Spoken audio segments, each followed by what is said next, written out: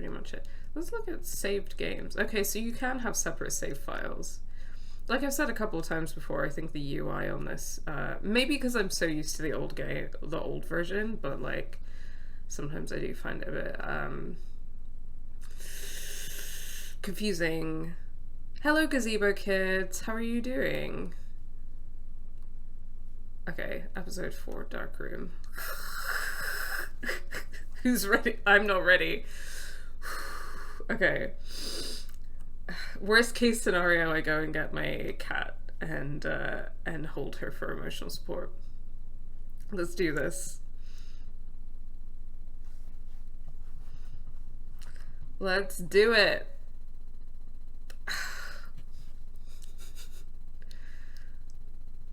Y'all have probably noticed a lot from this playthrough that I have a tendency to like laugh when I'm feeling really emotional and mental. I promise that's not because I don't take things seriously. I think just sometimes do you ever feel like, I don't know, like you don't know how to deal with all the emotions, so you just laugh. So that's where we're at. I'm doing a bit warm. My whiteness is not doing the best with British summer. I'm sorry for your loss. I'm not trying to laugh at your pain, but I have to admit that like when the heat waves hit and white people are suffering, that feels like reparations to me. I mean, in all seriousness, it's obviously a lot more complicated than that. But I mean, white people also did cause climate change. So is it reparations? Kind of feels like it.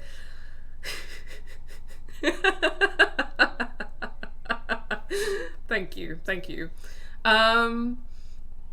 Yeah, I'm doing good. I'm just having like one of those days where like I haven't streamed in several weeks, so I forgot all of the basic things that you have to do to set up a stream, and also I'm in a new setup. I'm in like a new flat and everything like that. So I've kind of been scrambling to sort out like how to set up my stream. But I actually think that this setup's a lot easier than the one that I had before, which I'm sure you remember me like sitting on the sofa and having the PC in the corner and like running back and forth, and it like wasn't great.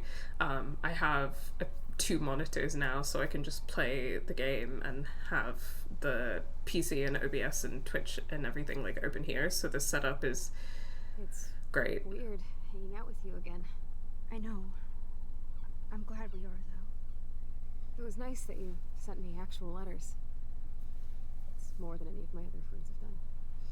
And you even wrote on that cool parchment paper. It's so Max. So pretentious. But I love writing on it like an English poet.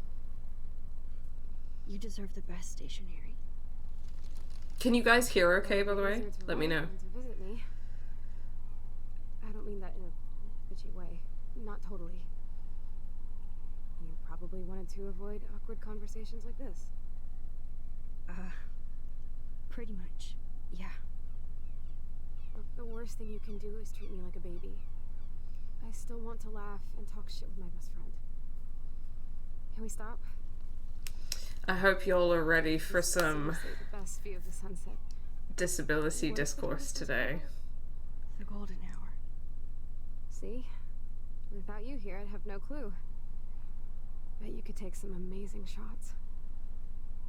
Those beached whales are so sad. I kind of know how they feel. They're dead. I'm alive. Yeah, you're alive. They're dead. That has to be said. You're a survivor, Chloe. I know you have to deal with so much. Oh, Max. I don't want anybody else feeling sorry for me. I can do that. Along with my parents. My dad still feels guilty about buying me that car. Sorry, I didn't want to talk over their dialogue. Hey, Evelyn. Yeah, I got that Primo Gamer set up. The background definitely still needs work, and I'm in like a chair that I've taken from the kitchen. So not 100% there, but this is definitely a lot more convenient than what I had going on before, which like I could stream PC games okay, but with one monitor it was a bit difficult, and then with console games I was like running back and forth, like I said, um, between the console and the PC, which was not ideal. No problem. I hope that work goes okay today, B, and happy to keep you company while you're working through stuff. Doing good. Struggling with managing the heat.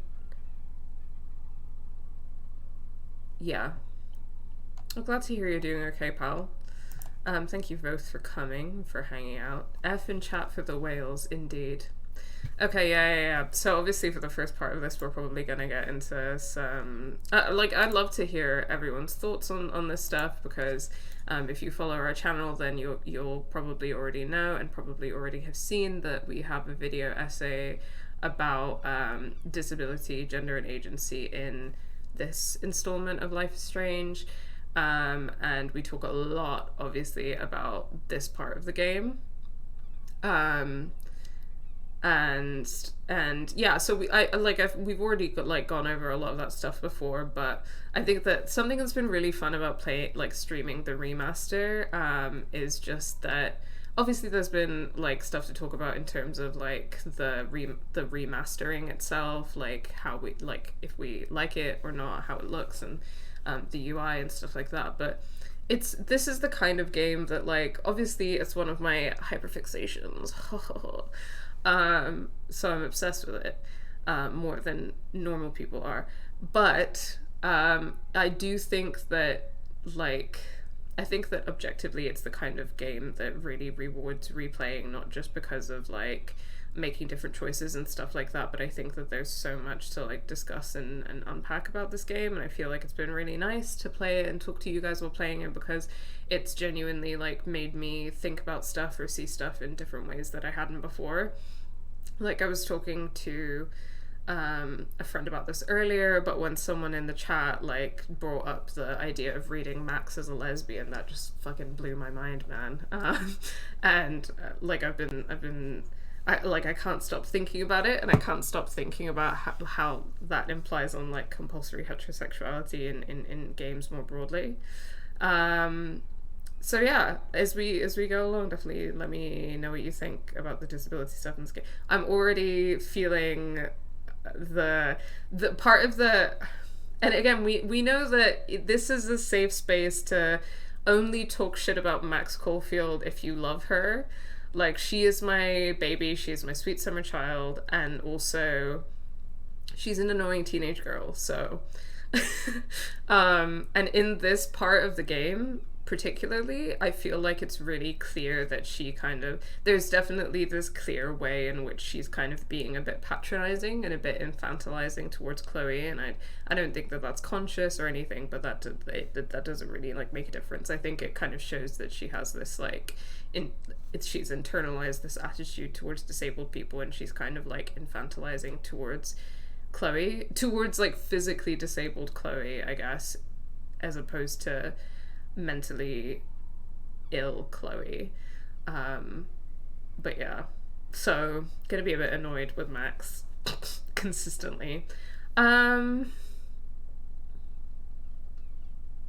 don't really blame William, do you?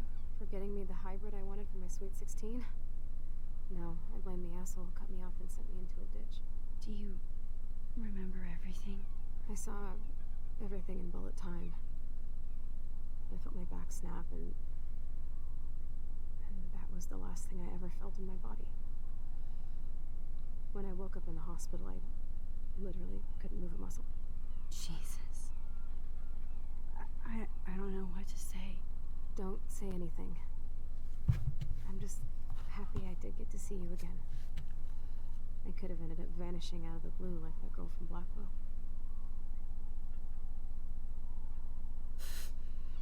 I feel like I usually like ask about Rachel, but maybe I'll play it like coy. What missing girl? I don't know her name. I just read about it in the news. I feel bad for her family. This is such a different world than when we were kids, isn't it? After that snow and eclipse, it's more like the end of the world.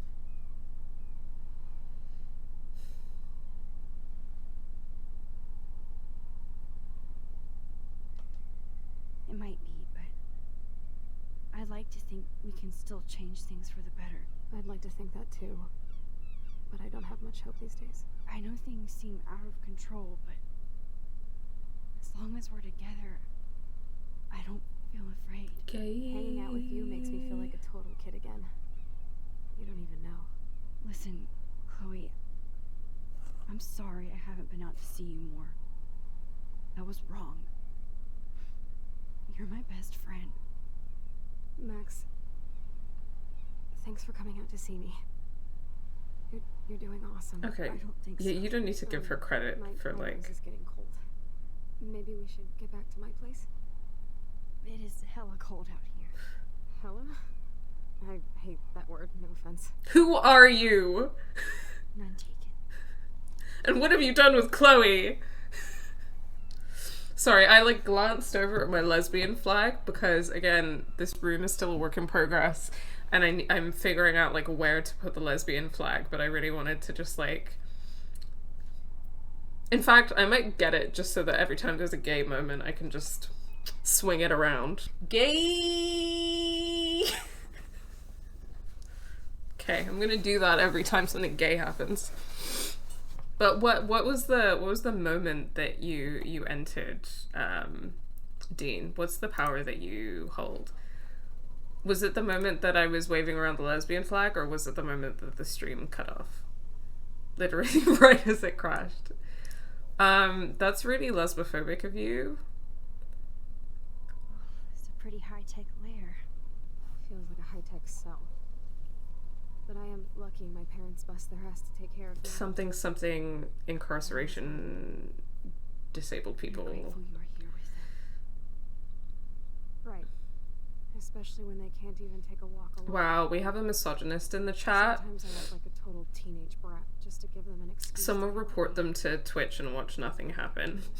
Chloe, you're a great daughter. You're kind and sensitive when you don't even have to be. Trust me, I still get my rage on. Especially when a nurse has to watch while I take a dump so she can wipe my bum. Or when doctors flip me around like I was a science doll. I can't even imagine. But you're still amazing. You always have been since we were kids. Hey Charlotte, thank you for resubscribing, for being subscribed for 9 months. Thank you so much. No need to apologize. Have a really good afternoon, and we'll catch you later. If I'm still live when you're around, then obviously I'll see you then, but if not, don't worry. I'm sure I'll see you next week or some other time. I have to leave very soon. Oh, that's no problem, Dean. Like, as long as you're around, definitely, I would love to. I was saying earlier, I'd love to hear people's thoughts and opinions on especially this part of this episode. I feel like this one's really juicy. I know a lot of you have already seen the video essay that we did, but oh my god, sorry. I thought the coughing was happening in real life somewhere. I was like, what the fuck? Yeah. But I think replaying this, there's always more to say and more to kind of. I'm glad you think so. Like, I don't feel like when we put out a video essay, that's like the be all and end all of even what I think, because even that video essay on like disability, like I think some of my, like the way that I framed it and stuff like that, like I think I've already has already developed a bit. Like if I was gonna make a video essay about disability in this game, I might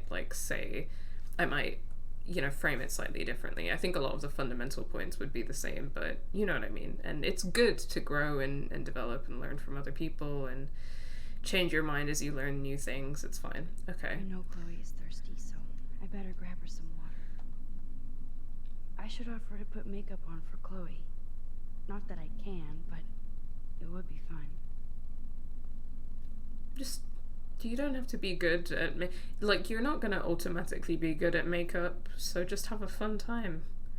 That is so incredible. And she can browse cat videos on the yeah, there's a lot of like, uh, you know, like Max being a little bit of infantilizing towards Chloe, and then also like exceptionalizing things that are just basic access for disabled people. Like, oh my god, it's so amazing that she has this and that and the other, and it's like, okay, that's like basic access, and it's not even like, obviously, like, as kind of becomes clear later in the episode, there's still a lot of ways that like that access is used to kind of that restricting her access is kind of used by her parents and people to restrict what she's able to do in her agency. Evelyn, thank you so much for resubscribing at tier 1 and being subscribed for 11 months. Gay, gay, homosexual, gay. Indeed. There's the old Chloe. Yeah, and like the old Chloe. Yeah, there's a lot to say about that too. What else have we got around here? I still can't believe I put Chloe in that chair.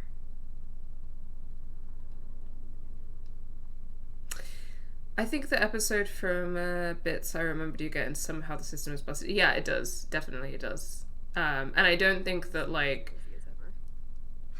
I don't want to disappoint you. I don't necessarily, like, know...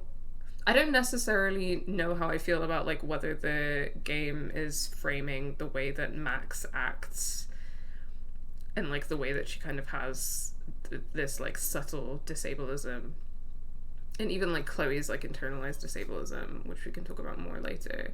Like, I don't know if the game necessarily, like, frames that in...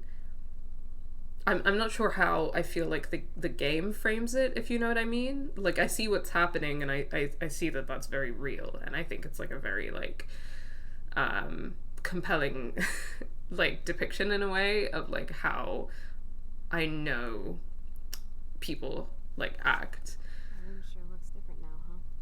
It does, but it's about disability. Oh, the snow dough. I guess not everything changed. Hello, Chloe. She likes fluffy animals. Hot dog man.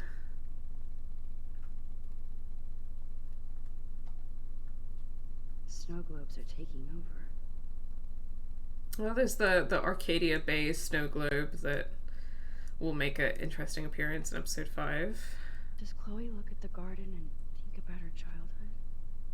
She can't even feel the grass now.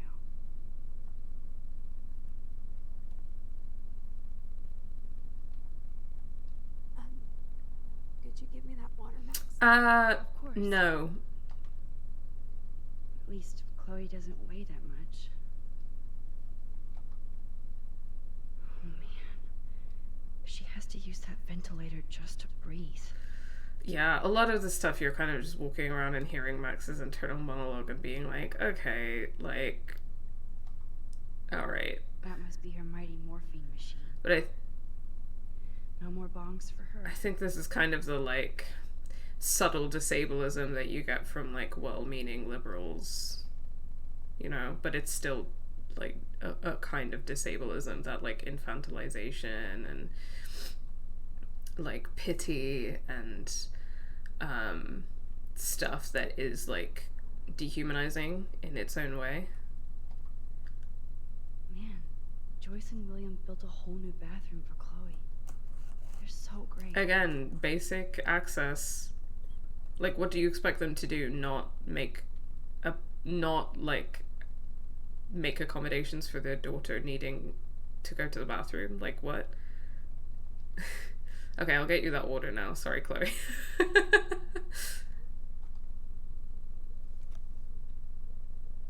Drink up, Buttercup. Oh man. No wonder my throat is dry. It's glitching. Talked this much the whole year. Have you ever thought about doing a podcast or something? I wish I could punch your face right now. A podcast? Dude, I am a pod in a cast. Boring. Ouch. It was just a thought. I know you're just trying to help. Yeah, that's become a bad habit of mine. You sound like an adult now. Seems like we were kids in another life. That's actually, I actually feel like in this context that's particularly interesting. Like, I know you're just trying to help. Yeah, that's become a bad habit of mine. I think in this context of this discussion, that's particularly interesting. Um, it does feel very true to how, at least I'd imagine the characters, that they treat Chloe's disability this way, but I guess in terms of framing, they don't really do much more than have them think, wow, this situation sucks, and besides that one choice, they don't really challenge Max's viewpoint much with it. I think that that's a really, like, I completely agree with that reading, and I think you're right, Evelyn, and I think that, yeah, I think that you're right. Yeah. Thinking about it, I think you're right that they don't really challenge any of the stuff that we've been talking about, like the infantilization or the like exceptionalism or any of that. They kind of just present it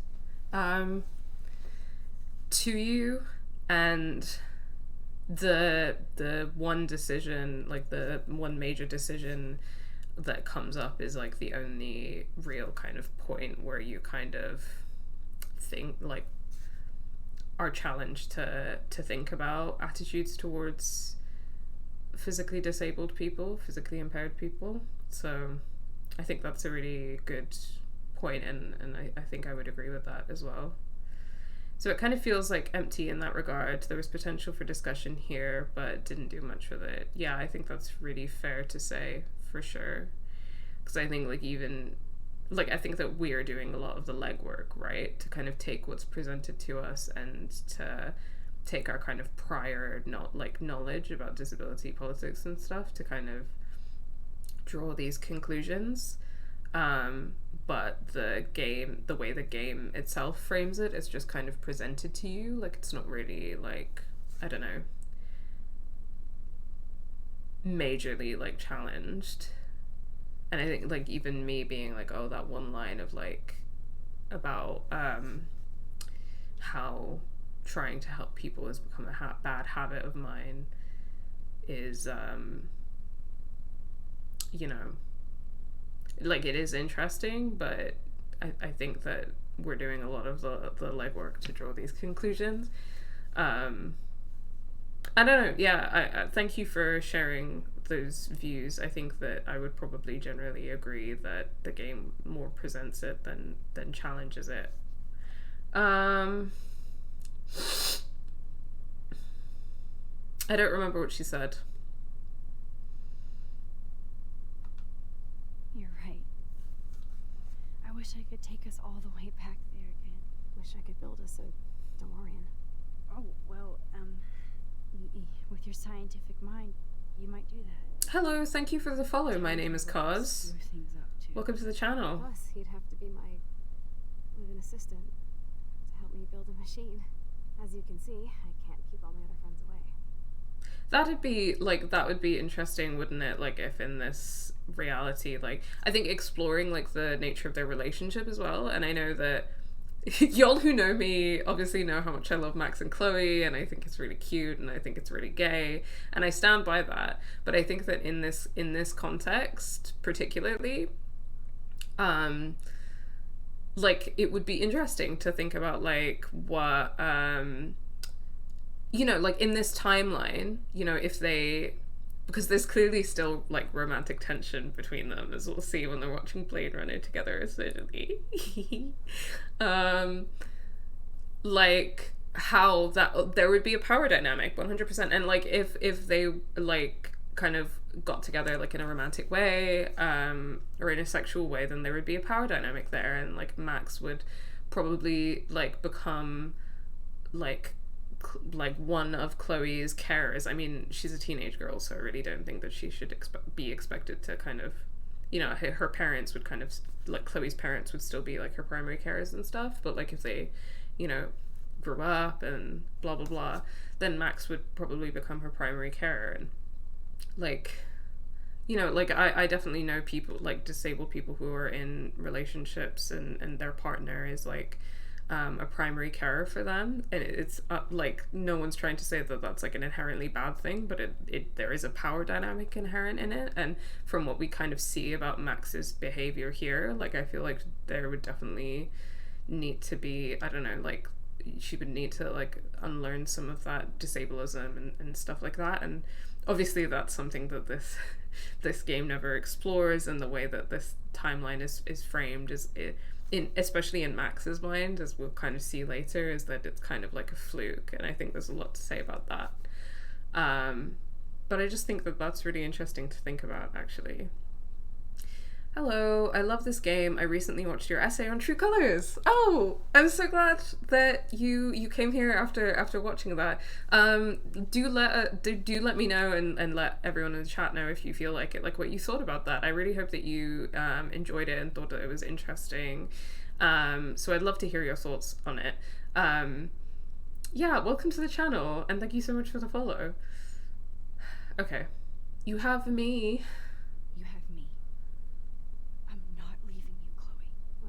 Visit me a lot either. Called out. I mean, I loved your cards and photos, but I know I wasn't around much. No excuses, I'm a loser. But I am trying to make things right. How? Dude, you're not Supermax. And I'm not trying to guilt trip you. That's what my parents are for. I also don't think you need to be Supermax to make things right. Like, you know, people do things wrong and make mistakes all the time. Like, she doesn't need to, but I guess that's part of the point of this game, actually, right? Is that you don't need to have superpowers and you don't need to be able to rewind time to make things right when you've done something wrong. You just need to take responsibility and accountability for your actions and move forward with it, which is something that Chloe has always been so, like, open to and welcoming of. Like, she's never wanted Max to, like, go back in time or change anything. But, like, she gets angry at Max or she gets upset at Max and she's so ready to forgive her and learn from it and move on with it. But I think that that's kind of one of the beautiful things about this game as, like, a story, like, on an emotional level. Yeah.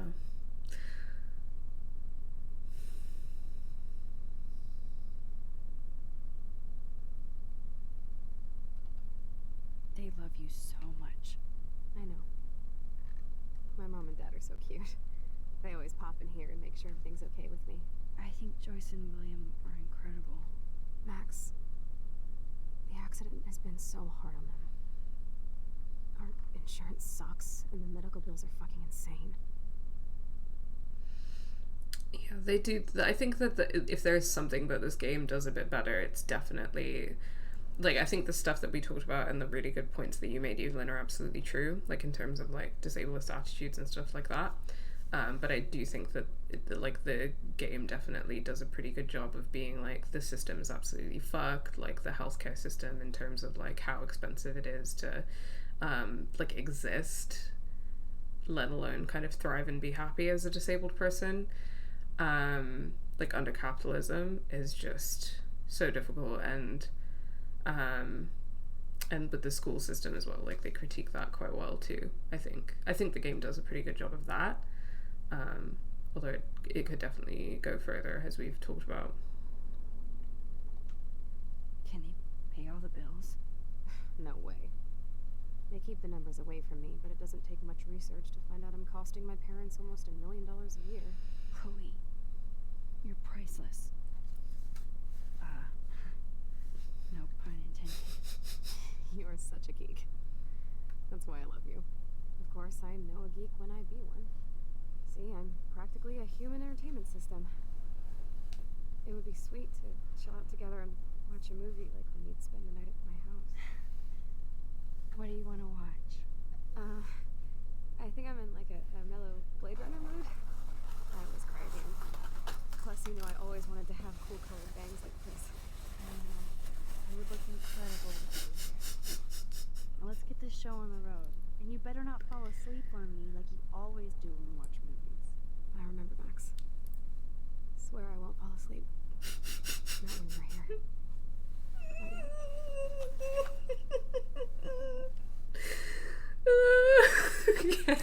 Okay. I can't wait to watch a movie with you. The DVDs are They're so cute. Okay. I'm just gonna go and grab the DVD. It's somewhere here, isn't it? Here's the DVD. Oh, I got it. Wow, I did not process that for a second there. And oh wait, do I need to put it in the DVD player? Yeah, that'll do it. Here we go. Sorry, I'm too distracted, and also I did that with one hand because of.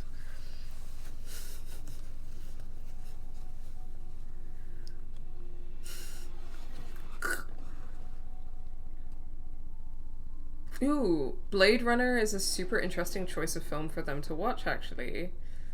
Tell me more.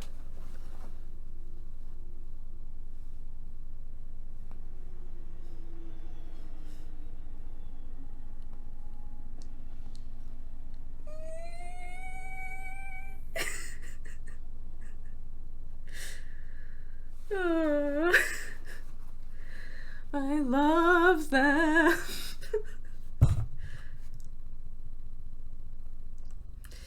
Given the whole thing with replicants having like a set 4-year lifespan. Oh yeah, I totally forgot about that. You know, it's been a long time since I watched Blade Runner, but I actually I really love that film. I think it's like visually stunning and everything. But and I'm not trying to be that kind of like pretentious person that's like the book is always better than the movie, because I think that that's a stupid reductive take.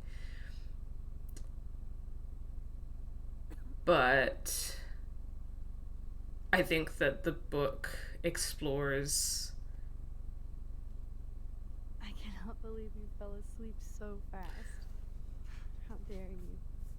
I know you were beat down after the day with me, and Blade Runner is a pretty dreamy movie to watch at night. Do you think Deckard is a replicant? Sorry, I can see you're not wide awake like me. No, I'm sorry I crashed so hard. Were you okay? I do have a mother and father when you're not falling asleep on me. You are a bitch in the morning. It's the company I keep. I think that the book explores some of the like emotional and philosophical themes a lot better. I know things were different when we were just dorky kids, but being with you made me feel like when we were little pirates, jumping and running through the forests again. It meant a lot to me just to chill out with you and bullshit. Fuck. I'm getting my regular head pains. Can you pretty please go upstairs and get my morphine injector in the bathroom? Morphine injector? It's total Star Trek shit. You can't even see the needle. Seriously, I need it. My parents keep this wag upstairs because they think I can't get to it. But you can, Max. Like a pirate, right? I'm on it, Chloe. Sorry, I was trying to not talk over that. I think that the book explores a lot of the like philosophical and emotional themes better than the movie does. The movie is very visually pleasing, #aesthetic, but like in particular, characters like Rachel and Pris, like I feel like, you know, anyone who's on this channel and has seen Blade Runner is probably isn't stunned by the take that like women are not really like depicted in a 3-dimensional way or in a particularly compelling way in Blade Runner. But in Do Androids Dream of Electric Sheep, the book that it's based on, I feel like those characters are explored in a much more interesting way. We had our movie night, even if you crashed on me. I also That's why they call it a sleepover. I also got to be real. Harrison Ford gives me the ick. Like Harrison Ford, I swear, always plays these like charming, like quote unquote charming, like handsome, roguish male characters who are like kind of misogynistic and like who, yeah, are just like misogynistic and jerks and like borderline sexually harass women all the time, and it's actually like gross. Despite everything, they're still a happy family again.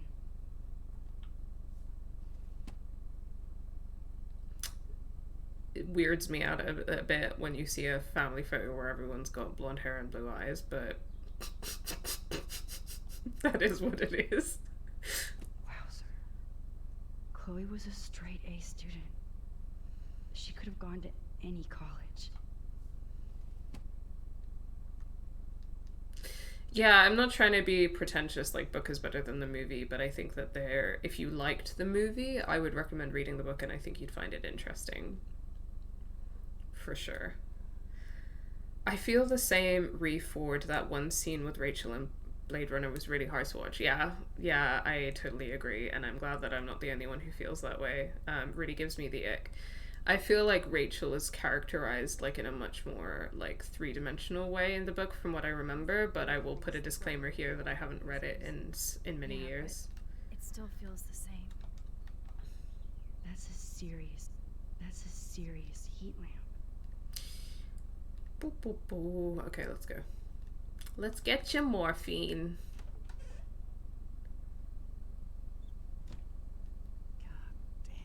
William! I love one man, and it's William Price. They gave Chloe their giant, expensive HD TV, and they use our shitty tube television. Okay. Ooh, text from Victoria. Oh my god, yeah, we're in the alternate universe where Victoria has a huge crush on Max. Max, you busy, girl? Avoiding homework as usual.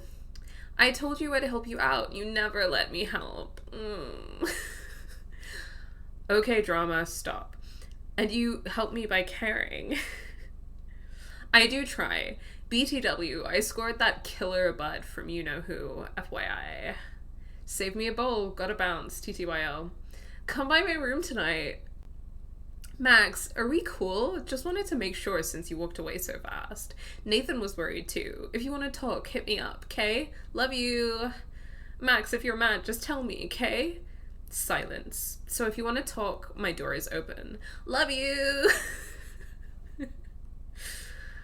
I think it's so funny that Victoria has a huge crush on Max in this universe. Let's read alternate universe texts. I forgot that we can do that. Dad. Have a very special 18th birthday. You're an adult now, but you're still a little girl. Check your account. Don't blow it all at once.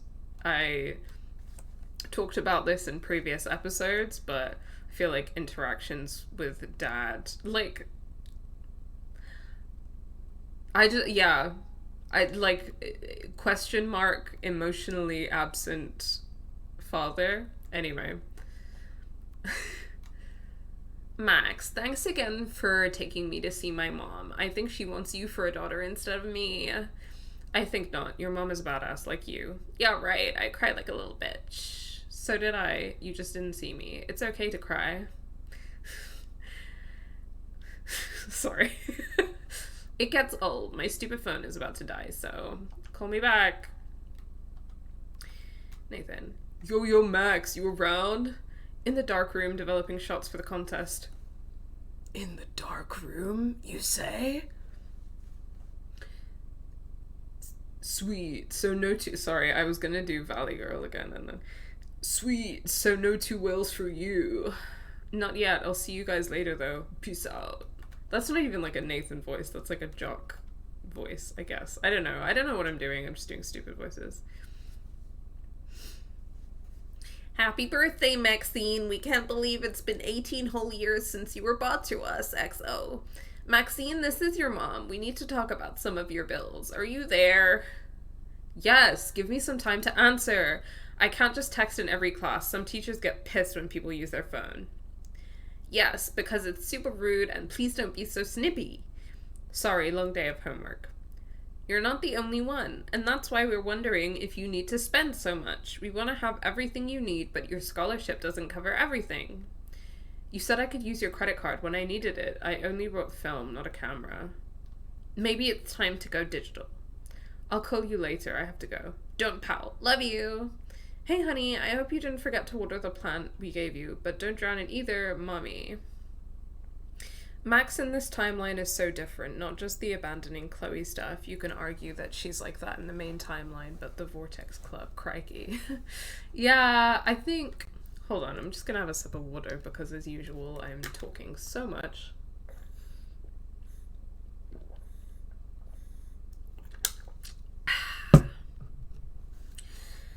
So this is interesting because it implies that I feel like Max and her family are implied to kind of be like not rich and not like rolling in cash, but you know, and it's like Max is trying to fit in with the Vortex Club, and she part of the way that she needs to do that, because they're all rich kids, or she feels like she needs to do that, is by spending loads of money. And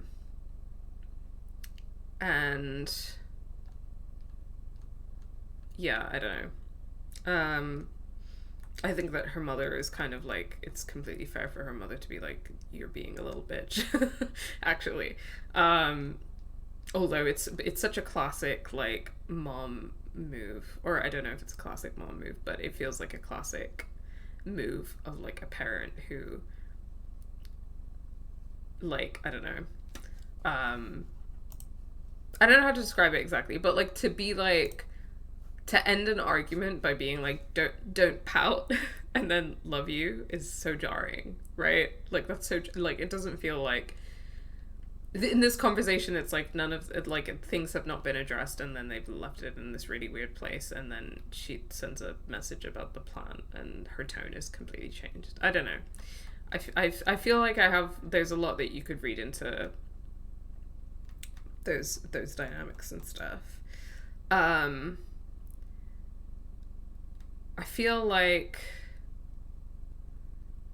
it's interesting, and it's really good that you raised that My Name Is Cause, because I feel like I've definitely talked before, like in the video essay that we did on this installment of the game, and just generally about how, like in this playthrough and stuff like that, about how I feel like a big part of the reason why Max doesn't keep in touch with Chloe is because of like struggling with anxiety, but then not really like having the tools to like manage her anxiety, and also like manage relationships as a person like who struggles with anxiety. And like I think that, you know, especially in the bonus episode of Before the Storm, for anyone who's played that becomes like especially like clear to me, of like Max is a really anxious person. I think that's something that's so obvious, and she feels the need to, like, she wants to be liked by people, and she just gets really really really afraid of people like not liking her, but then like if she makes a mistake. And I guess that I'm interested in like what her parents are like because of that, because people are not like that for no reason. But anyway, like, yeah, and then when stuff happens with Chloe, she's so afraid of saying the wrong thing that she doesn't say anything. But in any kind of relationship, including a friendship, if something really bad happens, you just want your friend to be there for you, and they might not like say the right thing, but you would rather that they try, right? Like I think 9 times out of 10 you would rather that your friend try to be there for you and make an effort, even if it's hard, and even if they don't say the right thing all the time.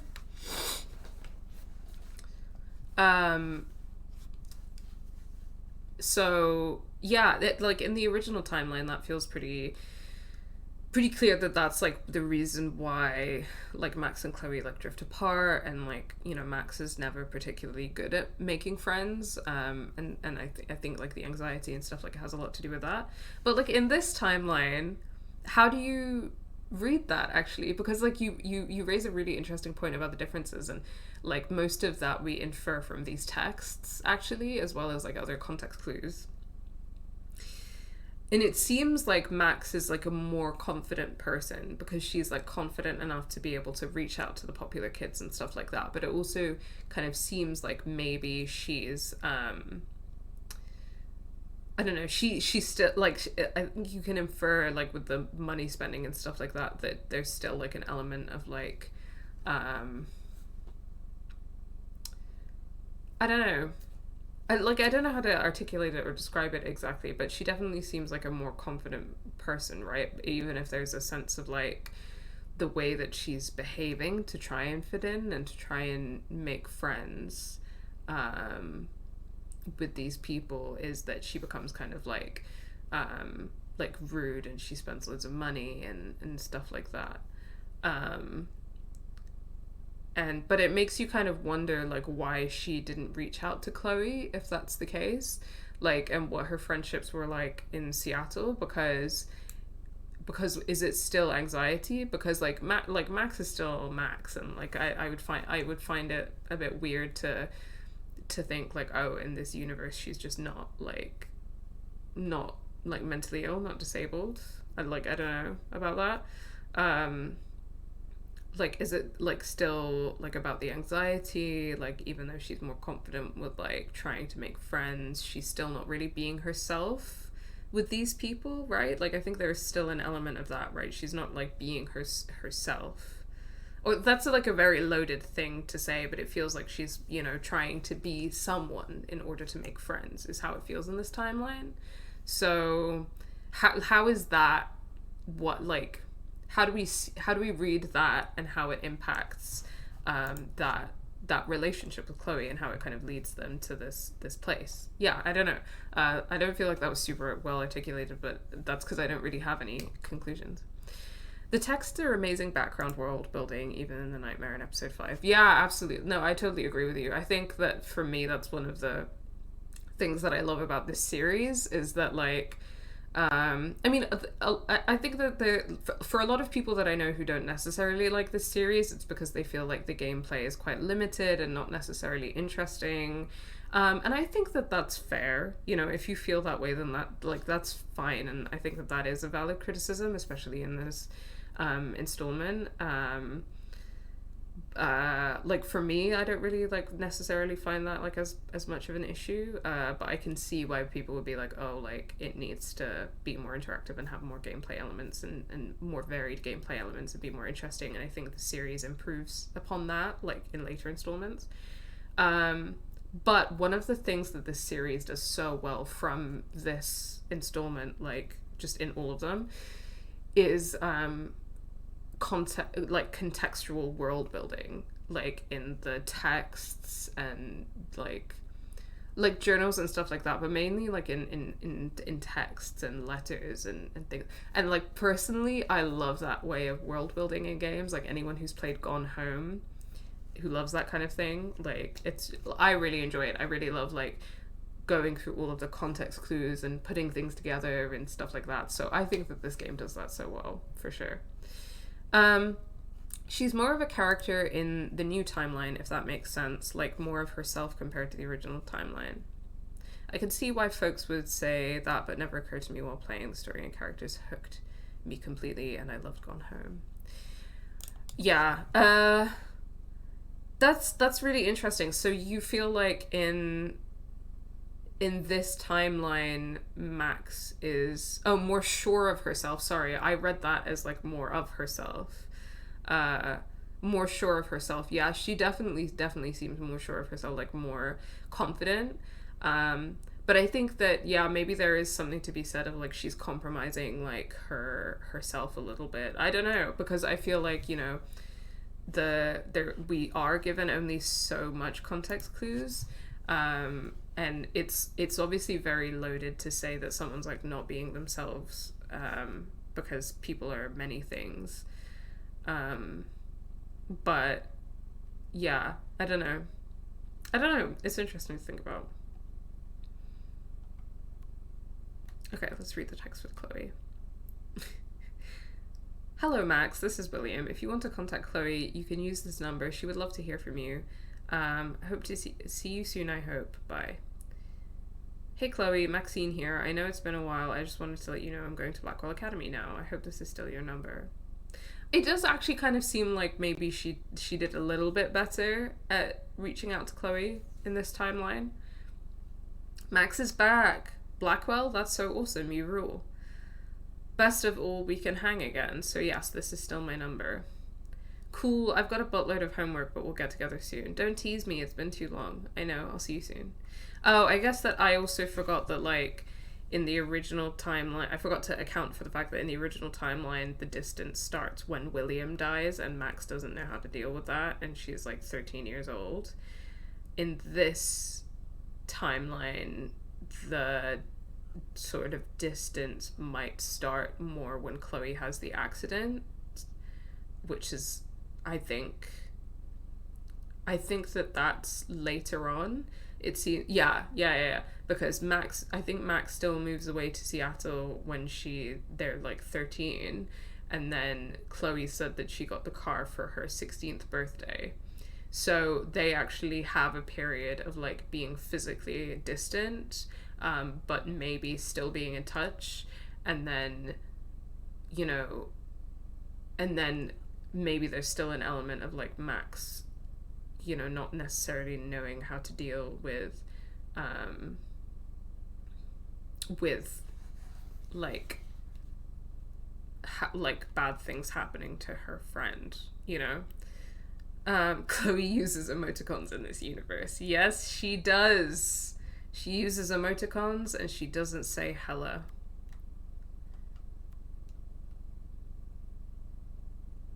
Alyssa, hey Max, it's a shame that you hang out with those people. I thought you were different. Alyssa, I saw you throw that TP at me.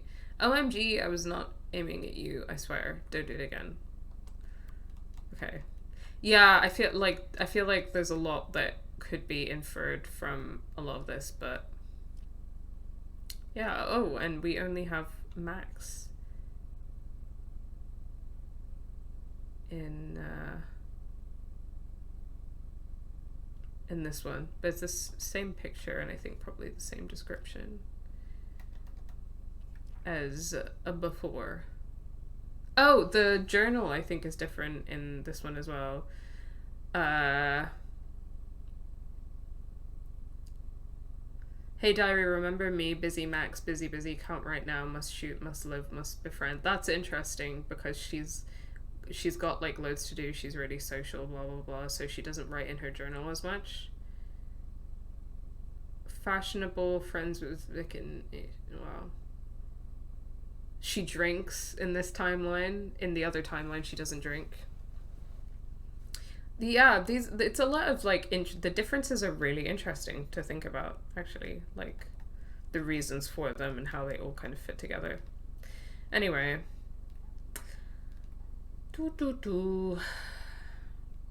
okay, she made that stupid comment about the TV.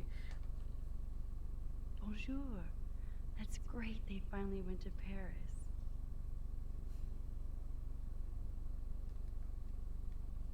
But Chloe is still on her mind. Chloe's always on her mind because she's what?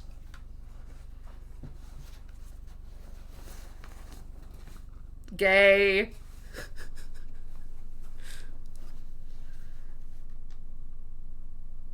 Damn. This is just for Chloe's basic supplies. Woof. Capitalism, capitalism, capitalism. These whales are just a preview of the tornado to come. And the Prescott Foundation? Jesus. F in chat for the whales. Beached angels, blah, blah, blah. Yeah, sorry, I'm not gonna, in this playthrough, I'm gonna try and kind of save a bit of time, not do as much reading of everything. Same graffiti from before. Oh, I did the graffiti in this playthrough. No change to spare anymore. Now it's back to cookies. For a hot second, I did not see the glass. I thought those cookies were floating. I thought those were magic fucking cookies.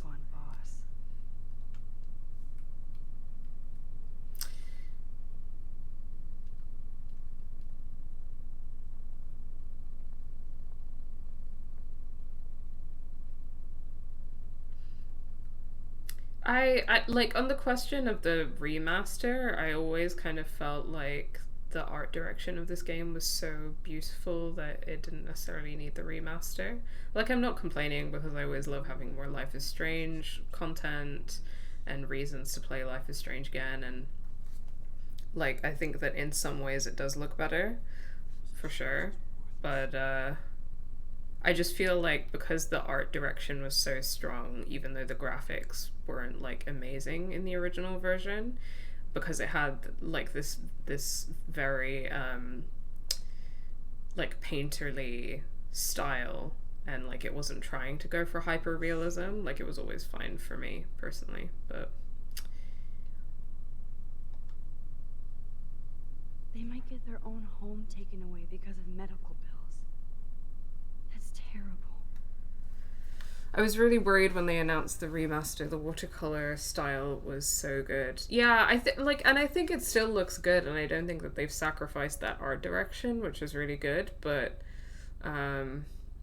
it does kind of feel like it was potentially a bit of a money grab. I don't know. The lip syncing does make a huge difference, doesn't it? Actually, yeah, you are right about that. And I guess I don't want to completely dismiss it as a money grab either, because I know that Deck 9 put a huge amount of work into it. But owes loads of money because of American capitalism. I can't go outside, can I? Can I? Can I? Can I? No. Aw. To think that our destiny is linked to goddamn car keys. Chaos theory. I don't know what that was. Sorry. Hey, William. Am I bothering you? Why, yes, Max. I love going through bills. Kidding. How can you bother me? I haven't seen you in forever. I know. You look exactly the same. It's so cool. Good. Or I'd be scared if I didn't look like me. Of course, you seem more adult now. So what's on your mind? There are a couple of things that kind of get me though. Like it really gets me that like when I boot up this game, like you don't get the golden hour. I don't, at least I don't remember if it did previous times or if it did today or actually no, I'm stupid. It might just be because I've turned the music off. Yeah, I think it's just because ignore me. Yeah, ignore me. But like, I think that's something that I haven't been thinking about this whole time actually, and haven't been processing actually, is that, at least today I haven't been processing the fact that usually there's music and there's no music. Because when I booted up the game and I couldn't hear the golden hour, which is like one of my favorite ambient tracks ever, like sometimes I just put on the YouTube like 1 hour loop of golden hour and listen to it while I'm like studying or working or doing whatever. Sometimes I put it on to fall asleep too. I don't know, like it I guess that it's shame obviously that you have to like switch music off to be able to stream, because music is such an integral part of like the emotional power of this game to me. Anyway, I'm getting sidetracked. I was impressed by Chloe's room and all the high-tech equipment. You should be. We could buy a few mansions for what it all costs. The insurance helps, but I don't know, Max. I know it must be hard on you guys, financially. These bills are more like crushing. We have to mortgage our home, and that's pretty scary. But we'll get through it. Price is always right. Get it? No? So you finally made it to Paris. Oui, as they say.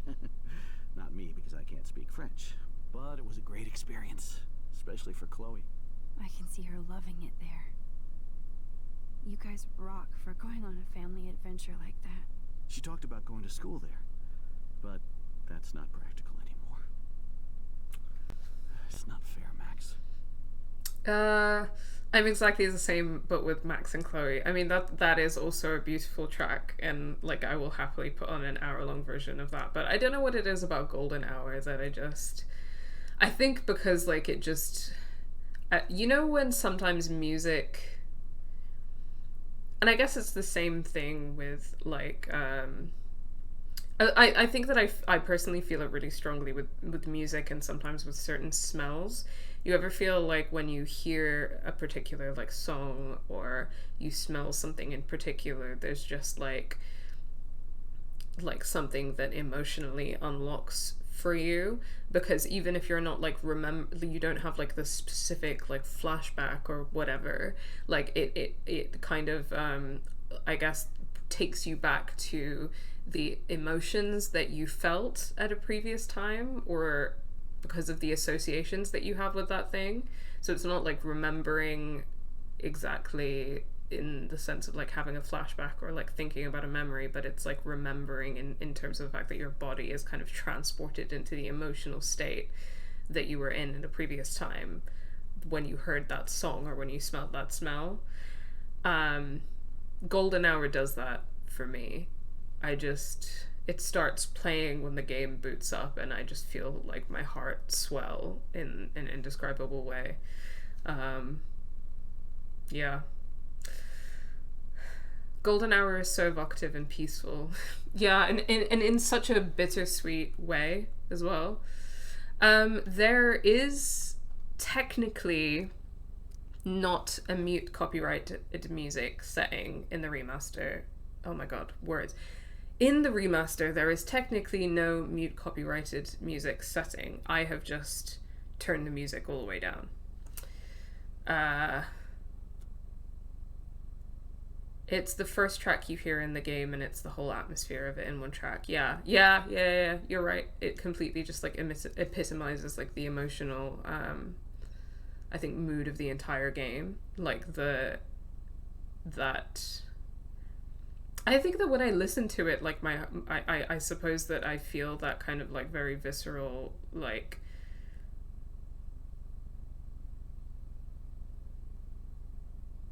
bittersweet and kind of like aching feeling of nostalgia. You know how like nostalgia is kind of like painful, but like not necessarily in like a sharp or overwhelming way, but in kind of like a dull way, if that makes any sense. I think this like that's that emotional place, that feeling of like nostalgia, which is both beautiful and comforting. Like familiarity is comforting, right? But it can also be very painful. And I think that that's the emotional place that this game takes me to. And I think that that's like why, you know, even like 8 years later, it has such like a hold on me emotionally. And like when I hear Golden Hour, that's just, I think you're completely right. My name is Cause. That's just like what happens in my body.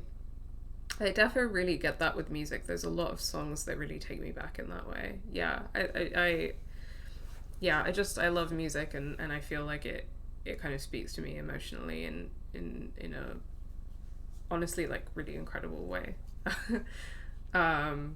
And I think that the use of music is part of what makes this game so like incredible. So playing without music is sometimes a bit of a strange experience. It's obviously still a brilliant game, but I don't know if certain parts of it hit quite in the same way without the music, which is so like intentionally and beautifully used, especially in this first one, if you ask me. I don't know how to say this, but I'm truly sorry about what happened to Chloe. Me too. All it takes is a few minutes to change a girl's whole life. But she's alive. She's been a trooper. Is she mad at me for not staying in touch? She should be. I have no excuse. She was disappointed, but she knows you care. And I know how hard it is to process all this. It's taken us years. William, I just want you to know that whatever happens, I'll always be here for Chloe. Always. I know you will, Max. As I think maybe Chloe gets that like compassion. Well, I feel like it's always loaded to say things like this, but maybe that's like a behavior that she learned from William, because like I think that when someone says, "Oh, you get this from your parent," like it's always like in a weird way that makes it sound like it's like a like you inherited that trait biologically, and I think that that's stupid. But obviously, we learn certain behaviors from our parents, like either modeling them or because of, you know, for whatever reason, the environment that we grow up in, or our parents or whoever we grew up around, like, you know, that fundament like shapes in a huge way like the people that we become and how we act and how we deal with situations. And I think that, you know, we, especially in episode 2, we talked a lot about kind of Joyce's parenting style, and, you know, her honestly like lack of empathy towards Chloe. And I think that, like, even in these like very brief scenes, it's so clear to me that William is like, we talked before about how, you know, Chloe had this real sense of like, my father sees me as a person, he sees me as an equal, he you know, he treats me in this way that gives me kind of like agency. And I personally think that that's super important to parenting, but in any case, like, even just that interaction kind of like shows to me that William isn't someone who will like, you know, he's not like, he's not gonna pretend that something isn't an issue. He's not gonna beat around the bush to kind of protect your feelings. He is gonna say, you know, yeah, like, it hurt Chloe that you weren't in touch with her. She was disappointed. Like, he's not being like, oh, you didn't do anything wrong, blah blah blah. Like, he is being like, yeah, you did something wrong. She was hurt by that. But equally, he's coming from a place of compassion and understanding, which I think is such an incredible quality to have in general. But I think it's really clear that I think that these even very short scenes make it so, I feel like it really like drives home like what it is that Chloe lost. Like, Chloe didn't just like lose a father in the kind of like generic, like, the I suppose, like,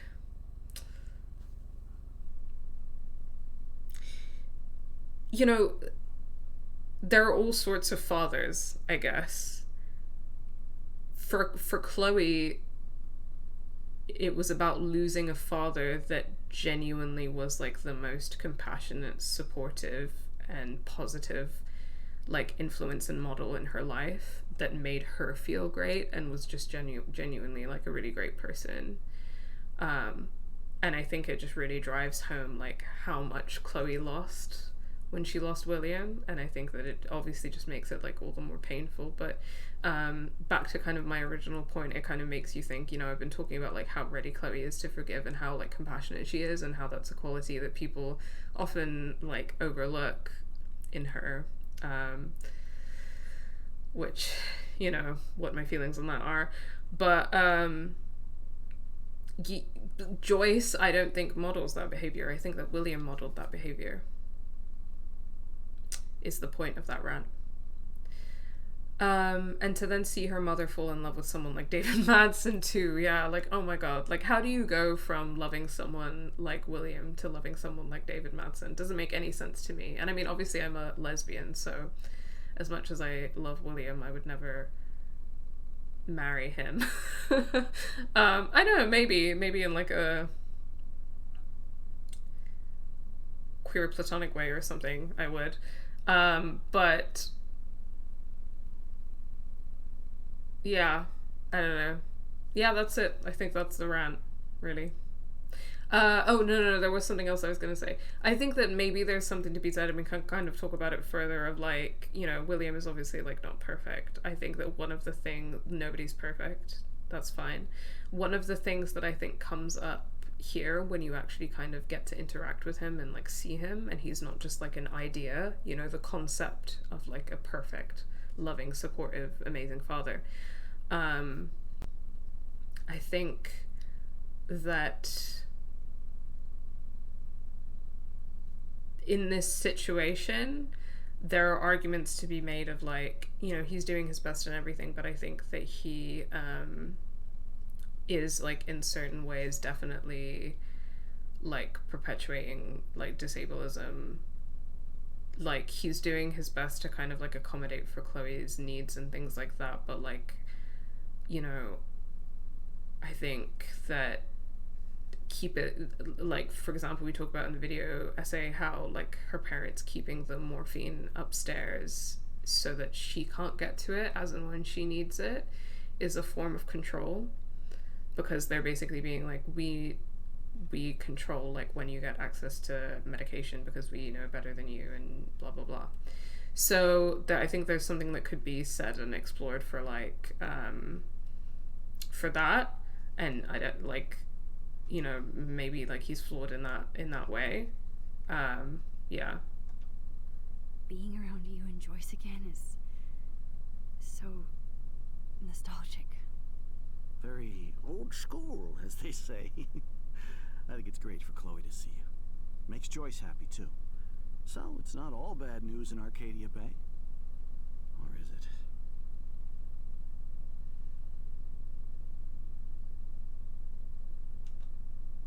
The Prescott family might be bad news. What do you think about them? Evil. Next question. Sounds like you know them well. More than I want to. But Joyce has to work for those greedy bastards at Pan Estates. I don't even like to think about it.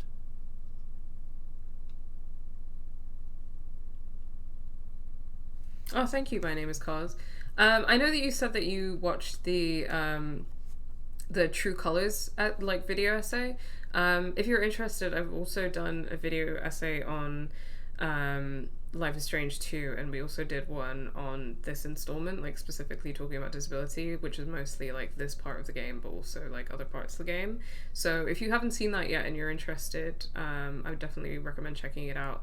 I kind of said earlier, but you might not have been here yet, there's certain stuff that I might like frame differently now if I were to make that essay now, and that's totally fine because we change and grow. But I think a lot of the fundamental points I would still stand by. Yeah. I was reading about that missing girl, Rachel Amber. Oh, yeah. I think we made the point about the morphine in that video. That's a real nightmare for a family. I get scared thinking about Chloe and that we might lose her someday.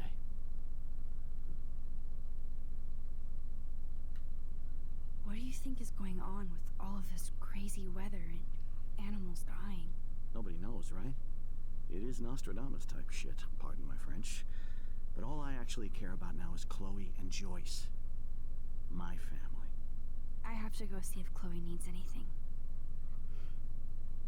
It was so great talking with you again. You act like it's the last time. And please, keep me from these bills whenever you want. I think that's also arguably a flaw, right? Like, I think that loving your family is wonderful and everything, but I think that even in that kind of like brief thing of saying, oh, you know, all of this stuff is happening and the world is falling apart, but the only thing I really care about is my family, I think that that's like arguably not a wonderful position, because not only does it kind of like reinforce like nuclear family type dynamics of like, oh, the only people we care about are our nuclear family, and therefore we kind of perpetuate capitalist individualism, we don't care about the world at large, we don't care about the communities that we live in, and like it's a bad attitude in that way, but also like the world that we live in it like directly impacts all of us, including our families, our friends, like etc., right? Like we don't live in like a bubble, so like who does it help exactly to be like, oh, like in trying to survive this world, I'm just gonna live in my bubble with like my family or myself and protect us, and just try and survive it. I can understand why people feel that way, especially when like capitalist individualism encourages us to only watch out for ourselves and like our immediate like family and close people. But at the end of the day, it's kind of trying to discourage us from like understanding that actually like if we, and I know that it can be really hard to have the time or energy or whatever to think about more than just surviving. I get that. But like we need to think about more than just surviving. We need to think about making this world a better place, and like we're the only people who can do it, and we can only do it together. So I think there's a lot to be said for that attitude as well. Like I 100% empathize with the situation that William's in, and like how like exhausted and worn out and stuff he must be.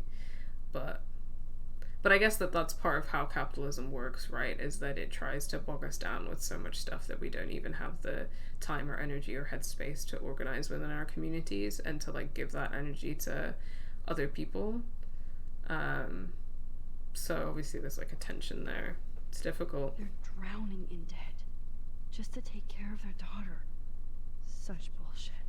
You're right, Max. That is bullshit. Joyce and William never had a garage sale before. Okay.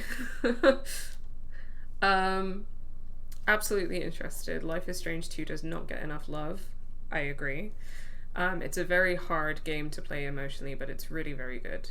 I totally agree. And I think I talk about it a lot in the video, which again I made a couple of years ago, and I haven't watched it since then. So I don't know how I might.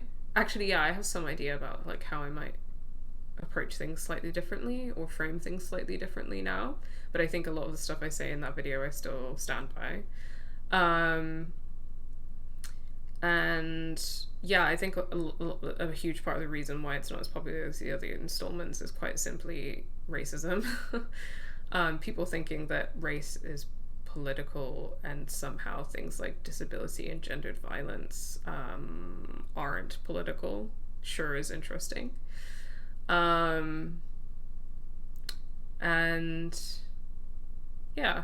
The other thing I was going to say is that I feel like I've definitely seen people argue that Life is Strange 2 kind of borders on trauma porn, and I think that they have a point. I think it does border on trauma porn at times. I think that there are times when you can definitely see that its creative direction is led by white people. But equally, I really appreciate what it's trying to do. I think that in a lot of ways it does it quite well, even though there are certain contentions that I have with it, for sure. And I think that I don't play it as much necessarily as I play, I think particularly this installment, but like other installments of the game, and that has a lot to do with like how much it is, I think that myself experiencing playing that game and like white people experiencing playing that game are like very different things. And I've played the game with white people and I've been like, wow, the way that you think about this and the way that you feel about this are completely different to me, and that's interesting. Because it's obviously like, it's like, you know, yeah, it's just quite like traumatic, and it can be quite re-traumatizing, and I think that that's really a valid criticism to engage with that game. But yeah, at the end of the day, I think it is really good and really important, and that people should play it and engage with it, for sure. Oh,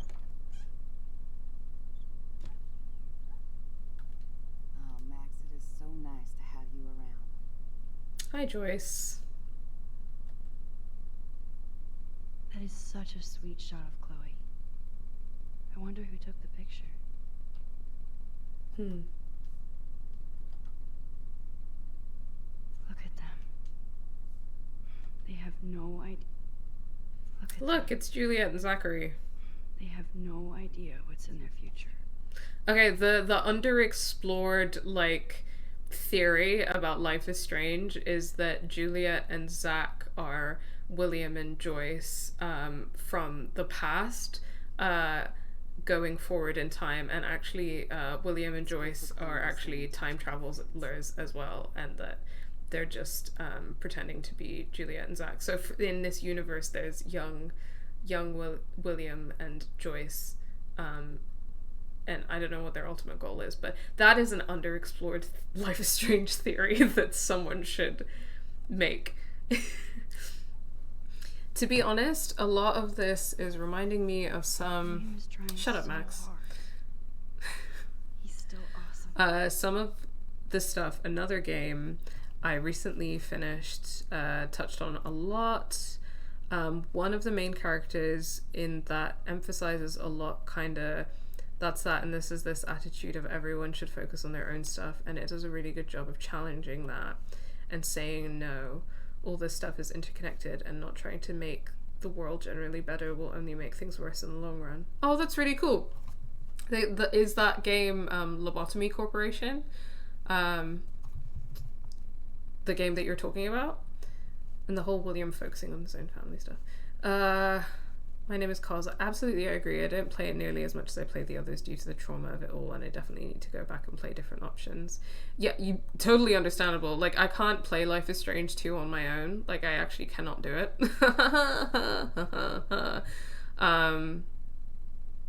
Yeah. I've never heard that theory. It's because it's stupid, but I'd still love it to be a whole ass theory. Maybe I'll make a Tumblr post when I'm bored. Be the family hero, super dad. That's interesting because that, I feel like that comes back to the point about like you don't have to be Supermax that I was saying like at the beginning of the stream. Like you don't need to be a hero, you don't need to be and that's one of the like themes of this game, right? Is that when people try to be heroes, I think that they end up causing like more harm than good for a lot of reasons. And I think that in this specific context of like this alternate timeline and stuff, one of the things is that concept of trying to be a hero is linked to kind of taking the agency away from disabled people, and like having like a savior complex and stuff like that. You know what I mean? So that the way that hero theme kind of is linked actually to disableism is really interesting. And we do again, I think that we kind of talk a little bit about that in the video essay that we did on this installment of the game about disability, because we talked about the Everyday Heroes contest and stuff like that. But I think that way of interpreting this theme is really interesting, actually. I know. Things aren't as neat and tidy as they used to be.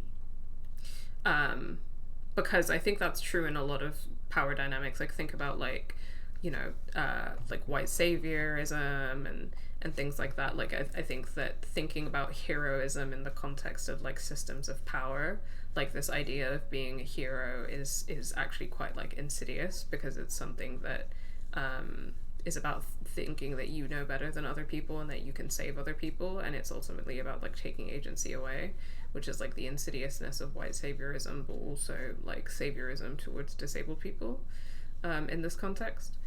Really interesting stuff. Oh no. I didn't realize how bad Chloe's injury really was. Letter that says that Chloe is terminally ill. Library of Ruina is the game that we are talking about, which is the sequel to Lobotomy Corporation. I have some issues with some things, but it's genuinely a really great story, and they introduced the most awful girl boss woman in the last 10 minutes of the game, and I love her so much. That's because you're a lesbian. And what are lesbians if not, even when they're radical leftists or communists or anarchists or what have you, still have a soft spot for girl bosses? That's our fatal flaw. Hi, Joyce. Joyce used to hate smokers in the diner. Okay, well, people should not demonize smokers, because smokers often,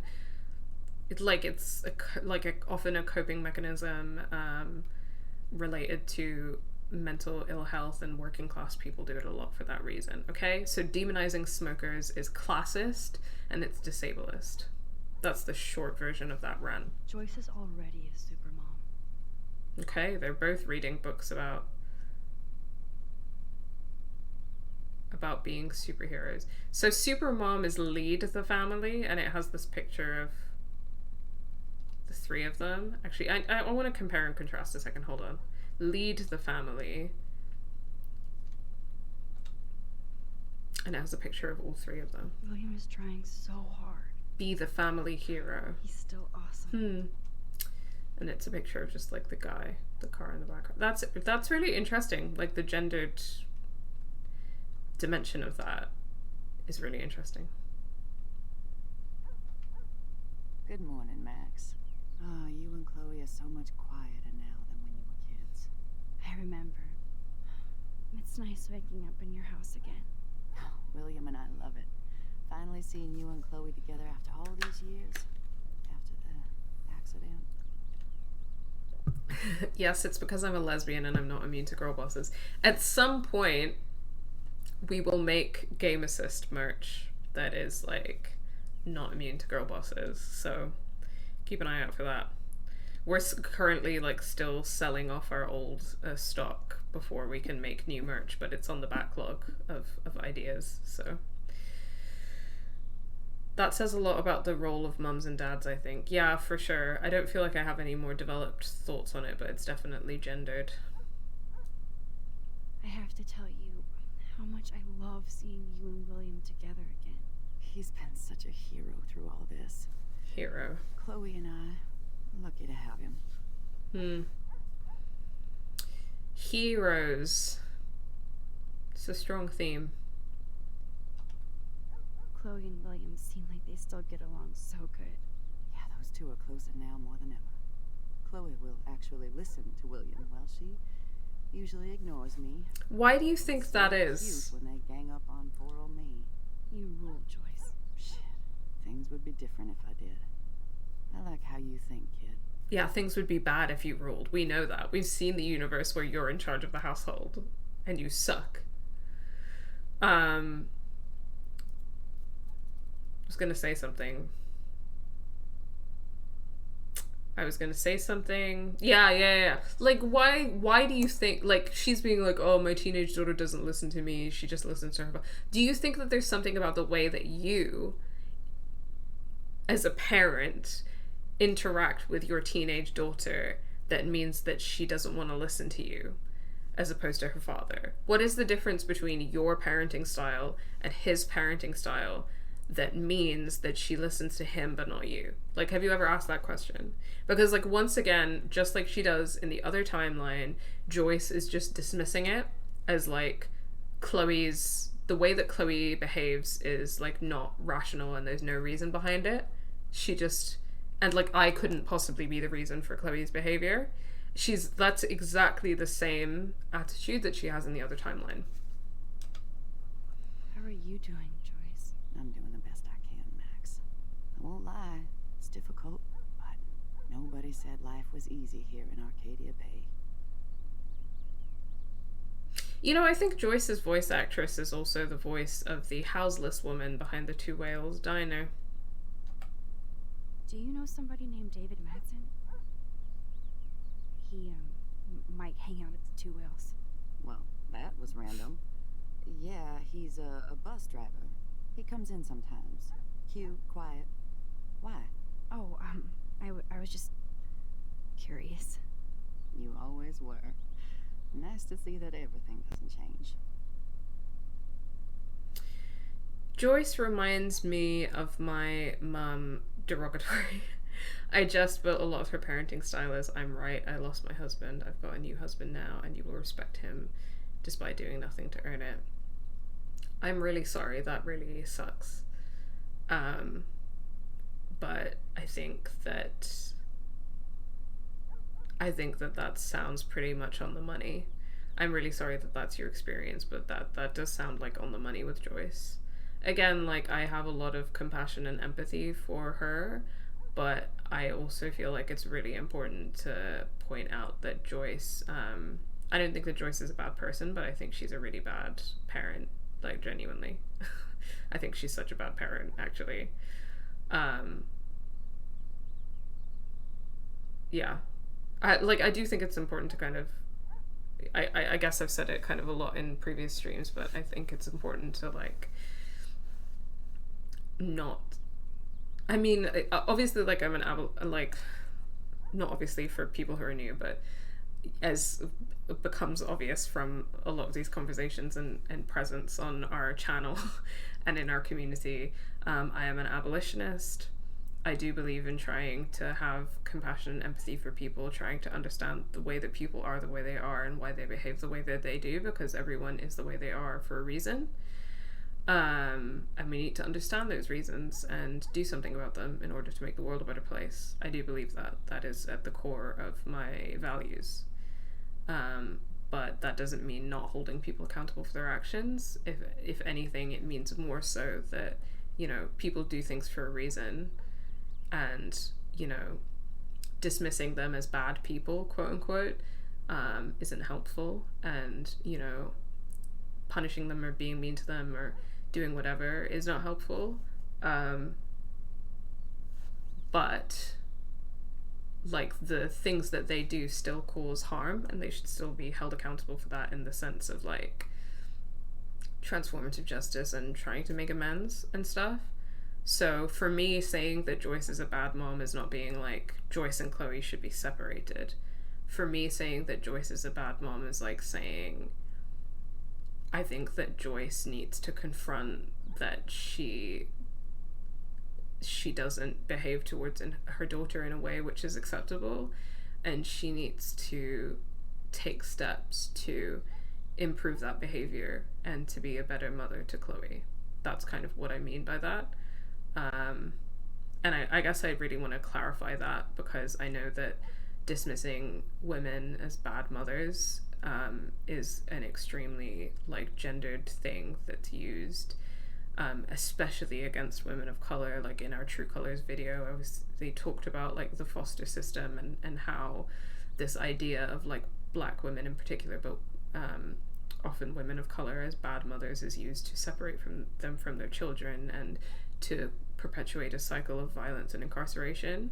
So I think it's really, really important to say that that's not what I mean. I don't think that I'm not trying to say that Joyce should be punished or Joyce and Chloe should be separated, not at all. But I think that Joyce needs to take responsibility for the way that she has and continues to hurt her daughter, and she needs to take steps to be a better mother to Chloe. Yeah. Plus, you guys have to work too. Bill and I have no time for ourselves. We're working more than we're living. I even had to take a part-time gig at Pan Estates. Ugh. Do you know the Prescotts? I know that Sean Prescott won't be happy until he owns everything in Arcadia Bay. Stay away from his son, Nathan. Absolutely. I entirely get where Joyce is coming from. She's not actively trying to be a bad parent. She just goes about things in the wrong way. Yeah, definitely. I think a lot of her behavior is like not conscious. I saw this really interesting TikTok which on this account that I follow that's generally really good on this kind of stuff, and this person was saying that like manipulators most of the time aren't actively or intentionally manipulating you, but that doesn't mean that their behavior isn't harmful, right? So hello. I do not know how to pronounce your username, so I'm really sorry in advance if I butcher it, and please correct me. But Niam, hi, welcome to chat.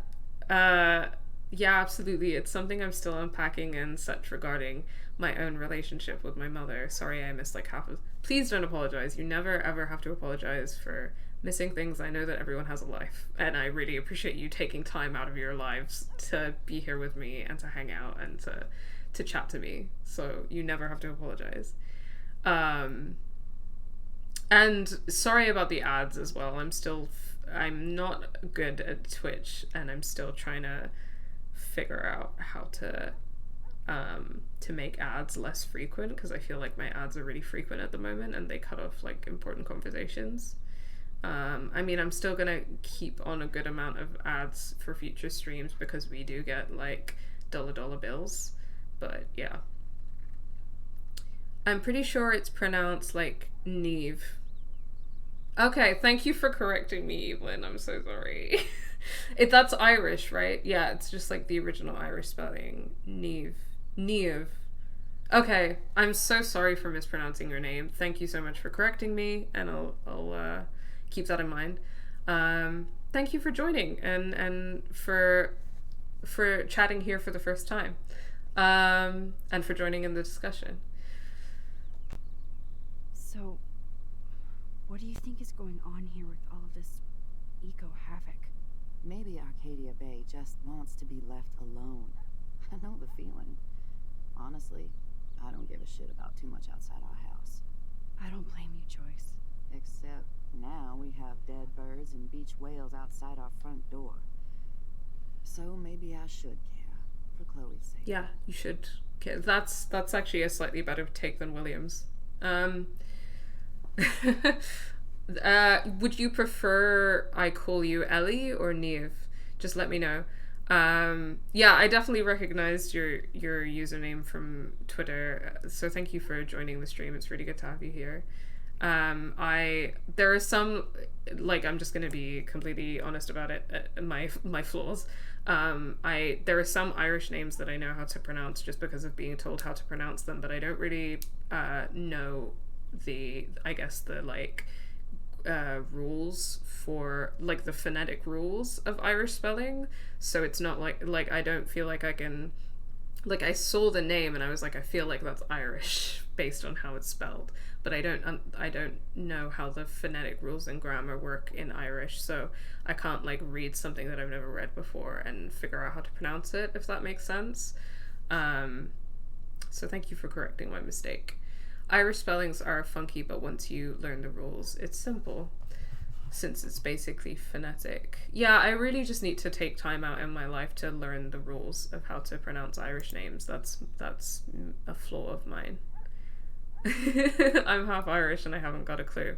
Well, we could go into the colonial politics of why that is, but it's comforting. Either is fine. Learning how to speak it at least. Hello, friends. Here's a cat. She's looking at the camera. Hi. Hi.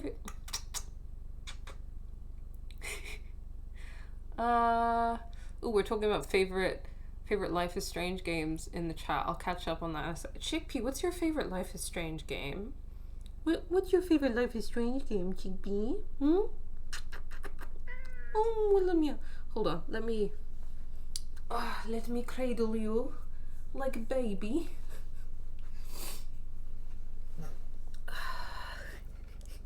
Look at her. The funniest thing ever is how she sticks her little legs out like this when I cradle her. Hey, Chickpea, would you like to play some games? Loads of love in the chat for you, Chickpea. Look at all of your adoring fans. Sweet child, little baby. How does it feel? How does it feel to be an internet sensation? She's staring vacantly into the camera. How does it feel? The fans want to know. How does it feel to be famous, to be adored, to be loved? Hi, Henry. Welcome to the stream. Okay, I'll put you down now. You know where she was? She was in one of the bedrooms under the bed. she was like in under the bed, and like I've not seen her do that very often. I might go close the door in a second. I've not seen her do that very often, but she was under the bed and I saw her do that thing, like, you know, when a cat is like in a small surface and they like shuffle, like they're prone and they're doing like a little military shuffle across the floor to get out from under the bed. It's been a great time. She's having a great time in the new flat. A couple of my new housemates, they eat meat, and I've never seen her the way that she is around meat before, because usually she's not interested in my food. Like, I'm vegetarian, she doesn't care, but like if either of them are eating meat, then she's like walking around, she's sniffing, she's meowing, she's asking for the food. If they sit down, she never does this because she finds it hard because she's impaired. Like, she's got arthritis in her back legs, so I'm not going to shame her for that. But she gets up on her little back legs and she's like, meow, can I have some food? Which is very sweet. Okay, sorry, catching up with chat. Actually, no, I'm going to close the door real quick first.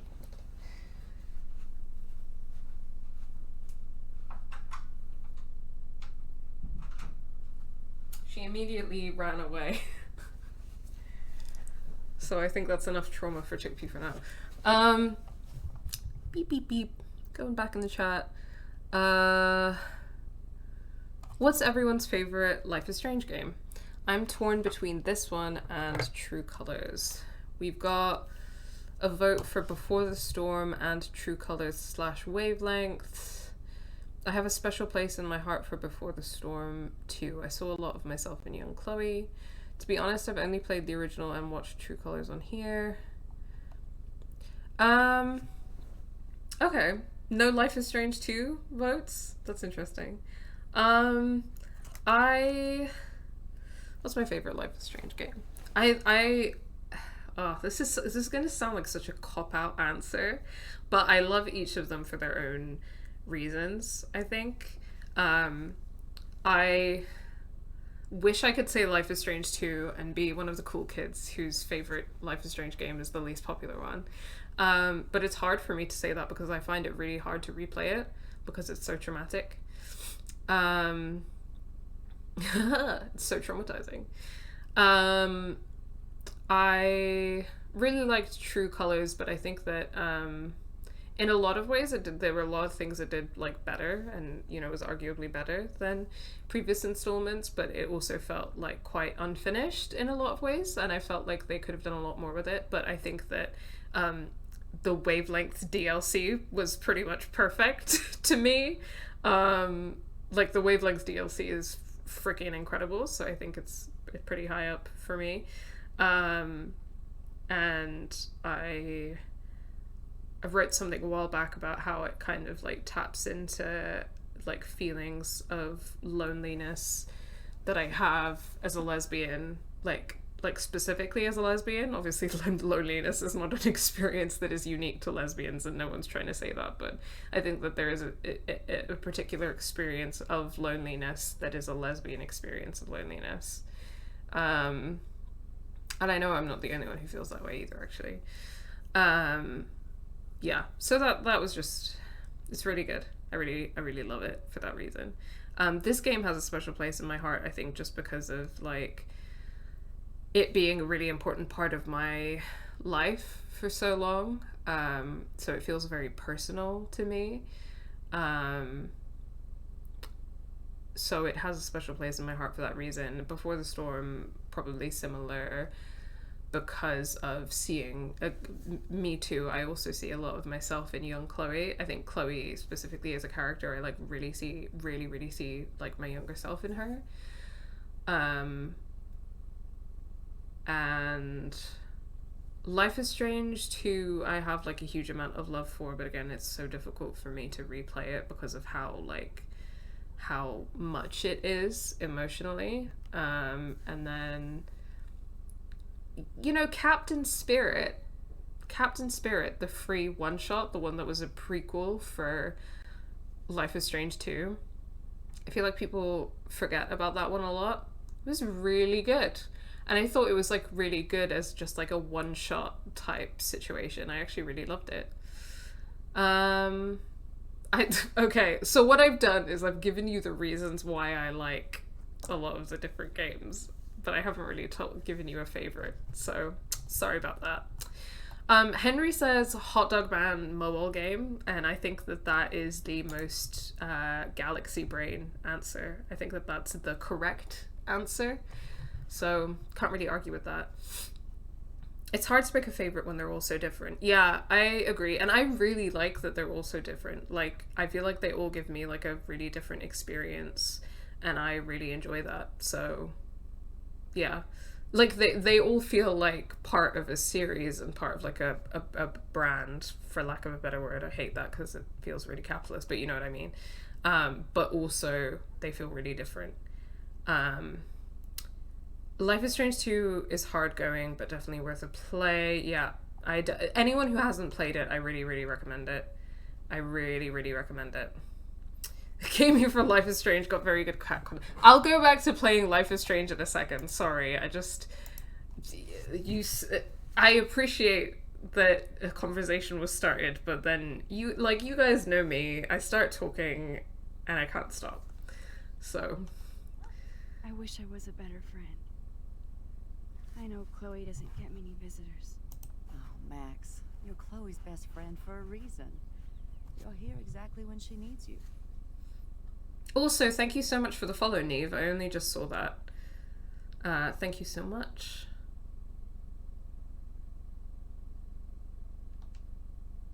Who helps Chloe out when you guys are at work?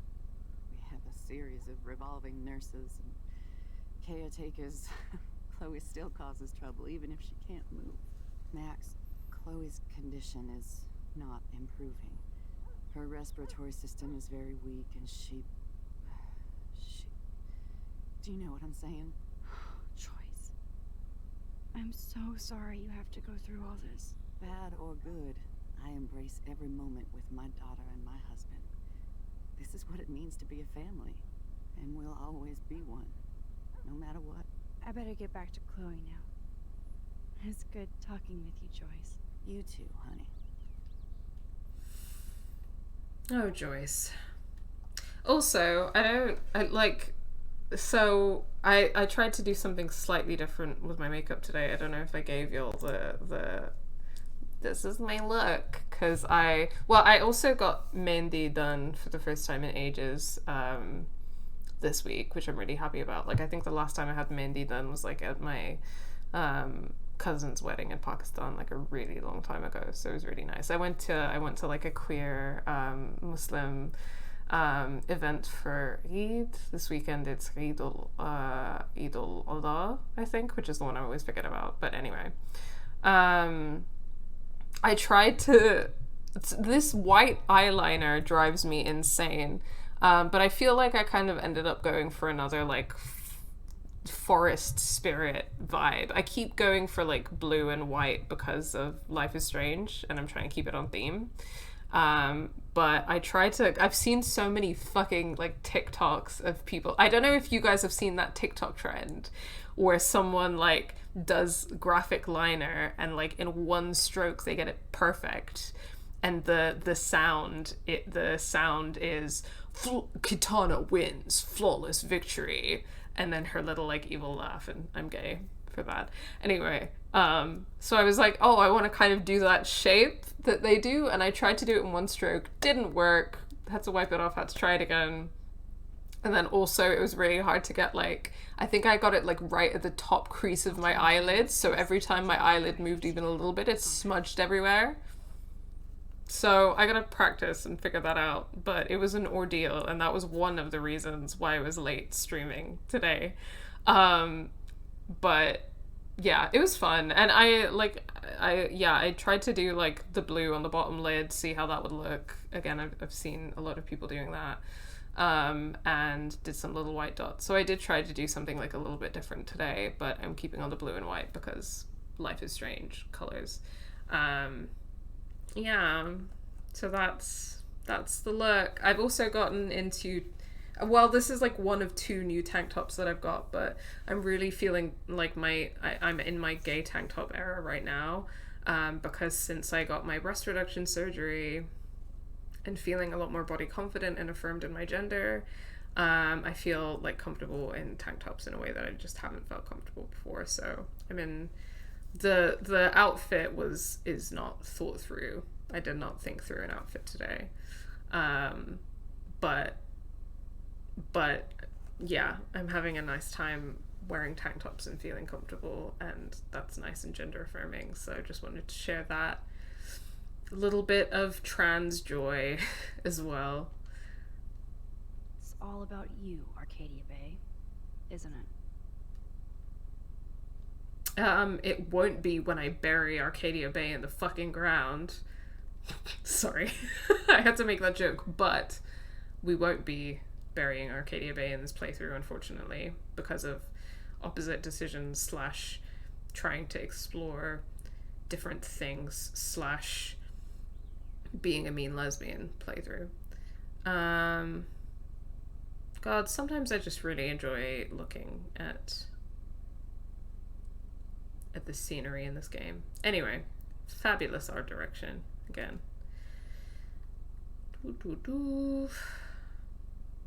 Right, this is where I was meant to be, right? I always get, like, off on tangents and exploring, and then I forget what the actual objective is. It's good it's not time sensitive. Nothing here. It's cold at Chloe uses natural medicine too. What does that mean?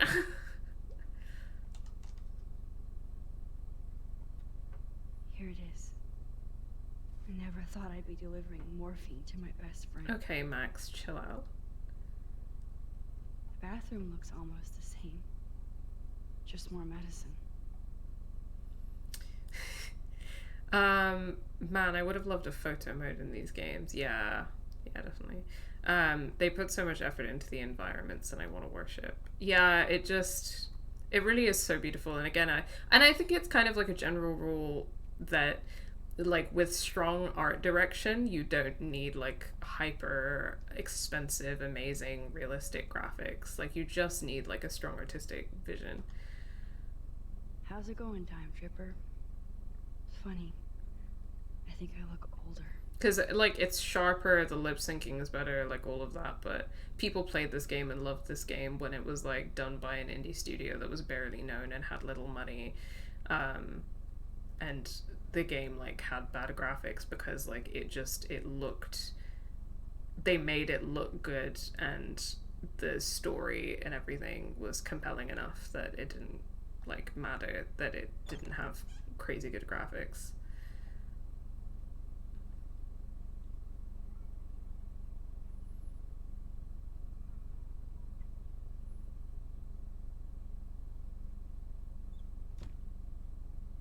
It was one of the things that I was interested in seeing, like, in True Colors, because True Colors, obviously, it's a lot sharper and it looks really, really good, but it doesn't look photorealistic, and I really appreciate that it still has like it's still stylized, you know? They bought crutches for Chloe, hoping she might walk again.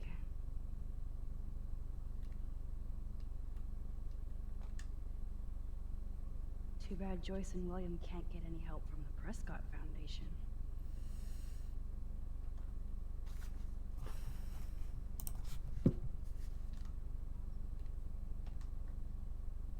Toys?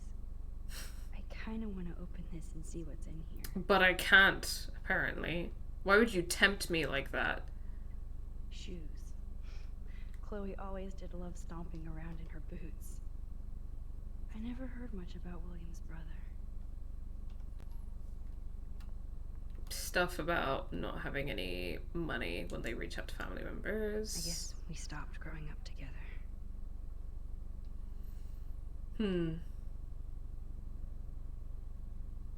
Wait. Like, what happened to Max's name? Because wasn't Max's name, like, on? I don't know. I don't remember. We'll have to see in the other timeline. Because I feel like I remembered that Max's name was there, but...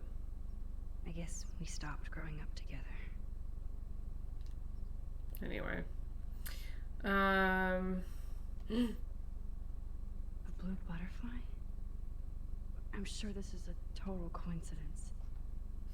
I'm sure that this is a total coincidence. Alright, let's contemplate and shit. I'm still overwhelmed by this new reality. And I feel so guilty for putting Chloe and her family through this. I could give Chloe the choice of keeping William alive, but that would be cruel. Foreshadowing!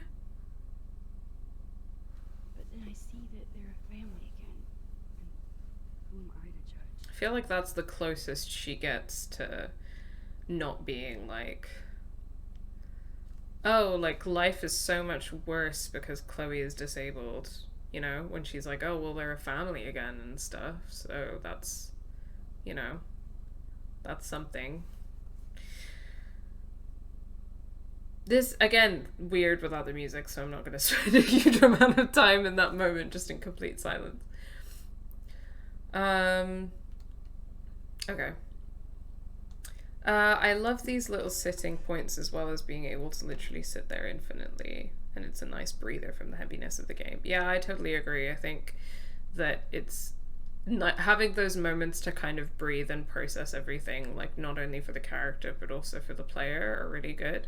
I think it's really interesting when you I think firstly you notice that they kind of get less frequent, especially in episode 5, but also I've thought a lot about how you don't really get those in Life is Strange 2.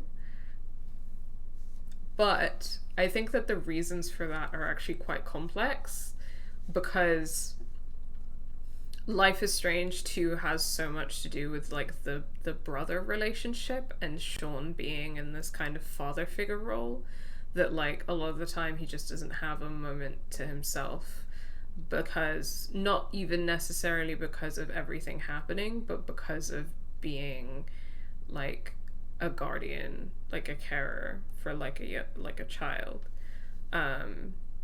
And when there are like, you know, one or two moments in the game when there are like these contemplative moments in Life is Strange 2, it's very different. Very, very different. And a lot of the time it's actually with other people. I think Max's are mostly solitary. Yet totally different. And even like, you know, Alex and Chloe in the other installments in True Colors and Before the Storm, like they're usually like solitary moments of contemplation. And I think Life is Strange 2 is really the exception in that way. Like those moments of contemplation are approached really differently. Okay. I'll turn the light off because I'm eco-conscious. Switching the lights off will save the planet. Oh, I missed a previous message. Story will always be the first reason I play a game. Everything else is secondary, including graphics. But these games looked so visually different when they came out, which was really striking. Yeah, it was really striking. I remember being like, oh, I've never really played anything that looked like this before. Okay,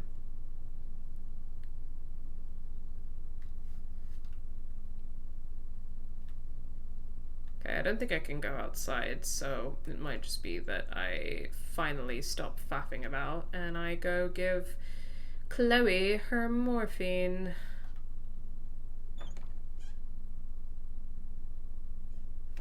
I think it's funny that I spend so much time talking about like how her parents and like whoever like keep the morphine away from her, and like I don't know, keep water like not in reaching distance for her and stuff like that, because it means that she can't access the stuff that she needs as and when she needs it, like of her own agency and her own, like when, you know, make those decisions. But then I, as the player, spent 100 million years walking about doing anything but the thing that she asked me to do, which is to immediately get her morphine or her water, which she really needs and can't get for herself. Thank you for the company while I've been working, but I gotta head out. See you later, B. Thank you so much for coming by. I hope you have a good day. Okay, here we go, guys. Finally. Give me the blue pill. I'm sorry. I'm nosy, but not precise. Go ahead and plug it right in. It's so easy.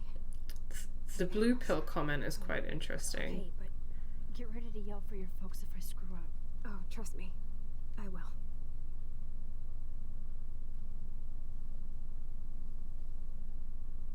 Of course, my pain just keeps getting worse. But you caught me on a good day. Max, I'm so grateful that I'm even able to hang out with you. See, I'm getting mushy. I'm already high. You're so adorable. Do you want anything else? Stop me if I'm being too emo. But can you grab one of the photo albums over there? I'd like to check out some old pictures of us when we were kids. Please. My diary is like emo ground zero. Plus, Max Caulfield does not pass up a photo op with Chloe Price. Ever. Tears in my eyes, literally just from like the way that Hannah Tell delivers the line, "You are so adorable." Like, the way that Max says, "You are so adorable," like, actual tears in my eyes. I'm okay. Everything's fine. Everything's fine. They're just really in love. Okay. Okay. Photo album. Got distracted by being gay. Grab that photo album over there and let's have a flashback. It wouldn't be my first. Haha. Ha, time travel joke.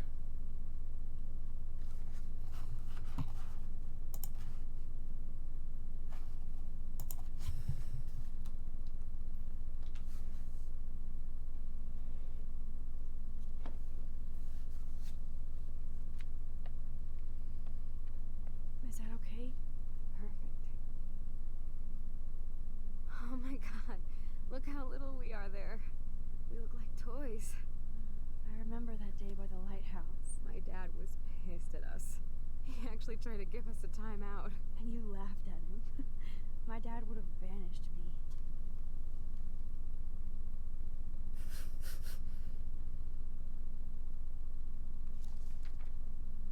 Whoa, awesome picture. We look so badass in our pirate gear. We should have taken over Arcadia Bay when we had the chance. There's still time for you.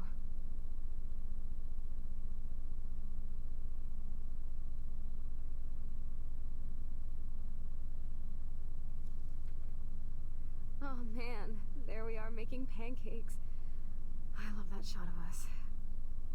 It's hard to believe my dad took that picture only 5 years ago. Literally seems like yesterday. I wish it was. Me too.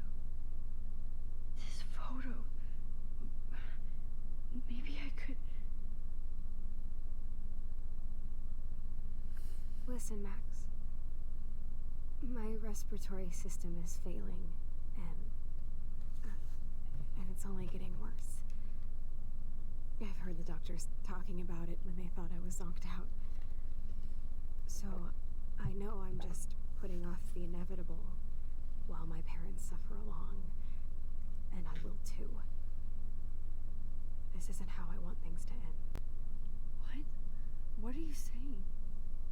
I'm saying that being with you again has been so special. I just wanted to feel like when we were kids running around Arcadia Bay and everything was possible, and you made me feel that way today. I want this time with you to be my last memory. You understand? Yes, I do. All you have to do is crank up the IV to 11.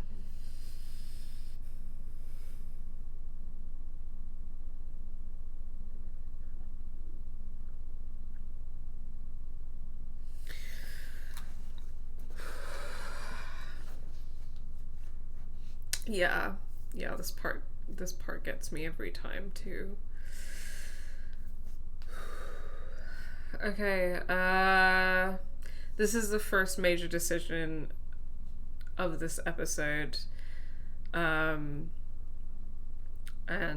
so I completely, because we haven't reached a major decision before, like I hadn't, it's been a while since I had to think about the parameters for this playthrough, which are, for people who are new to this playthrough / need a refresher, if you've seen previous episodes of me playing this, I'm either doing opposite decisions, so things that I haven't really chosen before when I've played before, or that in our me and Daz's playthrough of the original version of this game on YouTube, things that we didn't choose in that.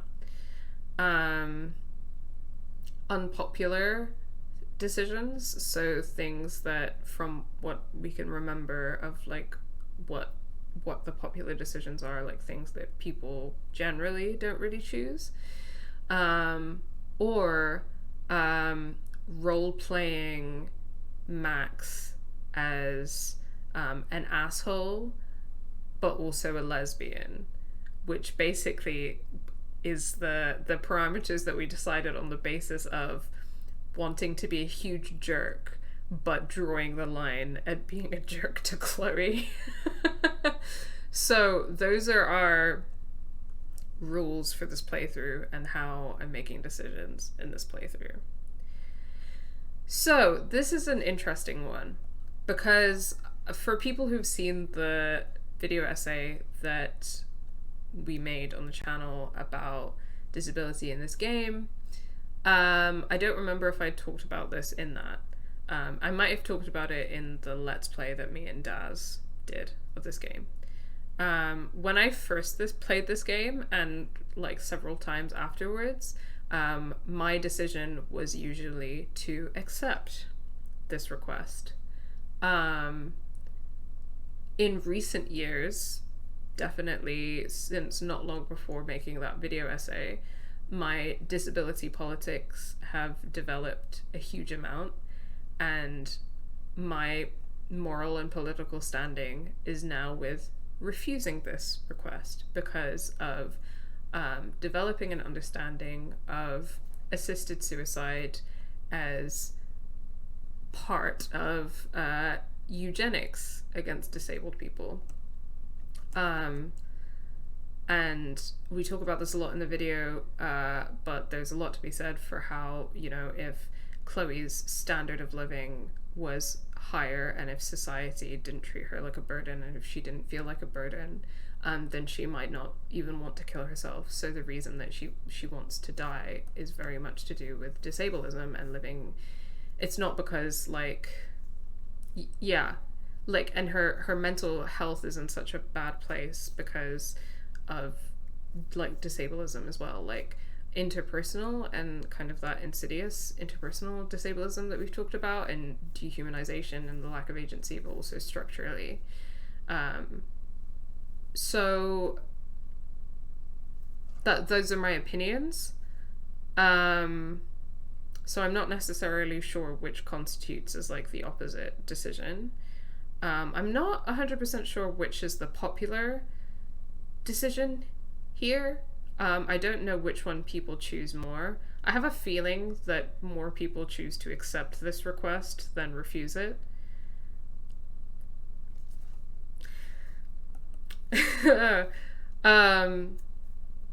So that kind of leaves the asshole choice, and again,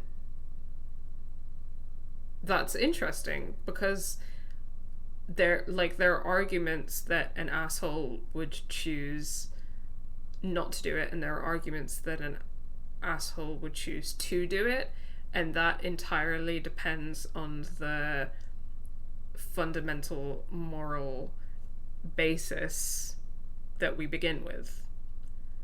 So this is actually a really difficult one, and in terms of our criteria, I'm not 100% sure like what to choose for this playthrough. I've made my moral and political standing on it clear on what I would choose based on that, but based on our 3 criteria, I'm not actually 100% sure what to choose.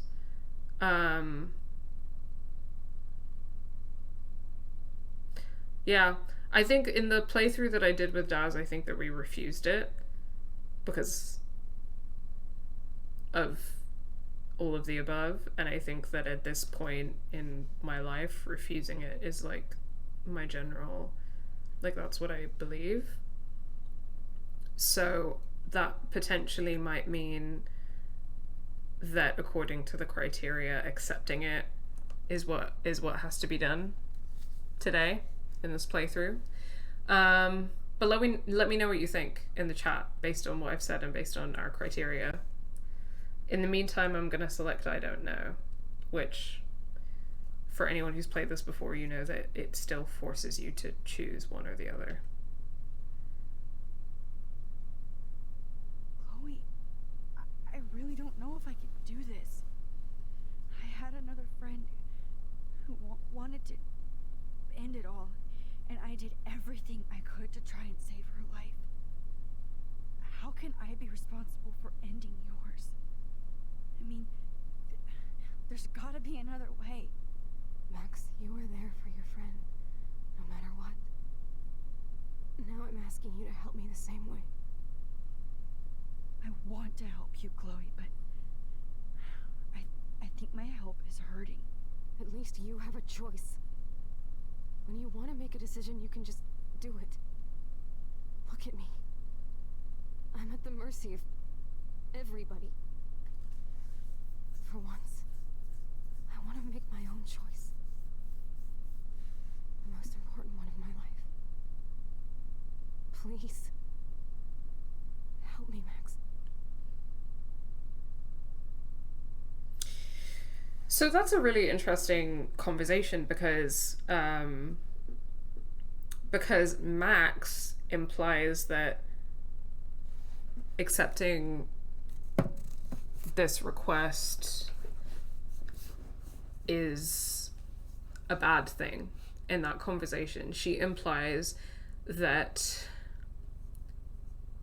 you know, she brings it back to, like, I think my help is hurting. Me trying to be a hero, quote unquote, is hurting. And that kind of comes back to the points that we were talking about earlier. And I agree with that. But Chloe makes it a conversation about agency. She explicitly says what we've talked about, which is that she doesn't have choices.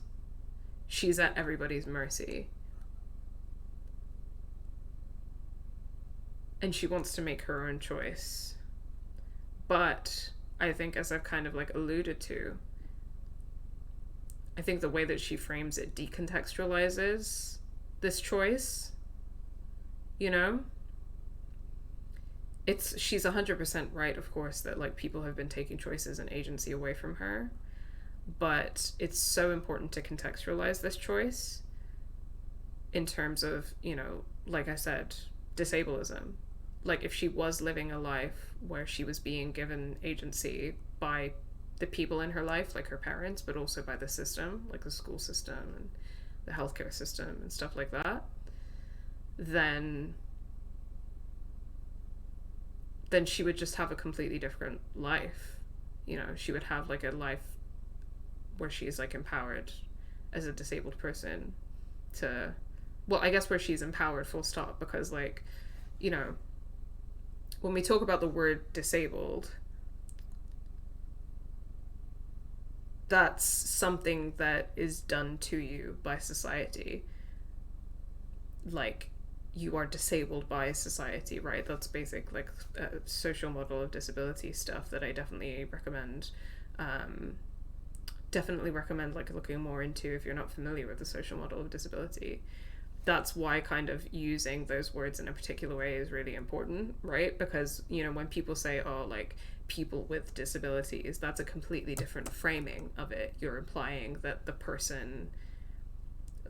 you're implying that the disability is a part of a person, but the person's impairment is distinct from their disability. So Chloe's impairment is, I forget exactly what it is that she has, like what exactly her impairment is, but like her impairment is that she can't walk, right? Or that, but it's the structures and the people around her that are disabling her, and she would be enabled by, you know, putting the morphine within her reach and having all of this assistive equipment and stuff like that. So that context is really, really important. And it's interesting her kind of showing that she has an understanding that she is being disabled, that choices are being taken away from her, and that's like her experience of being disabled. But then equally that this choice that she wants to make is being completely decontextualized. And at the end of the day, it's actually like still really a strange thing, because it's still not her choice. It's Max's choice. And that's reflected in the gameplay. You, as the player, are making this choice. Chloe doesn't get to make this choice. And at the end of the day, Max is the person that either kills Chloe or doesn't kill Chloe. If this is something that Max either does or does not do to Chloe, Chloe still doesn't have the choice whether or not to kill herself. So, practically speaking, like, even from that just kind of like logical philosophical point of view, this is still not Chloe's choice. She's trying to make an argument for like, oh, like, help me make this choice, but this is Max's choice, this is the player's choice, this is not her choice. And I think that you can kind of apply those arguments to assisted suicide more broadly, but I'll leave it at that for now. So at the end of the day, this is about Max murdering Chloe or not. Like, even if you kind of take the disability politics and that framing out of it. But I think that that conversation is really interesting for those reasons. Okay. As a disabled person, I still can't figure out the best decision regarding this. That's fair. Coming at it as Max, who can just jump right out of this timeline with no real consequences, other than her own trauma, of course, which isn't to be dismissed, would it be a different choice if Max had to remain in this timeline? I think that's a really, really important thing to raise. Totally. Because that's, again, part of the wider themes of this game.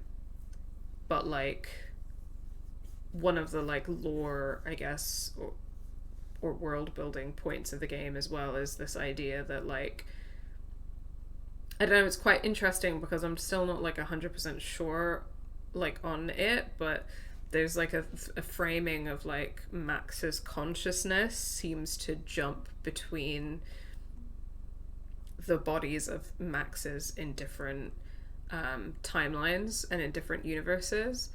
And there's a question of when Max rewinds time, does she create an alternate universe or timeline, or did that timeline or universe already exist and Max simply jumped into it? It raises a lot of questions about both metaverse and the how time traveling like functions, and what exactly the meaning of like consciousness and how that moves between timelines is. It raises a lot of questions. But from the way that the game frames it, especially like in the final episode where you get like Max, like Max's consciousness kind of appearing and reappearing in different timelines, it does seem that this Max would jump back into her timeline, quote unquote, and there would be a Max, the one that pre-existed this one in this timeline, who would stay behind and would experience the consequences of this choice. So it also raises questions about that. Okay, in terms of making the choice, I think based on our criteria, I'm gonna have to accept. But I want it to be known, as there is a record of, there's a strong record of on the internet, I don't agree with assisted suicide. I think that assisted suicide is part of a program of eugenics towards disabled people. That being said, Chloe, I'll just drift to sleep, dreaming of us here together forever.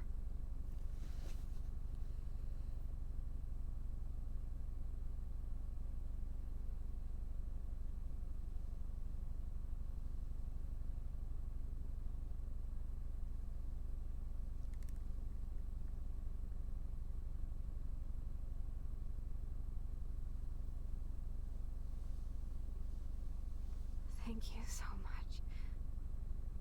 I'm so proud of you for following your dreams. forget about me. Never. I love you, Max. See you around. Sooner than you think.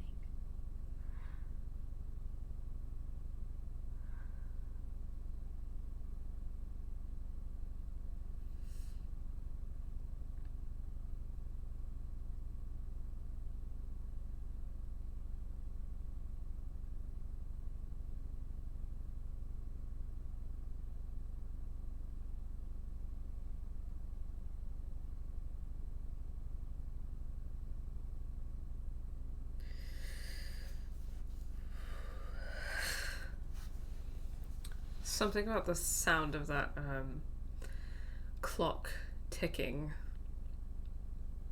in this moment of otherwise deathly stillness, which is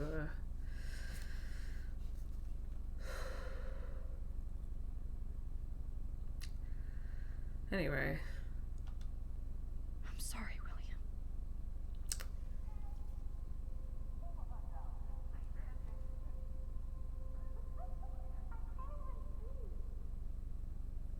Let's just pretend this never happened.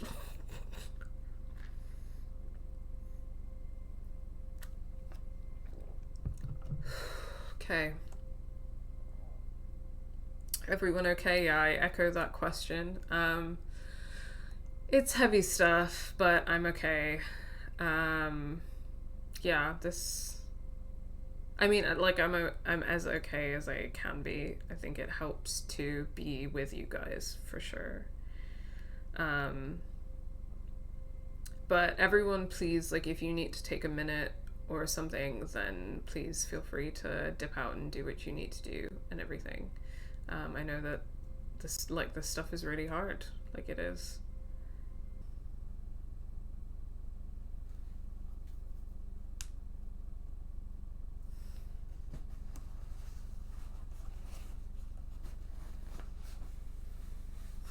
Chloe, you're alive. Yes. Whoa, down, Max. You get one kiss, now you're all over me? I'm so glad you're here. You sound high, but thanks for the morning grope. Since we were up all night playing CSI Arcadia Bay, I was still spaced out here trying to put all this info together. Max, did you forget we've gone over this? I hope you weren't messing around with time while I was sleeping. Not anymore. I'm just spaced out too. Welcome back to the real world, Max. I don't think I can ever tell Chloe about what happened.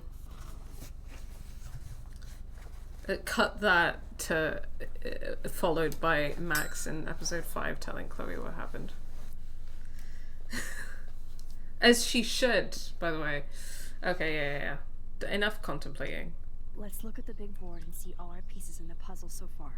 Alright, it's time to get Nancy Drew in. Damn, this is a serious expose on the Prescotts. Finally. Yeah, but is it gonna quash capitalism? Is it gonna tear down capitalism? Is it? That's my Chloe. You know, I'm, you know, gun control and everything, but I do support women's wrongs. It does have to be said that I do support women's wrongs, and sometimes, yeah, I think sometimes maybe being gay has some kind of compromising effect on my morality because I'm a horny fucking bitch. but that is what it is. I think I saw someone making that joke the other day with regards to Nancy Wheeler in Stranger Things, and I was like, yeah, I don't objectively, the writing of that show is absolute balls, and like, why do they always feel the need for Nancy to have a gun? It's because the Duffer Brothers don't know how to write women characters, and they make her the girl just in the love triangle, and B, the girl with guns, because that's how to make her cool and interesting and a human being, I guess, to men. However, she looks hot with a shotgun. This butterfly photo seems like amazing. I don't know, I think queer women have the right to collectively stockpile weapons just as like a hobby. Yeah, just as a hobby, like not for any particular reason. There's no reason why I think that queer women should stockpile weapons or anything. I just think that it would be fun if we did that. I don't think that, you know, we would have any particular, you know, political intention in mind when we stockpile those weapons. I think it would just be like a fun, like girly time, you know, like a sleepover with possible deadly consequences. I think that that would just be a fun time, for no reason, like for no reason at all. It's not fair you had to die Just twice. yeah, just a funny and cute hobby. just fun and cute and just girly things, you know, just gals being pals. That's it. There's Chloe's cash stash. Sorry, Principal Wells. I feel like we're missing a major clue. Keep digging, Chloe. Photo. Taking photos of my girlfriend in a totally platonic way. Ooh, I got a trophy. La la la la. Okay. I'm done looking at stuff. Let's oh, I'll look at the ashtray. Yes, Chloe Price was here. Okay. Chloe. I wish I could tell Chloe how much William cared about her. Oh, never mind. I'm meant to be going to the board. Oof, why am I not good at remembering things? Or staying focused?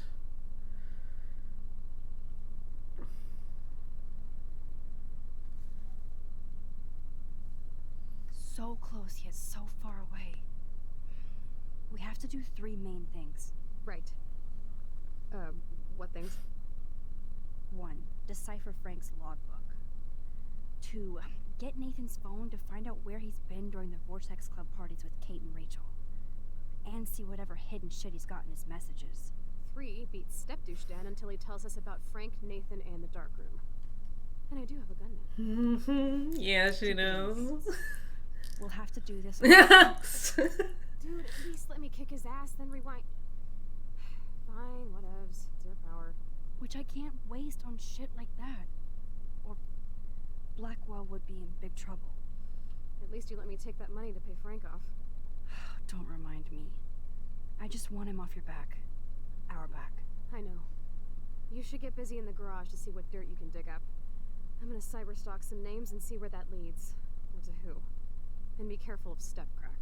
He's not gonna be a happy camper after you reamed him yesterday and Mom is giving him the boot. I'm on it, partner. Love you. Bye. I can't.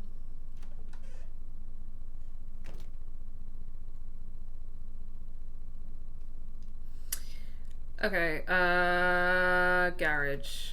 Let's go. Let's go!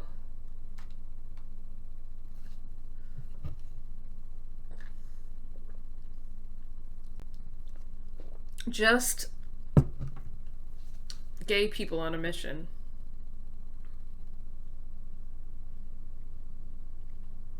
I do love to see him miserable. You won this battle, Max. You broke up my family. I salute you. Shut the fuck David, up. You broke up I your didn't family. try to hurt you. Ever. But I won't let anybody hurt Chloe. Real mature Isn't it? behavior. You just better be damn careful with her. Don't you wander off into the dark. Alright, Rich coming from you. Isn't it real mature behavior for like a grown man to A, not take responsibility for his actions, but to B, blame the dissolution of his family on like a teenage girl that he barely knows? Isn't that like really mature and healthy behavior from David a grown isn't any man? different from me when he's looking at those family photos. Oh, Max, I know that like having empathy for David is not a bad thing, but you don't, like, please don't give him that much credit. Looks like David already booked a room. Good. They need space. He needs to learn his lesson. Join Joyce must be so upset. Are you helping anybody, Max? Okay, I feel like Max like puts a lot of blame on herself. Like, and I think that, you know, there is an aspect of like taking responsibility for your actions, and her actions do have consequences, and a lot of those consequences are hurtful. But I think she tries to her best to, with like the tools that she has, and like she didn't give herself this rewind power, and I think that someone says that later in the game, maybe Chloe.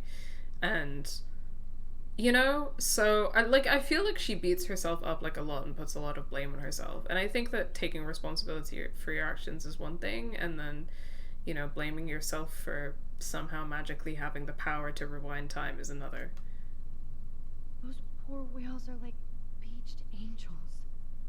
What is going on here? Let's contemplate. I still haven't forgotten him slapping Chloe in my first playthrough, nor should you forget. Nobody should ever forget. I existed in this whole other reality, but I don't know what happened. The more I use my power, the more I see how little control I have over what happens. I hate how everyone redeems him after episode 5, like his good deeds make up for all his bad ones. 2 or maybe 3 different realities. How can I have a destiny? If these alternate lives exist, I hate the thought of William and Joyce finding Chloe like that. Thinking about all these lifelines almost makes my head hurt worse than the rewind. I agree. I think that like what David did in episode 5 like is just the beginning for him. And I don't want to spoil anything for anyone who hasn't played the other installments in the series, but there is a possibility of seeing David again at a later date and seeing how he's changed. And I think that episode 5 of this game is just the beginning of like his journey of growth, but he has loads of growth and learning to do.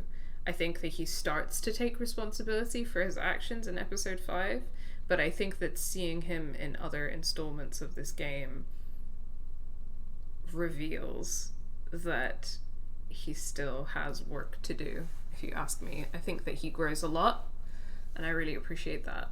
And he takes a lot of responsibility for his actions. But, yeah. I wouldn't say any more than that, I don't want to spoil it.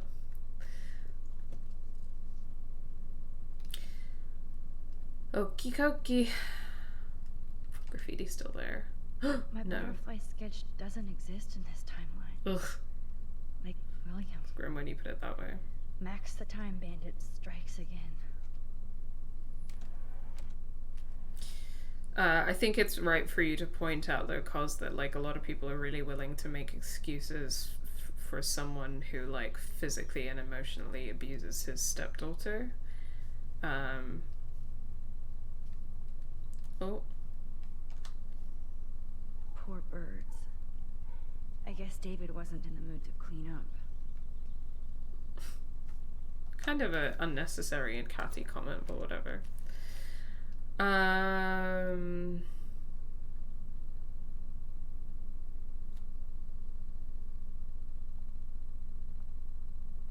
It looks like David finished his car repairs. Maybe there's some new clues around.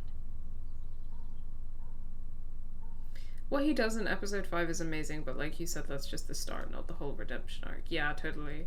I think that you have to always constantly be trying to be a better person, and that you have to show that in like consistent like actions and behaviors. And I think that like him doing one thing in episode 5 isn't him redeemed. And that's not how that works. That is a serious padlock on that locker. Hey David, what you hiding? But I think that people's conception of like... I wonder if David is going to the party. I think people's conception of like redemption arcs and justice and stuff can be quite like narrow. What the hell did David do for Nathan? And what did his dad do for David?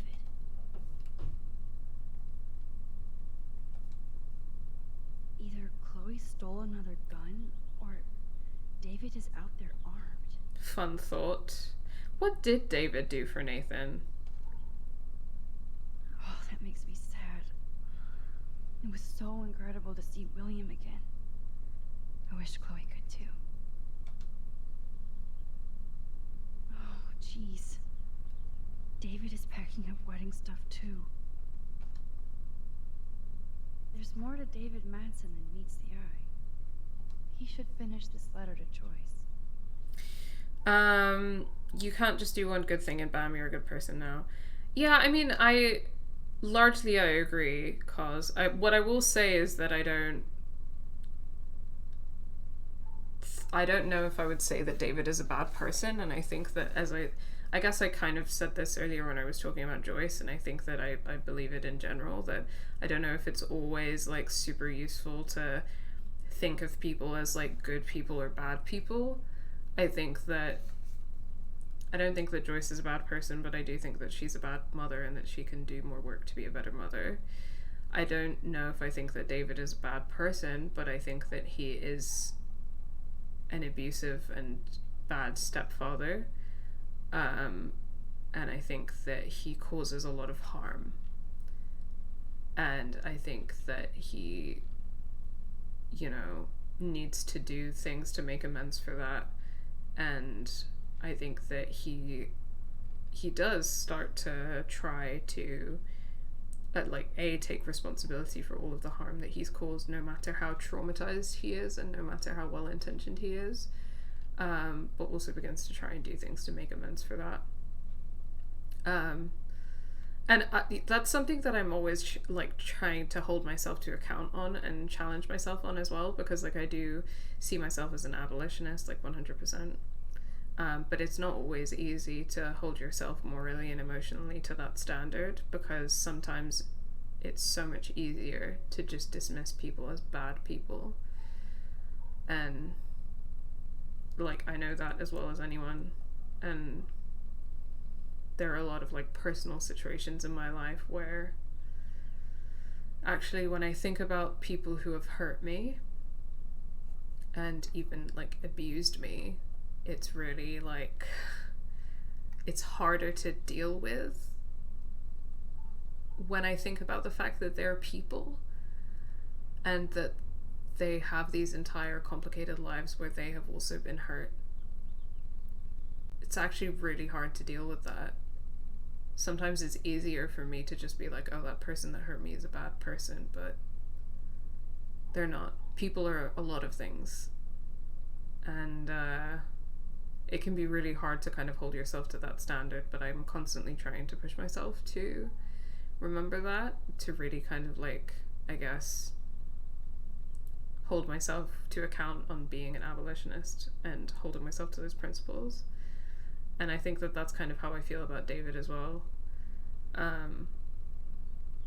Yeah, I hope that makes sense. For me, a character has to earn a redemption arc, not just show up at the final battle to help the heroes. 100%. I think there's nothing that annoys me more than when a redemption arc is someone sacrificing themselves, for example, to save the other characters. Okay, I can use that crowbar to pry open the locker. I don't think the one action redeems you, and I think that that's lazy writing. I promise I'll help Miss Grant next time, if there is one. Surveillance cameras at Pan Estates? David must be working for the Prescotts too.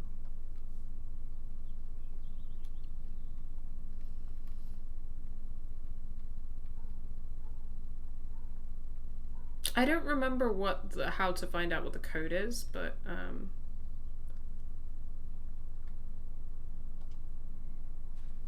Sorry, David, but I bet you would do the same thing as me. But I don't have time to figure out what the code is. I can't be bothered. And I don't remember where it is, so I'm just gonna... Oh no, you just offered the code. Actually, you know what? I can rewind time. Notes, So, coordinates, photos of yes, please do share the code. That would be great. Yes. Ooh, sorry. Thanks for popping by, Henry. I hope you have a good day, and I'll see you later.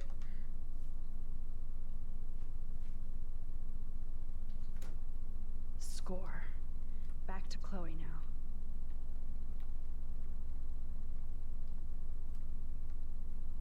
7171. Thank you. What? How do you find that again?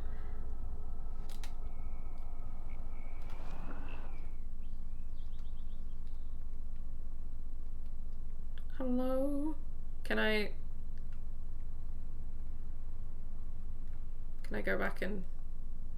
Oh, that's it. I have it because of the game mechanic of like you do something and then you keep the item. Okay, well, we're good in that case. Let's go back to Chloe. It's amazing how much drama this living. Yo, Chloe! Are you ready yet? I have to get back to my dorm. Are we happy? Very happy. Sometimes I forget that I can The rewind time. file jackpot. Kate, Nathan, and Rachel, plus some location coordinates. David is like a one-man surveillance army. Now let's get the hell out of here before we get busted. Now let's go find out what Nathan is hiding in his room. We have to be extra careful.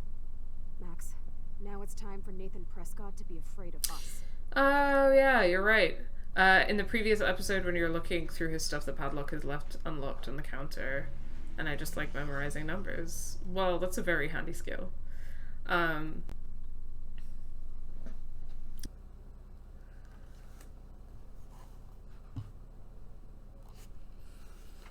I keep forgetting that there isn't meant to be any music because of stream mode. So I keep being like, is there an issue with sound? Or... But no, I'm hearing things now. Let me know if you can hear the game as well.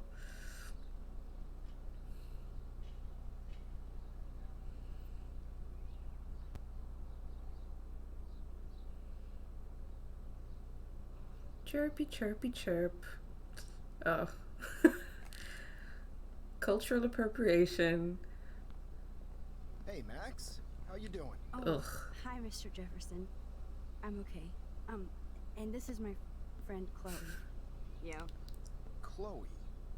Why isn't somebody as cool as you going to Blackwell? Shut That's up. cool for the school. It's a long story. In actual files here. I can imagine. Max, are you sure that you're Don't alright? talk to It's either weird of them. Just being on campus like everything's normal. I know, lame as it sounds, life has to go on. I think there's too much going on in my life. On that note, Blackwell duty calls.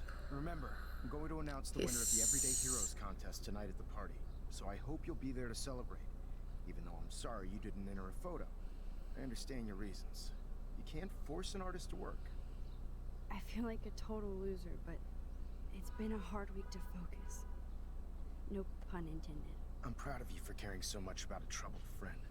And I take hope in the fact that you Hiss! have plenty of time to Hiss! find your way. Stop talking. Get in the habit of putting your work out there. Thanks, Mr. Jefferson. My capacity to listen to him Me too. speak very I'll be back quickly. straight. You better dance with us at least once. Nobody should have to see me dance. Plus, you don't want to watch the old hipster trying to keep up with the kids. I have some pride. Ugh, I hate Yes, him. you will. Hot for teacher. Rose, you are out of control. Not yet. Just wait until the Rager tonight. Shut up. Don't be jealous because Mark Jefferson thinks I'm cool. I am so ignoring you. Fine. Since I'm here, I'll see if I can get some dirt from Justin. Haven't talked to him in a while. Now that is a great idea. Ah! I obviously my capacity to hear Jefferson See if I can speak find out where Nathan is very low. But I was just thinking about like how part of his whole thing is like I guess that once you know what you know, it like you start to see things in a different perspective. But I feel like his whole like trying to be cool and relatable thing is 100% like part of his like tactics. but you see, like, in episode 2, and then obviously later in the game, how quickly he changes tactics to be, like, to, like, be cruel and gaslight these kids, which is super fucked up. Hi, hi, Evelyn. Welcome to the stream. How are you doing? How is your Sunday going? What are you up to today? Alright, so I think last week that it started to cut off around here. I hope Max isn't pissed that Warren asked me to the drive-in. I'm not pissed, actually, Brooke. I'm a lesbian.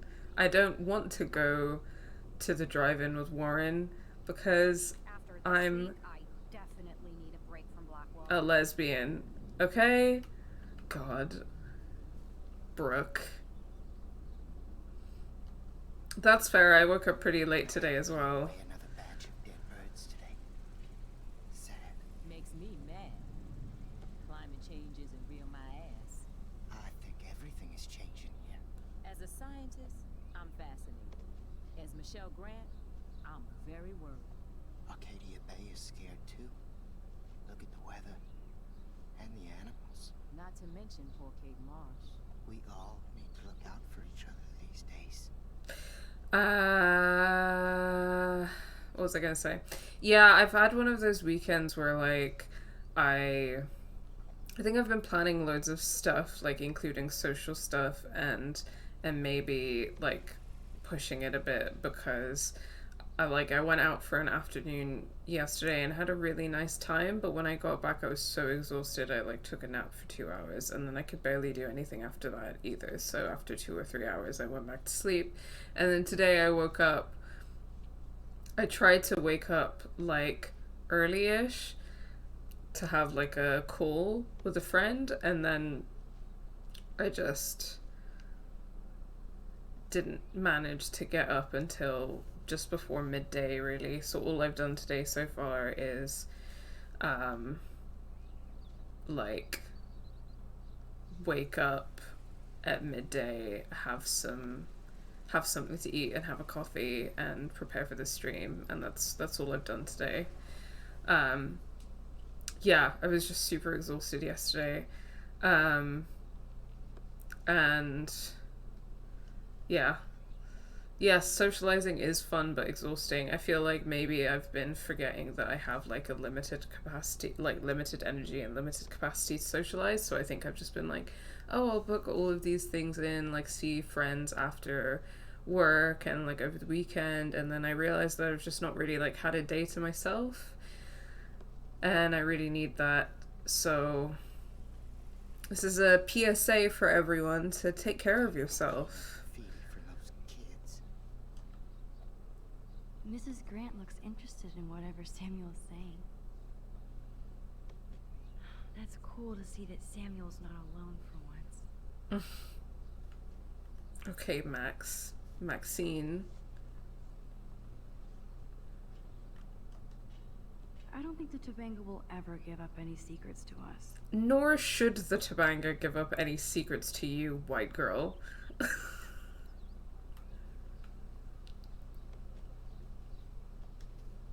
Okay, where did these rocks come from? This is too Blair Witch for me. Hey Charlotte, how's it going? One photo. For posterity. How are you? How's your Sunday?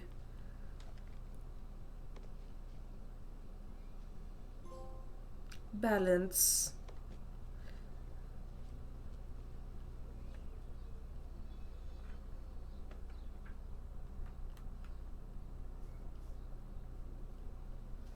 Hi Daniel. I don't remember. Let's see if I can find out where Nathan I don't is. care where Nathan is, Max. I'm completely ignoring my objective. I feel like the only time I've talked to Daniel was in episode 1 when I told him not to draw my portrait, right? So... Poor Daniel. Looks like he needs a hug. Hey Daniel, you look bummed out. Are you alright? Hola, Max. I just figured out that my photos basically suck. I'm a wannabe artist.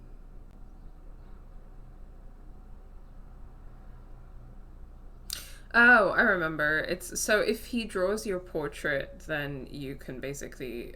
I think if you let him draw your portrait, then the consequences are that in this conversation you can be like, it doesn't matter if you're a bad photographer because you're a really good like artist, and you can just try like focus on a different medium. Maybe you should try different subjects. Something more like your portraits. That makes sense, but not if I can't choose the subjects in class. If only I could draw my photographs. I think I'll just sit here bummed out, thanks. Oh, it's really it's really. I mean, obviously, there's so much to say about, especially in this game and in this series, like how fucked the school system is. But like the way that you're just like obligated to do certain things, especially in an art class, where the whole point of learning should be to kind of like encourage people to do their own critical thinking and to try things out and blah blah blah. But the idea that he feels shit about himself because he can't do the things that like the class is making him do, as if there's like one way to be a good photographer, it's just shitty, man. Poor Daniel. But anyway, I don't think we can cheer him up because of the decision that I made in episode 1. So rest in peace, Daniel's self-esteem.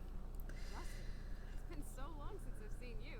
Oh, pal, yeah, the internet was really giving a lot of trouble last week. So it's like up there in like 3 different VODs, and parts of it were okay and parts of it were not. I will try and like stitch it together and edit it to go up on YouTube at some point, because I do think that like in this playthrough we've had some really interesting conversations, and I'm sure even though people are sick of there being like a shitloads of Life is Strange content on the Game Assist YouTube channel, I just think we've had some really, really cool conversations while I've been playing the remaster, so I think it would be really valuable to have there for posterity.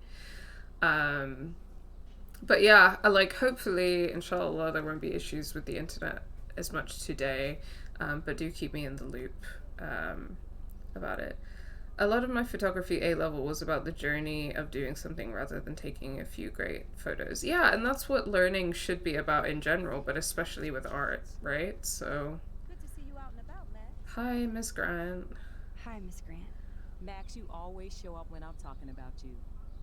And I swear, it's not about that petition you didn't sign. Sorry, the passive aggression on that is hilarious. Recent events. I was hoping you could explain some of these crazy things happening in Arcadia Bay. If I could, I'd be collecting my Nobel Prize in Science today. I haven't been able to wrap my mind around that eclipse, much less the snow in Wales. I will never be sick of Game Assist Plays Life is Strange games. Thank you so much for adding fuel to the fire of me just making more and more and more Life is Strange content. Good. I'm glad the stream is looking good today. The sun is a deadly laser. I hope that everyone, like in the UK, obviously that's where I live, is doing okay, staying hydrated, taking care of themselves in this heat. And wherever you are, like if there are similar kind of issues with deadly weather and climate change, the climate sure is changing. It's honestly like terrifying. Like it's fully terrifying because like, so for me personally, it's just like I've been in 38-degree weather before, but I've been in 38-degree weather in countries where 38-degree weather is like the norm in winter, and like the architecture and everything is designed differently, and people know how to survive in that heat on a day-to-day basis. But I don't really trust that here in the UK, and not just on an individual level, but on like a systemic level, because like the government and companies and stuff are going to keep making people work. They're not going to fund like air conditioners and fans and things like that.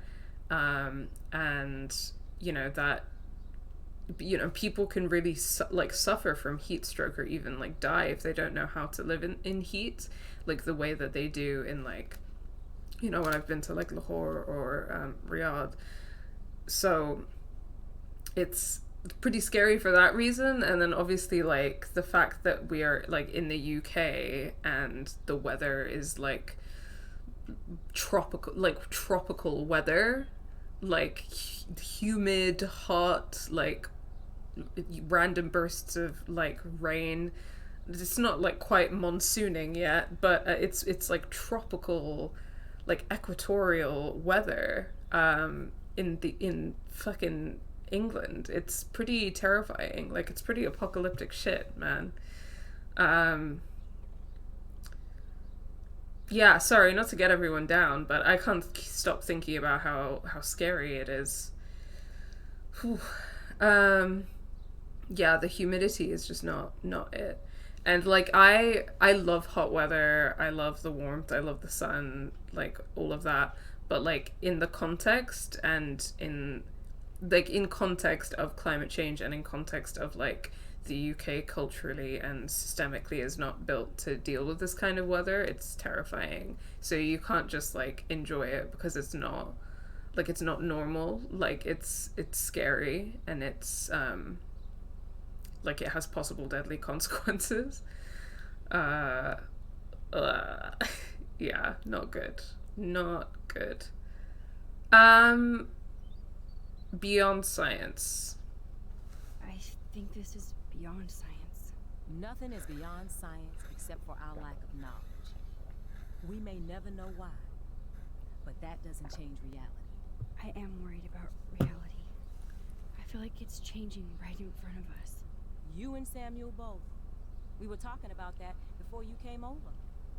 Our planet is changing, but it's not mystic. It's erosion. Okay. I mean, I personally always resent like the way that people present like science and kind of scientific understanding and pursuits and like whatever the fuck, like against religion, spirituality and stuff like that. And there are so many dimensions to that. Interestingly, there are strong white supremacist like dimensions to that. So again, similarly as the like the line of like, oh, like Blackwell was what Arcadia Bay was built on cooperation between the Native Americans and the settlers, that Miss Grant, like they put that in the mouth of Miss Grant, who's like one of the only like black characters in the game. Similarly, this line of thinking, putting it in Miss Grant's mouth, is like there's a lot to that, if you get me. But it's interesting that we're talking about all this, like all of this stuff with the weather is going on like right now, and that is one of the themes in this game. And I feel like they kind of explore in a bit of a unique way. Obviously there are a lot of like games where there's like, and stories where it's like, oh, an apocalyptic event is coming. But I feel like one of the things that's unique about the approach to that in this game is that they're constantly talking about it and linking it to climate change. And I not only is that interesting because this is 2015, was released in 2015 and set in 2013, which is like arguably before we kind of started to see like a real significant rise in discourse on climate change and like a normalization of that discourse, but because I think that it actually kind of creates like a further textual link between the kind of allegorical elements of the game, like the apocalypse in Arcadia Bay, to kind of like real political events and understandings, if that makes sense. So kind of like in the video essay that we do on disability and agency and gender in Life is Strange, there's a part where I kind of make an argument about how the like destruction of Arcadia Bay is like an allegory for the destruction of like capitalism or white supremacy. I think that the work that they kind of do to connect the like apocalyptic weather events to climate change probably strengthens that argument, because they are kind of making that link, and climate change has been caused by colonial capitalism over the past few hundred years, after thousands and thousands of years of humans living on this planet like in harmony, because of indigenous knowledges and ways of life. And then it was kind of like Western colonialism primarily, and industrial capitalism, that in the space of like a few hundred years, which like in the history of humanity is a very small amount of time, it have managed to destroy the planet. Yeah. Sorry, another rant from me. Even shit like maths and such is ultimately based on certain axioms that by definition can't be proven. Yeah, absolutely, that's so true. I think like having a mentality towards science that's about it being kind of rooted in like indisputable fact is ridiculous for so many reasons. The main kind of basic one being that humans invented science. It's a framework of understanding, much in the same way that religion is a framework of understanding that was invented by humans. And obviously there's more nuance to it than that, and I wouldn't reduce it to that either, because, you know, I do believe in God, and I am like, I don't like to necessarily describe myself as religious, because I feel like that makes it sound like institutional, but like I do, you know, I am a Muslim, so yeah. Hey B, so I'm going on another fucking rant. We've been playing for like 20 minutes and I've done barely anything and gone on another huge like rant about climate change and religion and science. So hi, welcome. It's Game Assist. It's me. What's new? Prophecy. So, you don't think this could be some kind of prophecy or something? Max, you know how fascinated I am by Arcadia Bay legends, but I haven't found any apocalyptic. Oh, shut up, Miss Grant. Unless you count those. What do you mean no apocalyptic signs? Something I don't. What do you mean no apocalyptic? I haven't seen any apocalyptic signs. The whales are. Oh my god. No apocalyptic signs. I can catch up on the chat while we reboot the game. I definitely think it's interesting that the teams behind LAS always make a commentary on the environment. Yeah, I think I think that that's probably an apt point. Like, I feel like the environmental theme is something that's quite strong, especially in this first game. How diddly doodly gamerinos. Right back to you.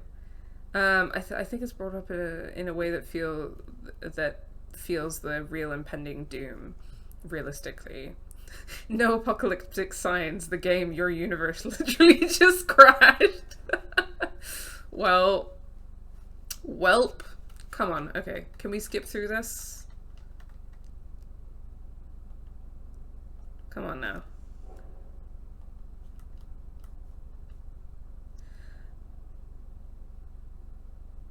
Yes, having a pretty nice Sunday. All I've really done today is like, oh my god. Okay, I guess we're gonna zoom through all of this again. I feel like this might be the game's way of telling me that I need to hurry the fuck up. Yeah, all I've done today really is sleep a bunch and then wake up and eat something and prepare for the stream, and now I'm streaming. So pretty chill Sunday. I was saying earlier, I feel like I've been pushing myself pretty hard to like socialize and stuff every day, and hey, Max. That's how you doing? Oh, hi, Mr. that I've not really accounted for, like how much And this is my that friend Chloe. can how quickly that can like burn you out if you're working and I was way too cool for this school. socializing Long story. and doing other things like all the time. So I feel like this is my first day in a while that I kind of like have to myself and kind of like can have a chill one today. So I'm doing good. How are you, B? I'm gonna be leaving I think there's too a much. Sunday work and lurk, but I hope the lesson we learn is that life really was strange all along. I'm going to announce the winner of the That is Everyday the Heroes lesson contest here. tonight at the party.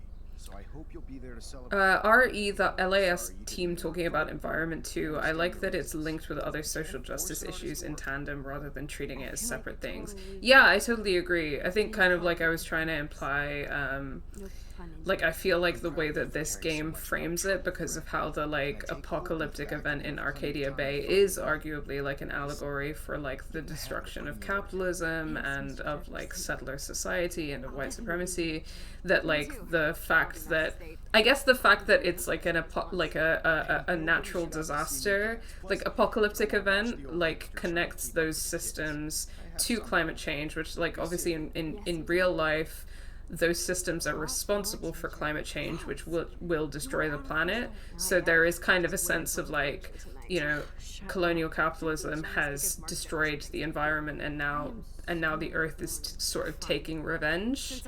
And there is, like, a strong argument to be made basically of, like, that being, yeah, an allegory that kind of links climate change to those wider political systems. Which I think is really great. Yeah, like, I think it's probably one of the better ways of framing climate disaster and stuff like that. Okay, I'm just gonna...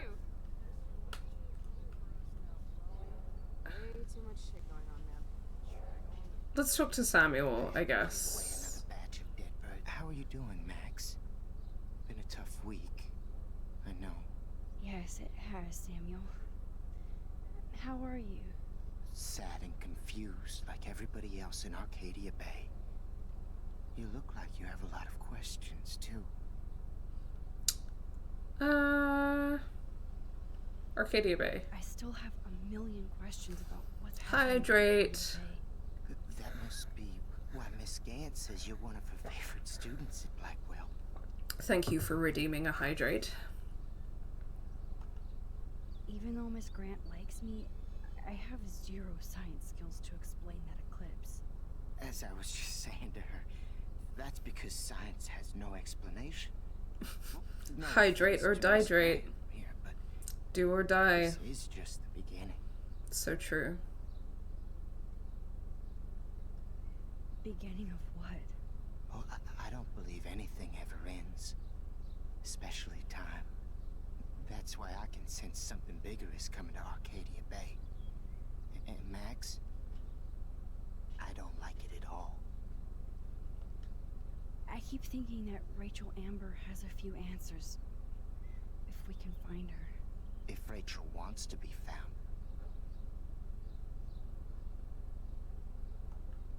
Do you think she's alive? She'll always be alive in our hearts. Sometimes that's all we have left. But... Max, all I can tell you is to stay on your path and you'll find what you're looking for. Rachel Amber is waiting too. I'd rather be in her class than the Vortex Club. Yes, you would. Rachel saw right through them. She's not the only one. Nobody should be trapped in the Vortex Club. Get out now, Max. While time is on your side. I guess, like, even the... Obviously, this game, like, really drives home the, like, vortex/tornado imagery, and I think that even connecting the, like, tornado to the Vortex Club is kind of, like, a way of making a connection between, like, social stratification and systems of power with, like, climate disaster. Arguably, that image kind of drives that home, too. I definitely have questions about what's happening to the animals in Arcadia Bay. Oh, many do. These poor creatures have no choice in what happens to them. Hey Daz, no need to apologize. How are you doing? How's your Sunday going? How can anybody explain all those poor beached whales? My dad was a fisherman, and he'd take me out to hear the whales sing. Now they just cry. Poor whales. Eco-disaster. Do you think this is some kind of eco-disaster, or...? I think it's more than that. Somebody is causing all this to happen. You think so, Samuel? You and Arcadia Bay are connected by time and tide. So, next time I have a question, I'm coming to you. Well, I'm glad to see your squirrels are still healthy and happy on the campus. Me too. If something happened to them... Oh... Not as long as you're here to take care of them, Samuel. The only thing that calms them is food. Lots of food. Same. Which reminds me that I have to feed them now. Little squizzle. Little squirrel baby. Oh, look at the little fat little baby. Little round little baby. Makes me mad. Climate change isn't real my ass. Look at the baby. Scientist, I'm fascinated. Oh wait, I can take a photo. I'm very worried. Arcadia Bay is scared too. Get that food in your belly. No, they're so cute. We all have to look out for each other these days. Can I take a photo? Good to see you out and about, Max. Get oh photo. Oh, they're so round and so cute. Sorry, I don't know what it is about the squirrels that are really getting me today. Okay, Miss Grant, let's try this again. Max, you always show up when I'm talking about you. And I swear, it's not about that. Okay, all right, Miss Grant, I get it. Tell me about Nathan. I was looking for Nathan Prescott, and I thought he might be in your class. I'm surprised, Max. I didn't think you and Nathan were exactly friends. No. No. No, we are not. Ask him a question. I saw him leaving campus looking angrier than usual. But to be honest, Max, Nathan hasn't been too well lately. You might know more about that than me. Too much. I can tell. You look like you have more than a question on your mind. Oh, I keep Maybe forgetting I asking can Nathan rewind isn't such a time. good idea right now. You hear me, Max? Let me just Sorry, Miss Grant. I have to zippity get zoop going.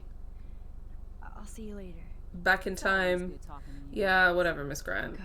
Nathan is not around. I should go back to Chloe. Hi, Miss Grant. Skip. Nathan.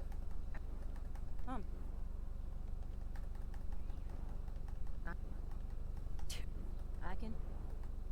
Oh. Well, whatever. I don't think surveillance would have helped Kate Marsh. Oh, Max. I'm so sorry you had to go through that. Kate was the sweetest student I've ever met at Blackwell. And they can be so cruel to each other. Do you need to talk to a counselor?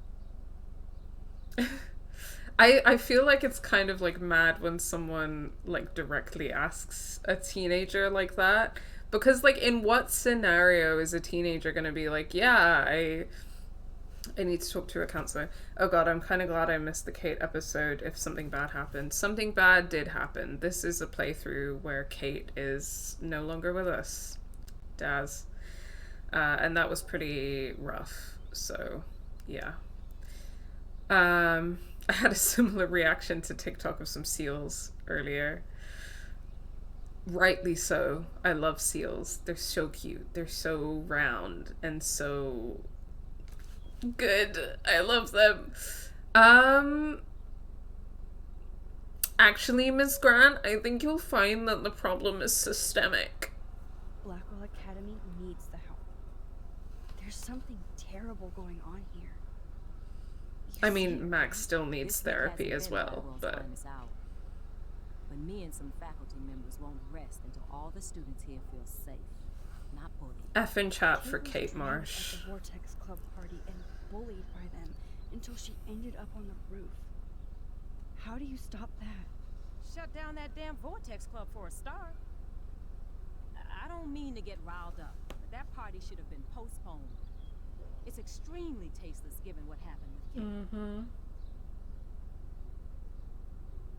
I'm gonna ask about Principal Wells. So, why doesn't Principal Wells stop the party? To be honest, he doesn't seem to care about what's going on here. Raymond Wells has saved this school from financial disaster, and he cares more than you know. You're wise, but don't be so Okay, prejudiced. Miss Grant is like, I don't. She's not. Miss Grant is like.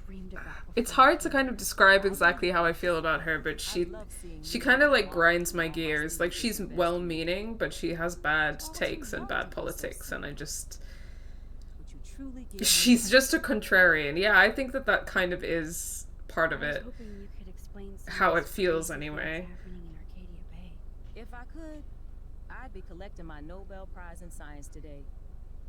I haven't been able to wrap my mind around that eclipse. It's capitalism. Come on, guys. You don't need a fucking Nobel Prize in science. I think this is beyond science. Nothing is beyond science except for our lack of She'll complain about stuff, but you're not We may allowed never to. know why. Yeah.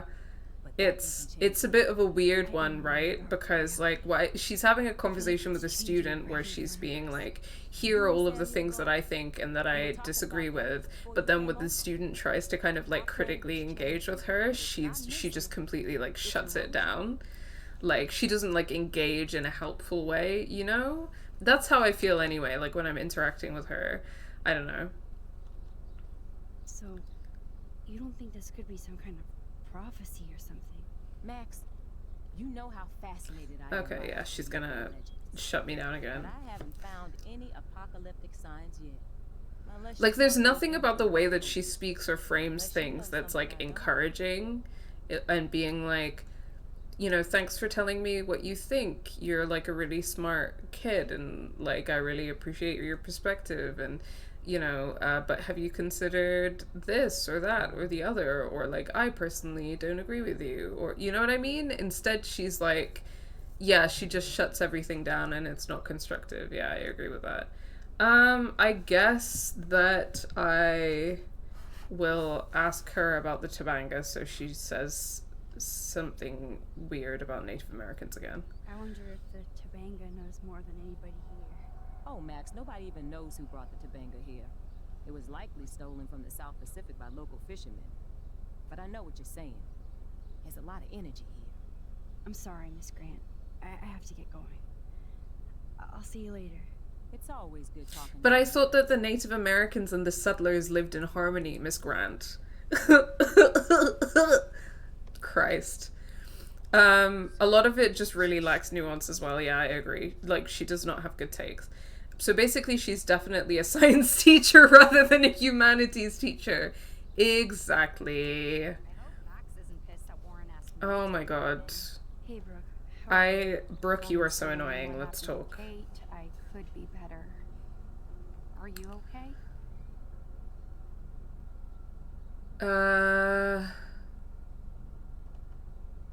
I can't get my limited brain around that eclipse and the beached whales. I was hoping the science department had some ideas. Warren and I are supposed to compare notes and theories this weekend. Good for you. That makes sense. 2 big brains are better than 1. Or mine. We get the I'll Nobel get for Prize if we you. can I'm not explain this interested in your phenomenon, but even boyfriend. Miss Grant has no clue. Or for that matter, any boys, 'cause I'm a lesbian. I need to find Nathan. Have you seen him around? I was distracted by Warren asking me out to the door. Ugh. It's a school Ugh. day. Nathan should be around. I did see him this morning heading off campus. He looked more angry than usual. I wouldn't look for him now if I were you. I might feel better taking your drone. We don't want stinky Grace Warren. saved and let me fly her again. How dare we discuss things and bring nuance to science? Because science is objective fact. Actually, there is no nuance. Science, what is nuance? I don't know her. Science is objective fact. You can't question it. I cannot stand people who will talk like they think science will just automatically solve everything. Yeah, for real. Like, how about the fact that science has actually caused a lot of problems? Like, for example, military technology, or nuclear technology, or scientific racism, or, you know, there's like a whole host of problems that science has literally caused. Or at least that people have weaponized science in order to cause. But apparently science is completely infallible, right? Like, what? Please stop talking to me about Warren, Brooke, I swear to God. That sounds fun. It would be good for you and Warren to take a road trip after I this. don't care. Car. Or an old new car. So, I'm all about a serious road trip out of here after this week. Okay, I guess I'll fly your drone. Like, what? Okay. A lot of it reeks of feeling like another flavor of wasps. Yeah, very true. Also, there literally would not have been new discoveries if all science was infallible. Yeah, that's very true as well, right? Please, just a little critical thinking as a treat. Just a crumb of critical thinking. Okay, thank God that's over. I don't even know why I subjected myself to that. We already know that we made Daniel feel like shit, so that's fine. Let's go, Chloe. Max checking out Chloe with the drone. Interesting. It would be so cool if you knew That reminds me. But now you could have Mr. Jefferson all to yourself. Ah, you suck. Now let's get into Blackwell Ninja mode. I brought her. She's draped on the back of the chair so that I can whip her out when I need her. Yeah. They were just doing that thing where you have a crush on someone and you're finding like any opportunity to like put your hands on them. Like hand on the shoulder, hand on the arm. Like, just stand close together for no reason. Look at them! Look at them! Look at them! That's gay! Now I just have to find Nathan's room. Yes, we do need a channel point thing for lesbian flag. So I did it last stream, and now I think it's just, I'm gonna leave. I'm not gonna put up the lesbian flag, because if I just have it here, then I can wave it anytime we need it.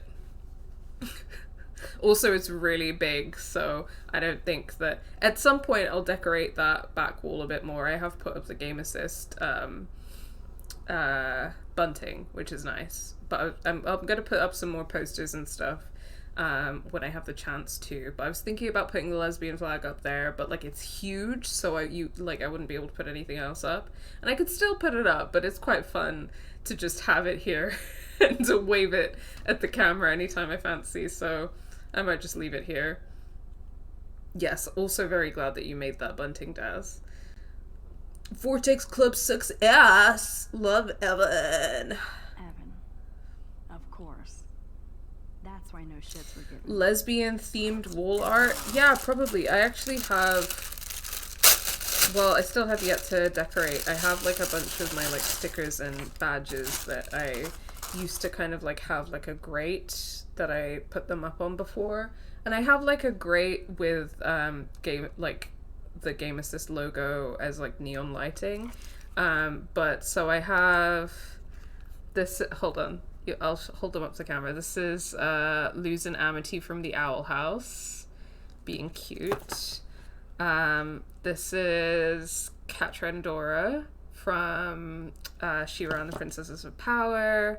This is another Amity pin with like a little lesbian flag pixel heart because Amity is a lesbian. Here's a lesbian flag patch. Best Friend Squad, that's another She-Ra reference. These are Street Fighter characters being gay. Yeah, so I was gonna put those up, and then I was gonna put up my Revolutionary Girl Utena art up, and my Sailor Moon art up, and basically just have a little lesbian little wall. So I've just been really busy and struggling to find time to decorate properly. But the room is coming together slowly, and so in that back patch where the Game Assist bunting is, I'm going to try and put some stuffs up, and just make it nice in here. Oh, I'm catching up on the Owl House finally. Rewatched the first season with Caitlin and very much enjoying it. Oh, I'm glad you're enjoying it. I love that show. I love it so much. I think obviously like it's cute and it's queer and it's really nice that it has like baby gays, and it also has like elder gays, and it has like a non-binary character, and all sorts of good content. But I also just like genuinely really love the lore of the Owl House, and I think that it's doing some really interesting like anti-imperialist discourse, which I think is neat. Who needs a dorm map anyway?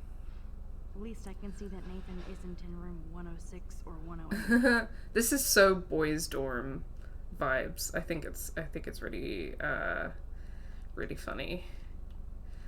I've been in my flat since March, and we've still only decorated the living room properly.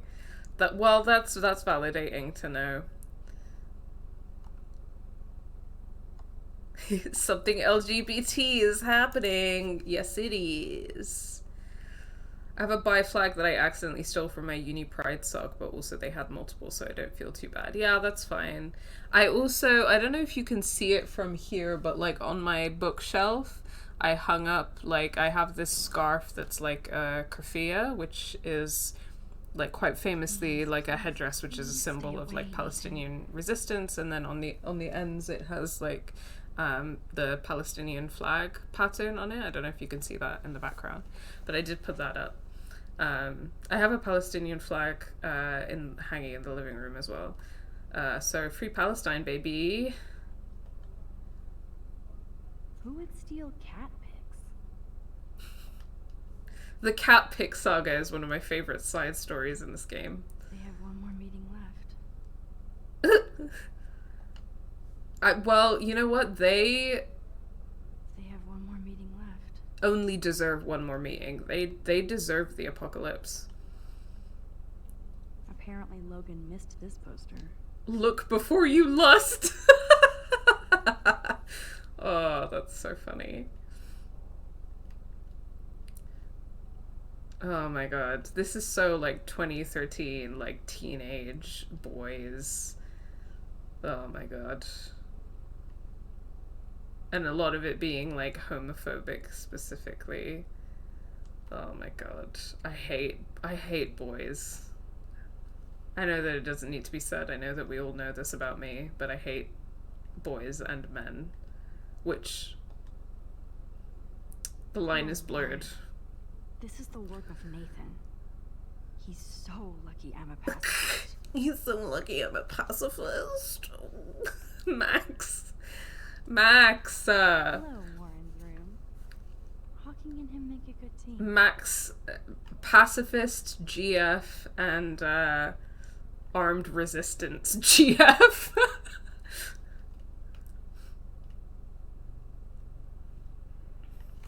There's a Palestinian flag hanging out the window on my bus route to work, and it always brings me joy. Good shit. LMAO, Max, are you gonna punch Nathan with your little weedy arms? No, she's a pacifist. She's a pacifist, so she wouldn't do that. This can only be Nathan's room. Now I need like Pricefield fan art that's pacifist GF and armed resistance GF. Ooh, glitchin'.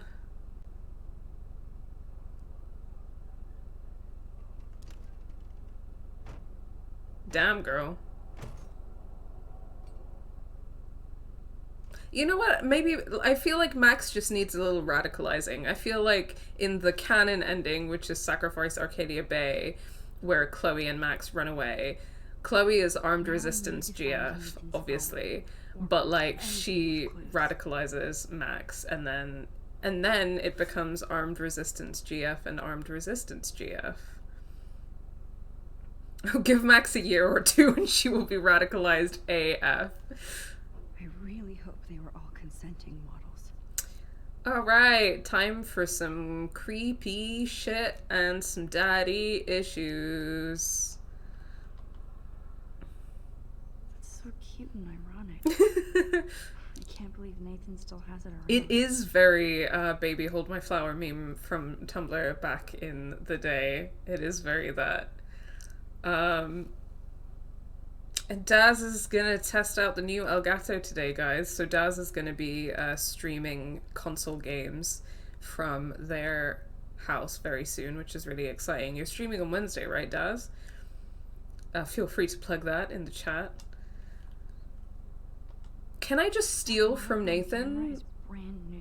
Because Nathan is the ruling class. Nathan is the ruling class. I thought Victoria So had photo bling, but once again, the press got Max, rolled. you can steal from Max. I encourage you to steal from Nathan. Broke when Nathan drugged her. It's praxis. Also, I do want to remind everyone that I mean, I think that I hopefully put a timer in the chat for trigger warnings for the game at large, although I don't know if I did trigger warnings specific to this episode. I do remember that, you know, from this point onwards, there's going to be some really triggering stuff. I remember that there's a specific photo in Nathan's room depicting Chloe essentially having been drugged. You know, like him drugging Chloe and taking like a non-consenting photo of her when she's in that vulnerable state, and like it's a photo that I personally find really distressing. So I just wanted to remind everyone of that, and obviously like there's a lot of content coming up that regards kind of people people being drugged and non-consenting photos being taken of them, which is all pretty horrible stuff. Nathan took this from Kate's altar. Why? What is with this dude? Come on, Max. You're in the belly of the beast. Oh. Search everywhere. Dudes. Friends. That's like that's a thing that, because I've not like done a proper playthrough where Kate is dead before, I did not know about. Nathan stole a cross from Kate's altar. Wow. Nathan took this from And a Kate's flower. altar. Why? What? What is with this dude? Wow, I've never seen that before. Like, wow. I don't know what I'm supposed to think about that. Like, holy shit. What? These films all have a dark pattern. Nathan likes his tortured subjects way too much. Also, I hate that he's just... obviously, this is very, like, small in the grand scheme of things, but, like, I hate that he's left his projector on. Like, what is the need to leave that on? Turn it off when you leave your room, bro. Like, save some electricity, man. I don't think this prescription has helped Nathan. I don't think that those are drugs that he is been prescribed by a doctor. Not that... I mean, obviously, a lot of y'all here know my opinions about psychiatric medication and, like, how complicated the question of consenting to taking psychiatric medication actually is. But in this game specifically, we also know that Nathan has been bulk buying and selling like prescription drugs and diet pills, so like he's been stockpiling that and selling it. This room is like... I'd cry too if I had him for a father and had to wear that suit. Is it kind of like when a serial killer's keep a token? Seems like some shit he would do. Yeah, maybe. Maybe. I think that it does occur to me that there might be like further dimensions to it, because the game definitely does frame Nathan as being very remorseful about what happened to what he did. I like in episode 5 specifically, Nathan is very remorseful and he's like, oh, I didn't mean to hurt anyone and stuff like that. I don't know if he ever kind of specifically says like what I did to Rachel or what I did to Kate, you know, but you know, so I think that like a token maybe in a way, but I think that in some kind of messed up way that I don't agree with still. Like, it might have something to do with kind of his remorse for what he's done. But I don't know. I really, like, don't know what to make of it, and it's quite disturbing. Let's see what Nathan hides in here. Nathan is way into this party. Bad sign. Hey, gorgeous, let me know what you're wearing to the Vortex this week so I can wear something just as styling and expensive. Nathan being creeped Victoria. Now I remember why I hate you. And why Kate will get justice. Ugh, the fact that he has this, like, open on his computer. Again, like, is he obsessing over it in a weird way where he's, like, also guilty about it? Oh, okay. I need to charge my controller, my friends. Yeah, like, does he also have this open because he's, like, I don't know. He's kind of, like, remorseful and obsessing in that way as well? I don't know. I don't know, man. Oh, man. Sean Prescott might be Nathan's real problem. Sorry, Chickpea, when I checked on her earlier, was, like, asleep in my closet. But I'll check on her in a bit. I think maybe after Nathan's room, I'll take a quick pee break and check that Chickpea's still doing okay. Nathan's father being a dick. Nathan isn't more like his sister. She sounds awesome. And far away. Nathan's sister being, like, kind of more normal, but also, like, she's in the Peace Corps, presumably, like, UN Peace Corps, so she also, like, has, like, white savior, like, lib white woman vibes, you know? Yes, Nathan sure needs diet pills. This is strong stuff. Yeah, he's dealing that stuff. Oh yeah, maybe he's, like, obsessively going over it and trying to process that he had involvement in it. Yeah, I think that's potentially part. This is a safe space if Chickpea wants to come out of the closet. Thank you for your support in this trying time.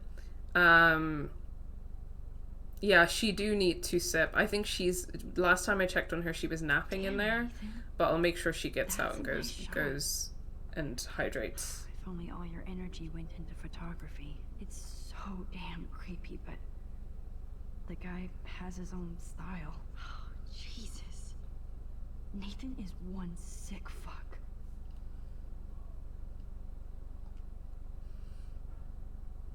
What the hell are all those marks on the floor?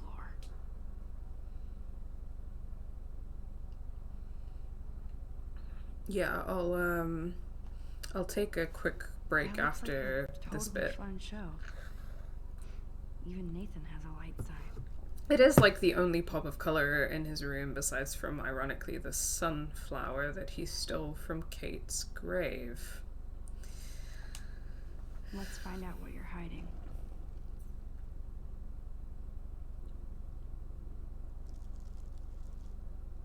Oh yes, little phone.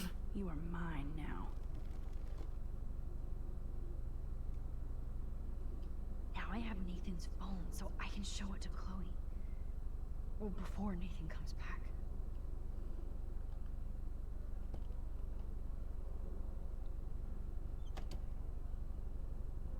It's all good in the woods. I guess that's Justin's room.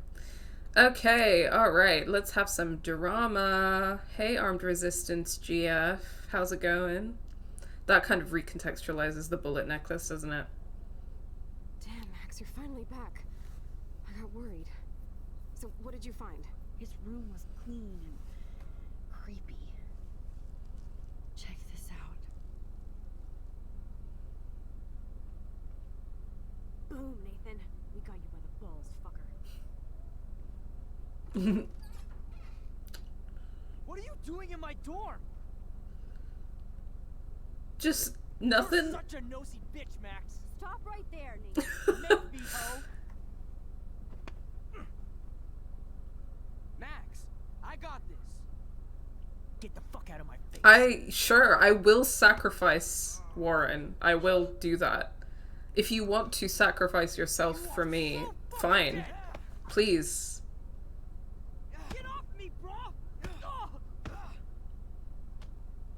Alright! First major decision. Okay, well, technically second because we played a bit last week, but first major decision of today. Stay out of it or stop Warren. Daz, let me know if you remember what we chose in our playthrough.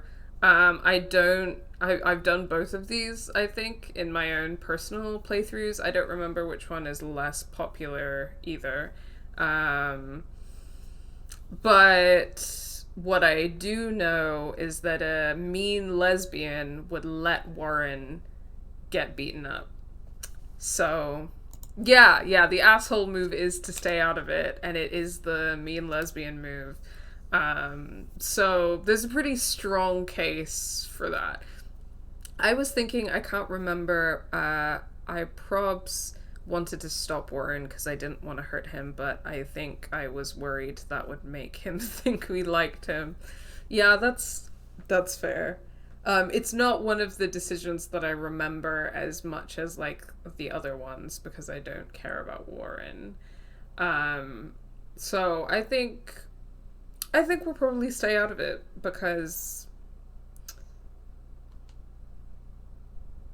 yeah. You like to hurt people, huh? Like Max? Like Kate? Like me? Huh? Feel this, motherfucker?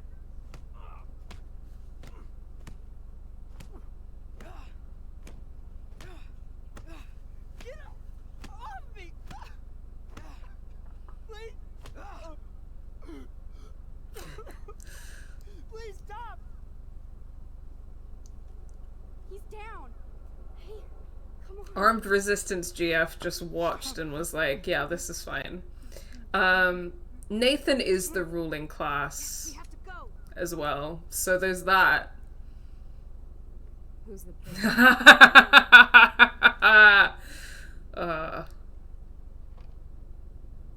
Yeah, so we're on mean lesbian time. We're on she wants revenge energy. We're just that's where we're at. I'm happy with that. Call me a psycho. Call me insane. Call me what you want. I'm happy with that. Who's the bitch now?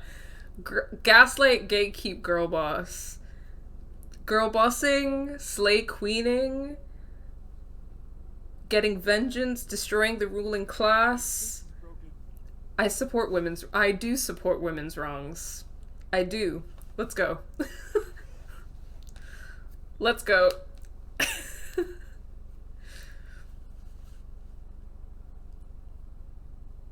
Gaslight, gatekeep, game assist. So true.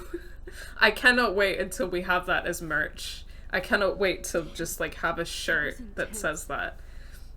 Warren, thank you so much. For what? For beating the shit out of Nathan Prescott? Dude, you rule. I don't know. I kind of went crazy there. Like Nathan. You're not anything like him. Well, Good to know.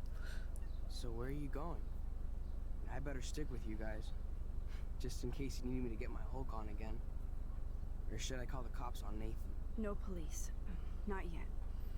fuck the So police. maybe we better. Warren, me and Max have to do this on our own. No offense.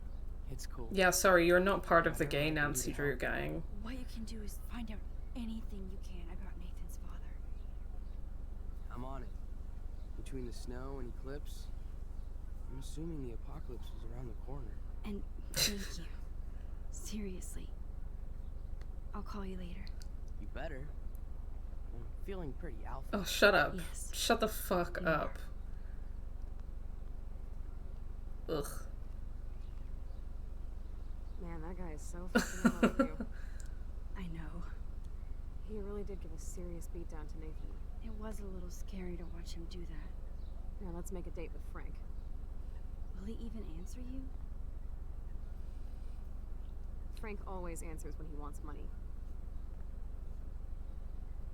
like I said, Frank wants to see me right now. Let's not keep him waiting.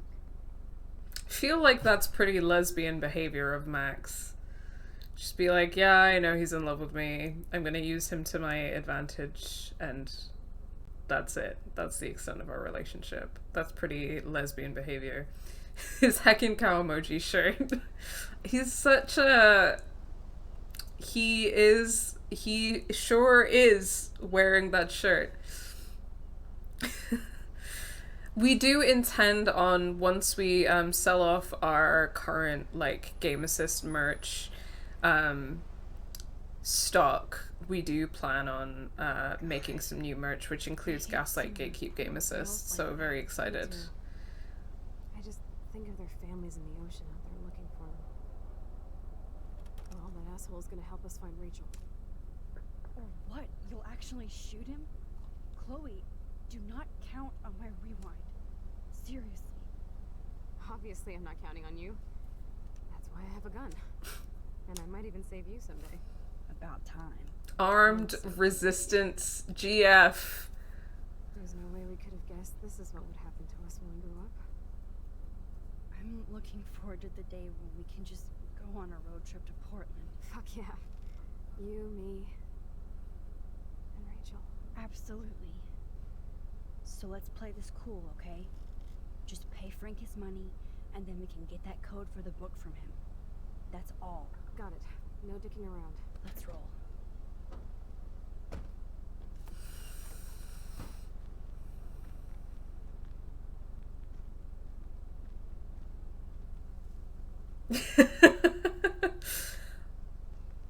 Play this cool, coming from Max like she knows anything about cool. So true. Also, Nancy from Stranger Things with a gun and Chloe Price with a gun. I do support women's wrongs. And I do think that Chloe Price and Nancy Wheeler are both armed resistance GF. I do believe that. So now we have to see Frank. Bisexual armed resistance GF. That's the like genre that both of those characters are in. Okay, on that note, give bisexual women in media guns sometimes and for fantasy fulfillment reasons only. I mean, like we said last week, I know you weren't here for this, but we did say last week that you know, we do think that queer women should stockpile guns just as like a fun hobby. Like, I think it's just a fun, girly, gals being pals time for no particular reason or political purpose, that queer women just stockpile guns. Like, I think that that's I think that sounds like a really fun, girly time. Shooting practice with the girlies. Hashtag just girly things. Let's go, lesbians. Let's go. Oh god, I just remembered what's coming up in terms of like the decisions and stuff. So that's fun. Hiking trail to the lighthouse. Prox 15 minutes. It's not a hike if it's 15 minutes. Sorry. Easy trail home. Huh. Sorry, hikes are always longer than 15 minutes, surely. This is where my nightmare started. Oh no, my nightmare is the hiking trail. I have added a meme to the streaming stuff channel on Discord. Ooh, yay. I'm gonna check that out right now. For anyone who isn't a part of it, our wonderful Game Assist Discord is defending your lesbian GF with a gun. Hashtag just girly things. Yes, I love that. A fun fact, the original Just Girly Things is a lesbian. So true. Wow, I love this community. To be fair, Americans call a hike anything in nature. Yeah, that's true. Okay, alright. I think it's gonna have to be effing chat for Pompidou, guys. We're gonna see how this plays out and how I make these decisions, but I'm trying to, if I remember correctly, in mine and Daz's playthrough, everything was fine. I don't know if we did a first try, but basically we left the situation with everyone being alive. So, the way that this is gonna go down is probably that I'm gonna try and kill Frank and Pompidou. Didn't we already kill Pompidou? Oh yeah, he got hit by a car in episode 3, so he might already be dead. But basically the aim here is that neither Frank nor Pompidou survive. So we saved everyone first try. Oh, that's pretty cool of us, or specifically you, because you were making the decisions. That's pretty cool and sexy of us. Okay.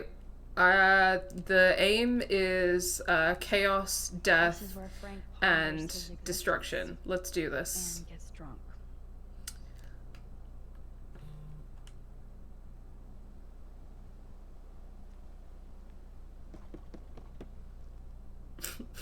LOL, I messed this bit up like 15 times.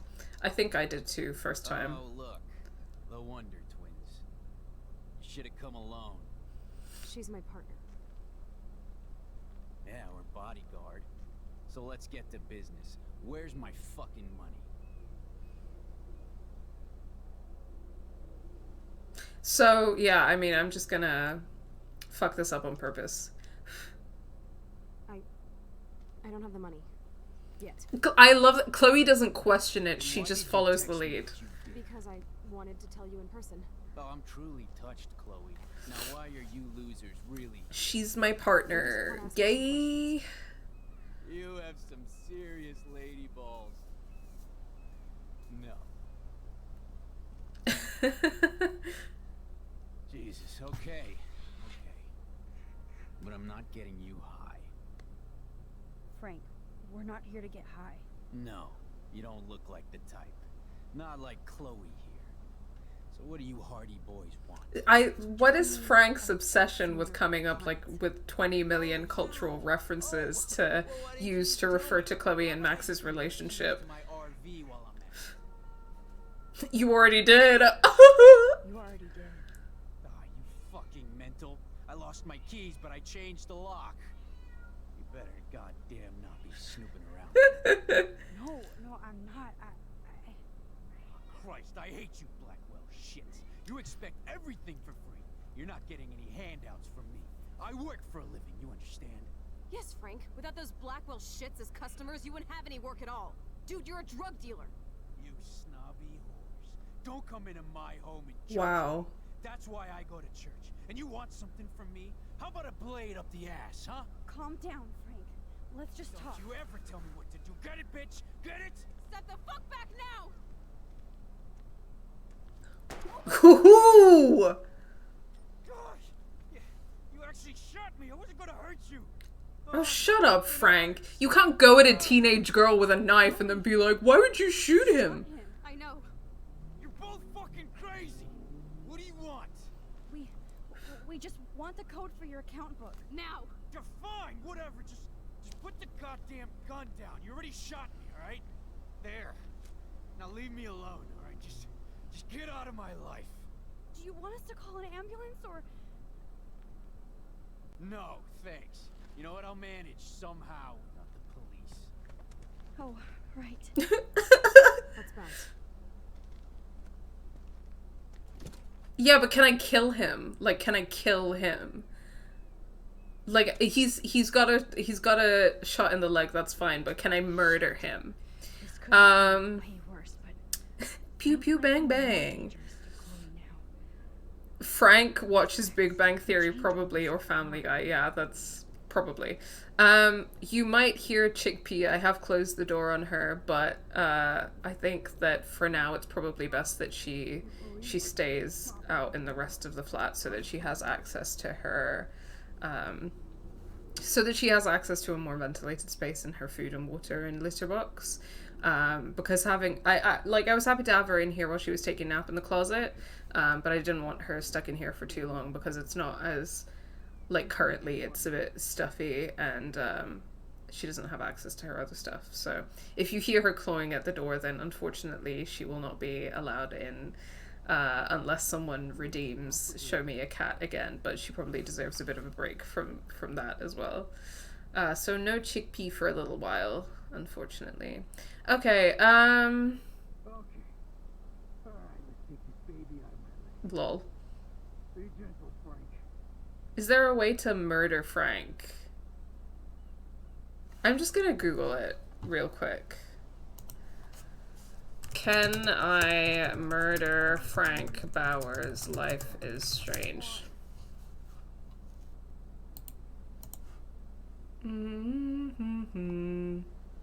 Also, Charlotte, you were right. No Pompidou, because Pompidou's probably already dead. Episode 4? 3 possible. Frank and Pompidou both die. Frank is wounded. Oh, okay. So actually, 3 possible permanent outcomes of this event. Frank and Pompidou both die after being shot and killed by Chloe. So Pompidou has to be around for that to happen. Max and Chloe steal the account book from his dead body. Frank is wounded by after being either stabbed or shot in the leg by Chloe. He begrudgingly agrees to give Max and Chloe the account book. Which is what just happened. The situation is handled well and no one gets hurt. Frank agrees to give you the account book and becomes an ally in the cause to find Rachel. So the most chaotic scenario that we're going to be getting today is Frank being injured because of our actions in episode 3, which got Pompidou hurt. There is no way to kill Frank. So that's where we're at. Yeah, you can murder him, but in this playthrough, because we can't reverse our actions from episode 3, Frank is alive but wounded, and that's the worst outcome we can get. So we're living with that. Yeah, sad face. No F's in chat for Frank. F in chat for me for not being able to kill Frank. Okay, let's go.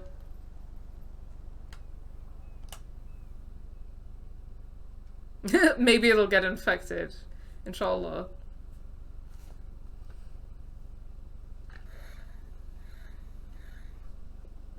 Also, he'll die in the storm, right?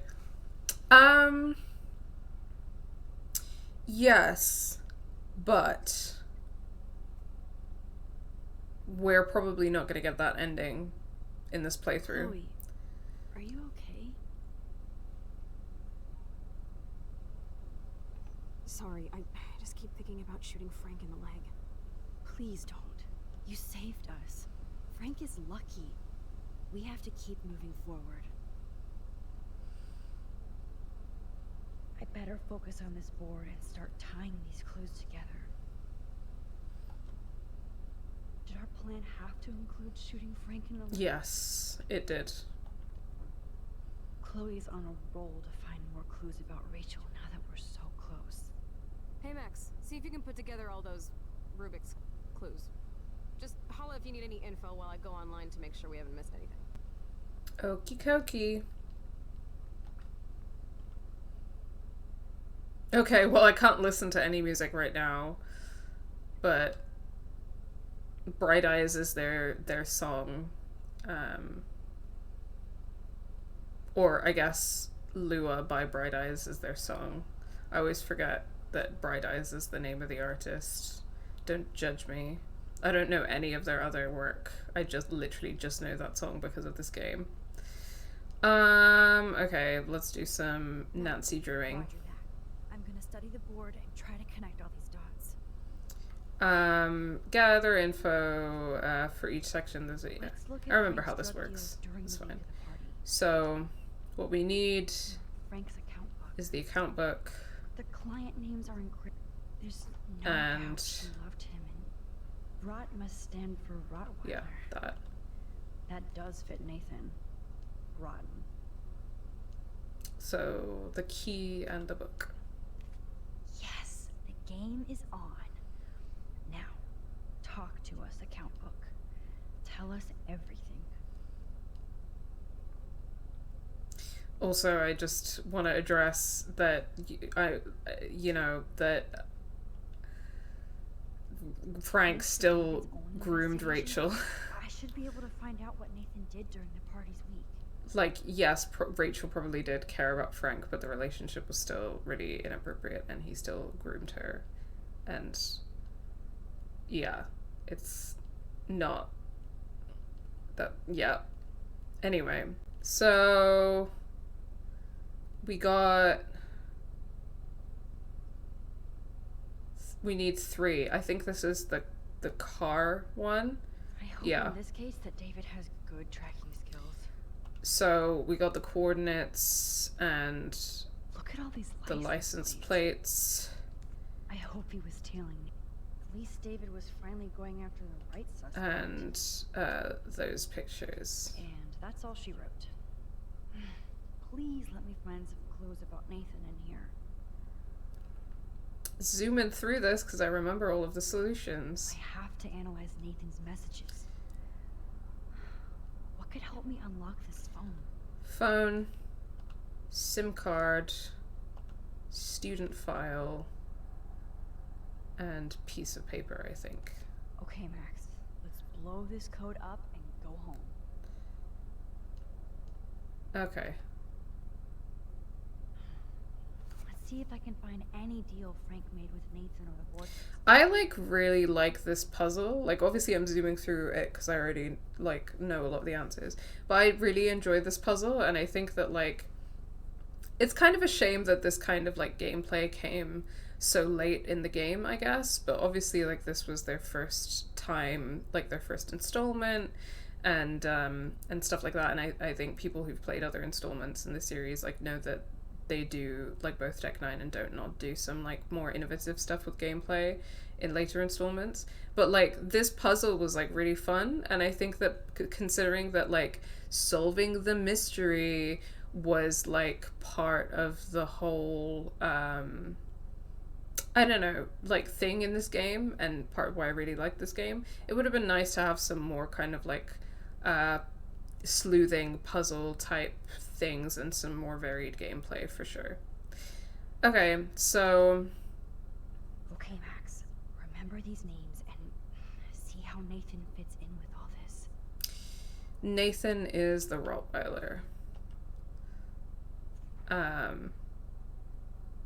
I also remember that it's quite interesting looking at Stella's, when Stella is mentioned on these, because it's implied that she is either dealing drugs for financial reasons, or that she's on ADHD medication or on speed.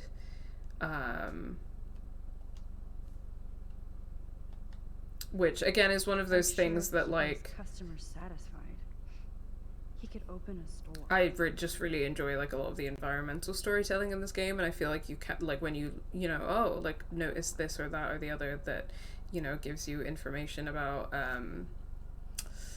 the side characters. I just really enjoy that kind of gameplay in general. Okay, so yeah, we got Nathan buying GHB here, which of course is a date rape drug. Dashend, that's Stella. Mid-shelf bud.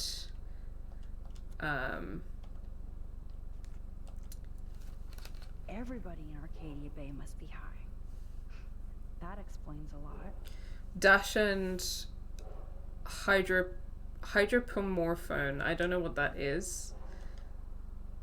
If Frank applied this kind of detail to his life, who am I to tell? 5 ADHD pills. So she's buying uppers and downers. Stella is. Sorry, I'm looking at Stella, not Nathan. I wonder what dog name Frank would have given me. Lol. Weird weed. And that's Nathan buying party drugs. I'm getting a contact high just reading this. We got Dasha and benzos and speed. Yeah, like Stella's buying uppers and downers. So she could be buying them for herself because she could be buying uppers to study harder and then buying downers to relax. But yeah, she could also be dealing because like they do imply that she's on a scholarship. She's like in financial hardship. So I don't think we have Nathan on here. 2 deals with Nathan on the same day? Party supplies, no doubt. GHB.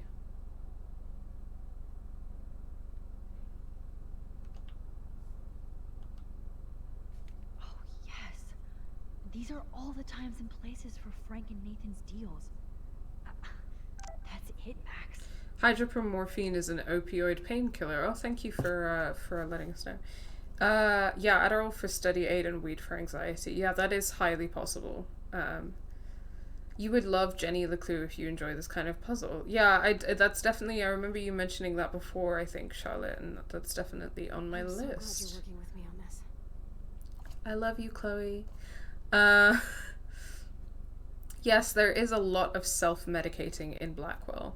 And it's interesting to think about the difference in terms of like how well, I guess it kind of comes back to a lot of the conversations that we've had in our YouTube playthrough as well about how like I guess that it doesn't matter that these students are like not doing okay and that they're self-medicating because they're performing well academically.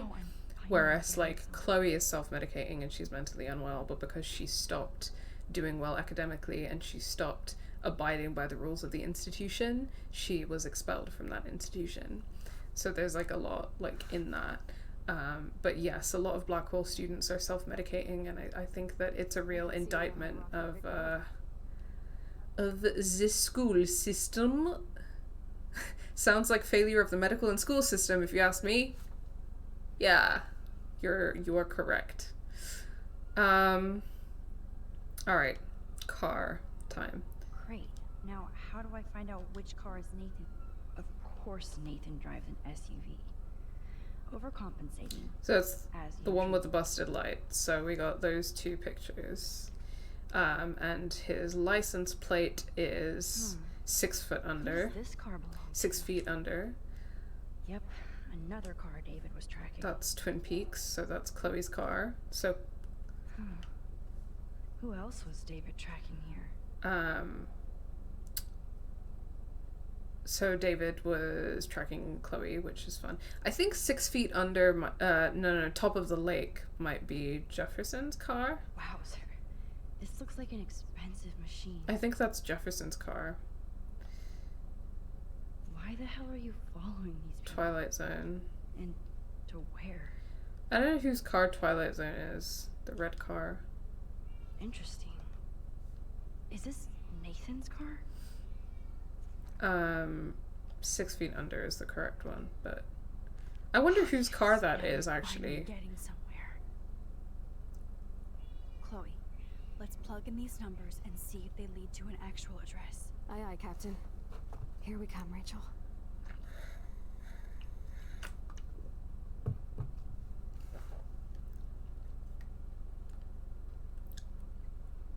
Okay. Nathan's clues. Let's do that next. Let's start hacking. I don't remember what his passcode is, but I think it might be his birthday, which is 29th of August. So in American numbers, that's 0829. So I think that might be his passcode.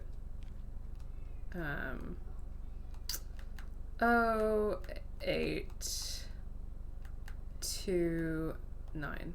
Yes! Okay, so that's texts with Frank. Need the G. Okay, cool. You sold me water, asshole. Stay away, pigs on the beach. This is all about Nathan trying to score for the Vortex Club party. Yeah. Nathan Nathan was jonesing hard the night of the party.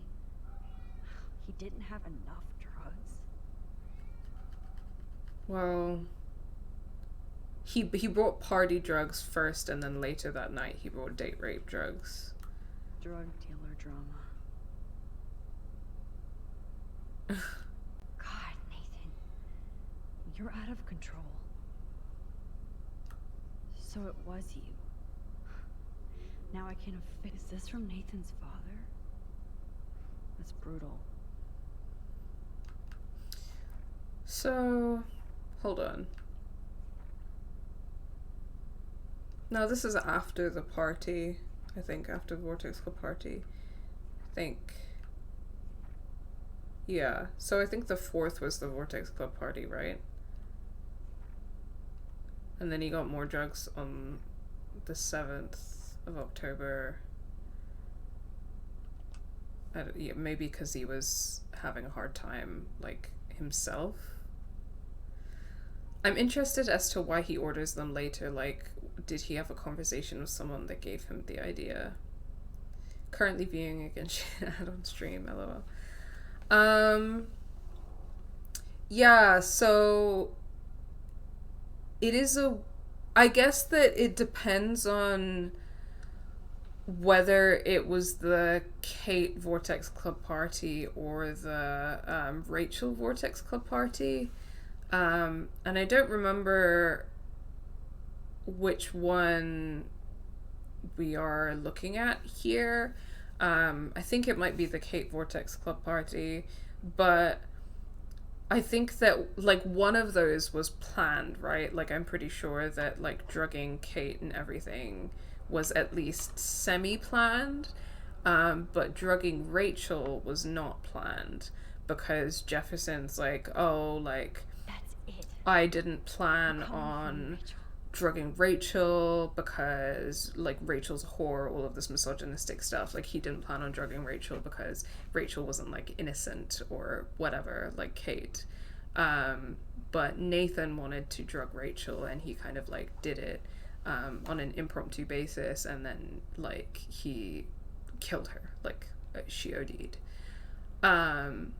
So I think that might kind of explain some of the timelines. I think this is the Kate one, the recent one. Does it have the date? Yeah, I think you're right on the basis that it's October, so it's the 4th of October, I think. So I think you're right. I think this is the Kate one. Take a breath, Max. Go through all this data.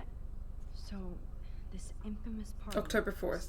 Yeah. So the party was on October 4th. The one that Kate was drugged at, because we're in October right now. So this was recent. I guess that brings this question back up of, like, how much was this planned? Because Jefferson had every intention of drugging Kate and of Kate being his subject.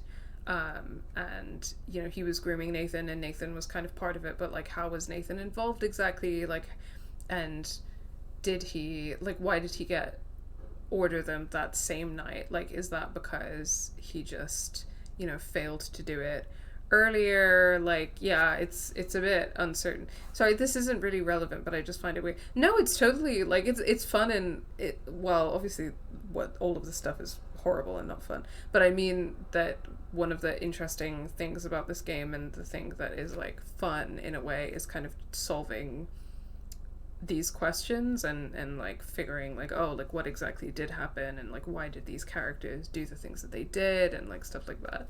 So I mean, even to this day, playing it, like, for the millionth time, 7 years later, I'm still being like, oh, like, I still have these questions, and I still am, like, trying to solve them a bit, you know, so totally relevant. Okay, so we're looking for the 4th.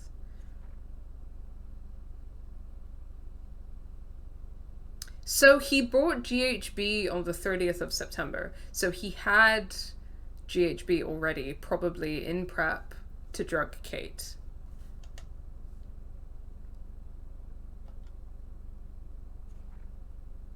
Cocaine after the party. Also after the party. Night of the party, 540, we've got party drugs. So we've got speed, cocaine, bud. Oh, that's the 7th. And then we've got GHB at 11 p.m. on the night of the party. So he did buy GHB before the party and the night of. So maybe something went wrong. Yeah, he did buy some in advance, but he also bought some later.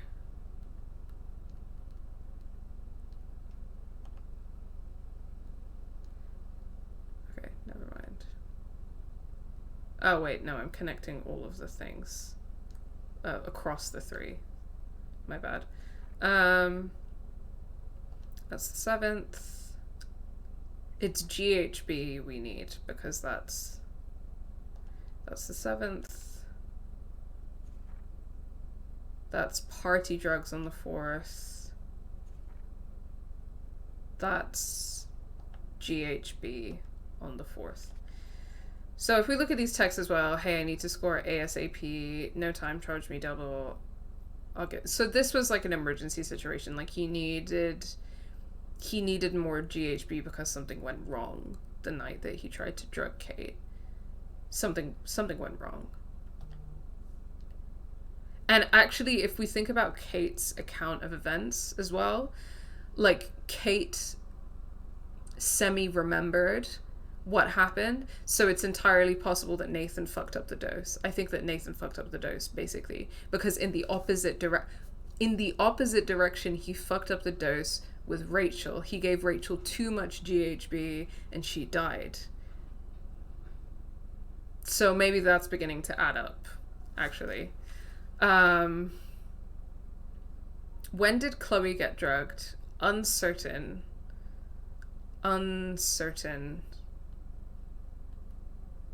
I do not know. Hey B! Hello, welcome. How are you doing? How's your Sunday going? We're just having some very light conversations about people being drugged, so really sorry that that's what's happening right now, but this is at that point in the game. Yeah, he's not knowledgeable enough, so he went with less the second time. That would make sense. Yeah, I think that makes sense, right? Of like, he ordered you. Well, we can look at the amounts as well, I think. Okay, let's deselect these for now. So let's see how much on the 30th, he ordered 3 grams of GHB. And then on the 4th, 5 grams of GHB. So I think that he didn't give Kate enough, like he didn't drug her enough, and it's entirely possible that he gave her a smaller dose because he killed Rachel by giving her too much before. I think that feels like a solid explanation. Yeah, we're at the point in the game where we're like solving like what happened the night of the party, and then we're gonna go to the Vortex Club party. So we're going through all of the texts and stuff, and we're talking about basically like why Nathan ordered GHB the night of the party when drugging Kate was premeditated. But we are thinking that basically because he accidentally murdered Rachel by giving her an OD, that he gave Kate like too little, because she probably, as opposed to previous victims, like she semi-remembered, like remember when she gives her account of events in episode 2 and she's like, oh, I remembered like Nathan taking me somewhere and it had bright lights and I think it was a hospital or something, so she remembered like a bit, but they like for her to just completely not remember anything, they needed to drug her more. So yeah, we're kind of like discussing that and piecing those things together. Was Frank meeting Nathan at the junkyard? No. That beach is like Frank's main Barn. office. Here we go. Barn. GHB on the 4th of October. And GHB on the 4th of October. There we go. Yeah, he didn't want to kill Kate. Chloe, this is definitely the place. Let me dig up some more clues here. I love a good bit of environmental storytelling. Nope. Nothing, Max. There's nothing here. Just a shitty old barn. Let's keep searching and find out who owns this haunted barn. I'm on this. Hold on. Sorry, the little look. That was gay. Prescott. I'm shocked. Should we call the police? No! Fuck that. You know the police here are like Nathan's private security, right? That's so messed up. As you've noticed, this whole town is messed up. We can't trust anybody, except each other. So we have to go out to that farmhouse by ourselves. I was afraid you'd say that. We could call Warren since he kicked Nathan's No. ass. It's just the two of us, nobody else. And I'm not scared. Chloe's You like, have the power. no Warren allowed because this is a date. We have to find her, Max. We will. But remember, my power isn't infinite. We still have to be careful. Do you hear, Chloe? Yes, sir. Warren's not allowed on our mystery solving date, actually. No boys allowed. Oh my gosh, I'm trying to stretch my legs under the table because my hamstrings are like super tight.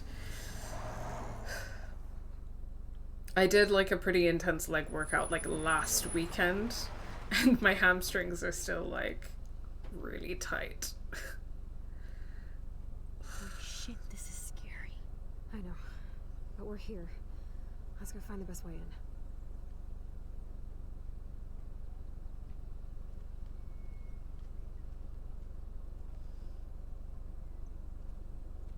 Whoa, check this out. Fresh tire tracks. Dude, somebody was just here. Then we need to get in that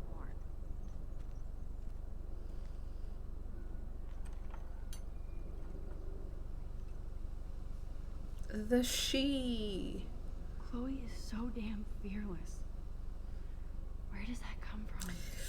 It, you know, kind of maybe comes from like a lack of consideration for her own safety in life, which is not unconnected from her like depression and trauma. But it's very sweet of you to compliment it. I don't care about you, Warren. Ugh. Okay, I'll just let this do its thing and then we'll read these cringy fucking texts.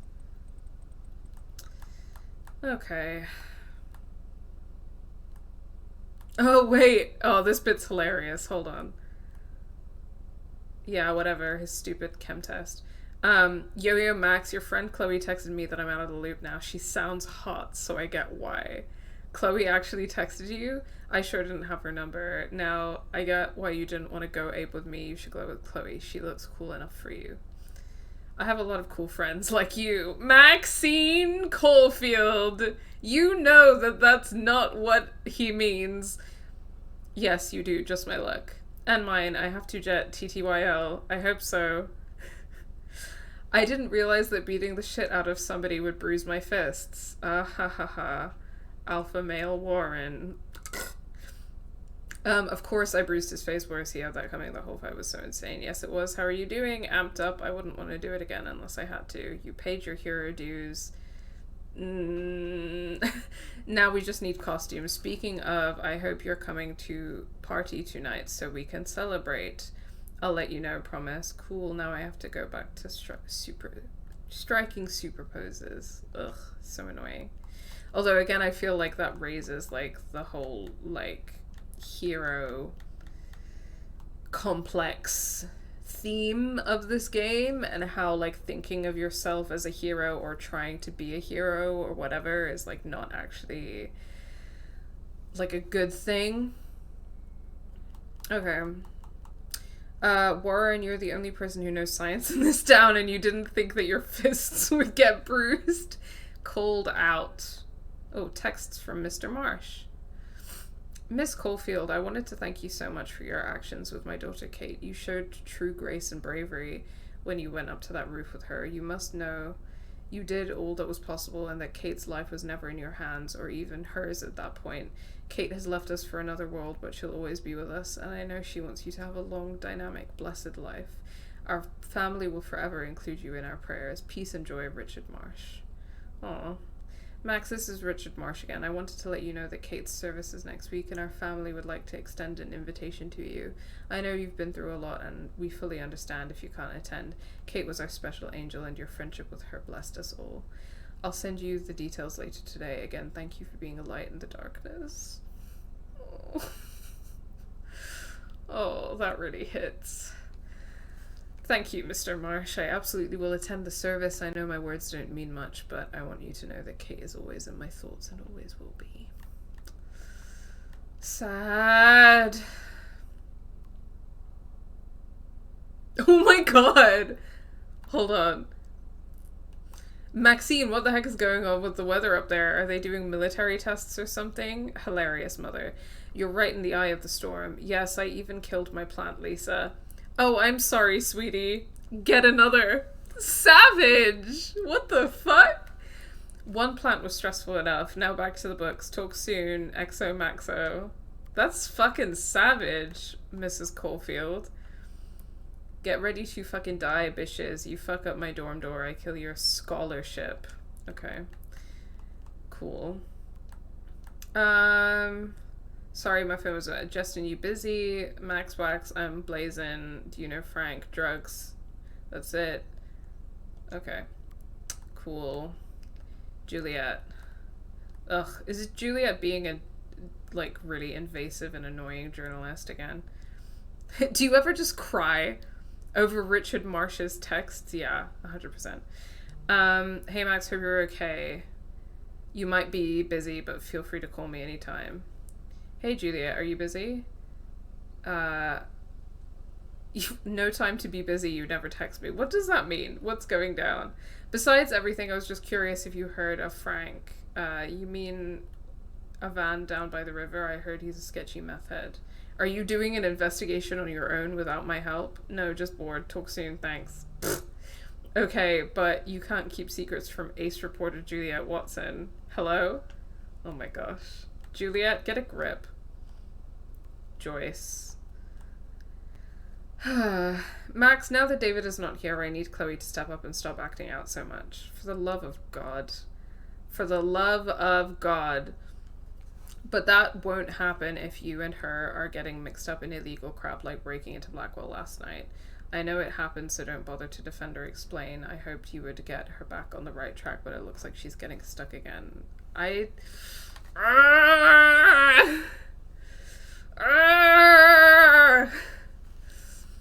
You could be such a good influence on her unless you both want to play bad. She can't keep blaming David now. Shut up, Joyce. I'm sorry, Joyce, even I get into shenanigans, but I'm trying to be a good influence. I know, I forget you're still teenage adults. Shut up, Joyce.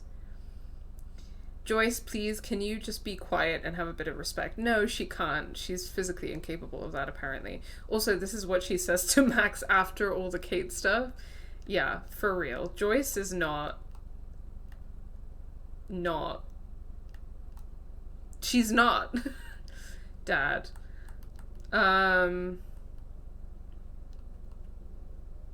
Hey honey, I just got a weird text warning me that my nosy daughter better stop watching others and look out for herself. Is this some kind of school prank and it's from a blocked number? Oh, I'm so sorry. Some jackass in my class thought that would be funny to send. It's not, and I don't like strangers having my number, okay? Me neither, sorry. I'm just being a dad. I know this week has been tough for you. It's almost over. I'll call you guys later. Love you. Okay.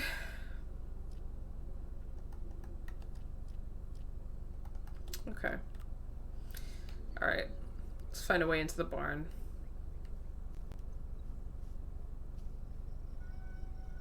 Squeaky, squeaky, squeak.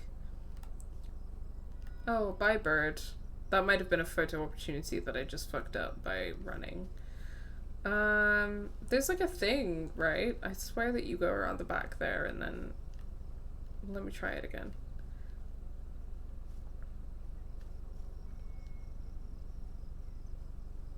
Yeah. Yeah, there we go. Now I need to find a way into the barn.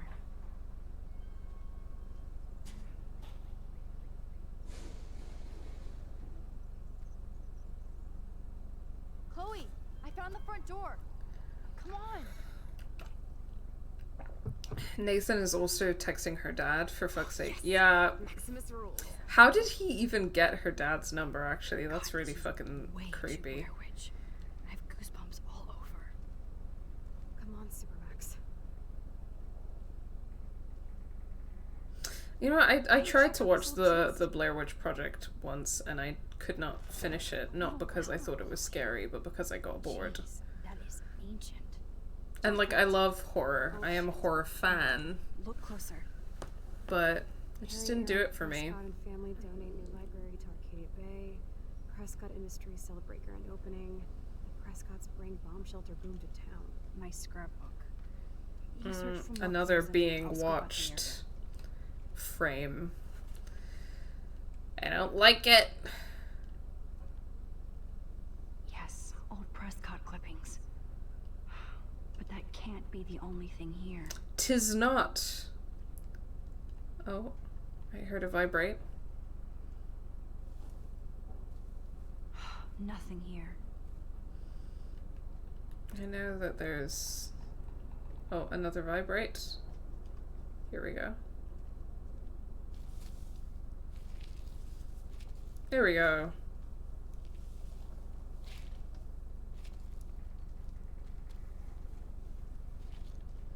Whoa.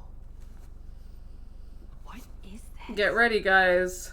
It's totally brand new. Why? Padlock. Scope out the perimeter. No, Max. Supermax. You can't open this with your bare hands. He must have looked into school records or something very weird. Yeah, I think you're right. Okay, Chloe. I found some kind of hatch, but it's locked. I got this. I hope. Let me know the second you need any help.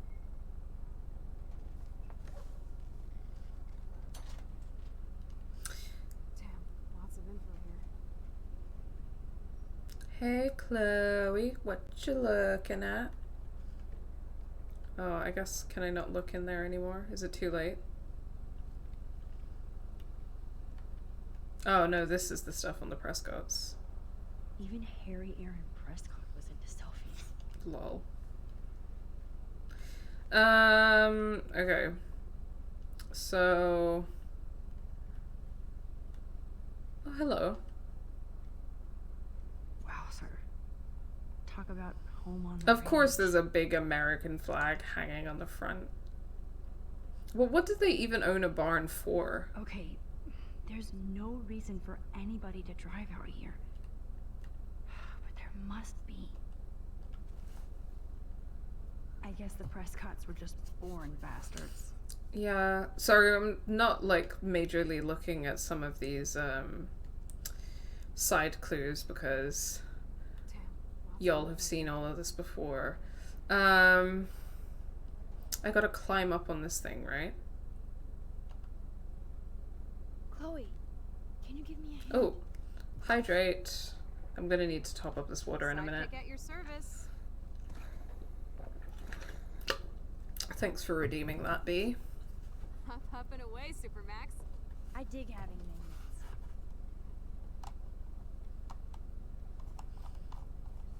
How are you doing, B? How's your Sunday going? What have you been up to? Besides from having meetings, which I hope you have no more of, because it's a Sunday and you deserve to chill.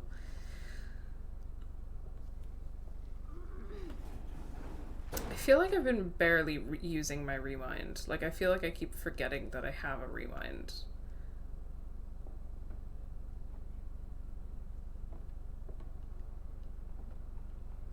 Okay, and then I need to...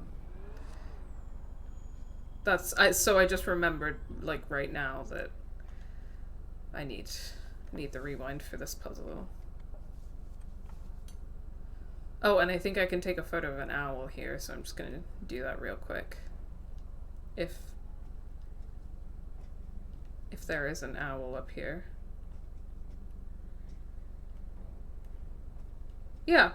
Oh, look at him! I love owls. Good evening, Doctor Who. Aww. Sorry. Sleepy little baby. I love owls.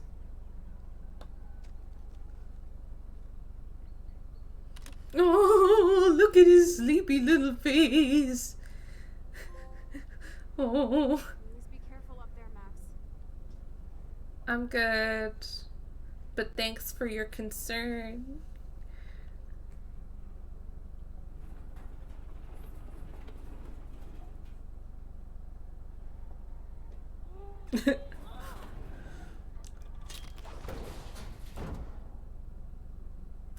Max Guyver strikes again. Ugh. Okay. Do not fall. Protective GF. Alright, okay, well things are about to get very, very much not funny, so...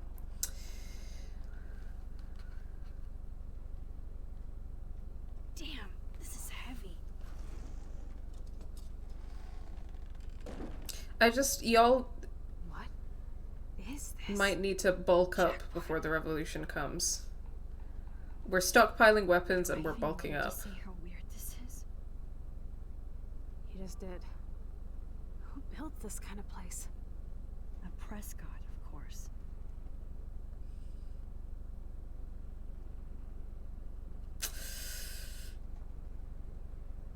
Woof. Okay, here we go. And for anyone who needs it, there's going to be, needs a reminder / content warning. There's going to be a lot of disturbing content in this bunker, which is mostly related to, basically, girls being drugged, without their consent and assaulted, and photographs being taken of them, and also content related to a kid being groomed to do these things, and emotional manipulation and abuse and stuff. So just a reminder so that we're all ready for that. I will be doing comms for the revolution because building muscle is not going to happen for me. That's totally fair. I think that Chloe and Max specifically, because I have a feeling based on everything about them and this game, I have a feeling that they need to build some more, or Chloe at least, because Chloe is armed resistance GF. But of course there are loads of ways that are important and valid to engage in the revolution that all of us can do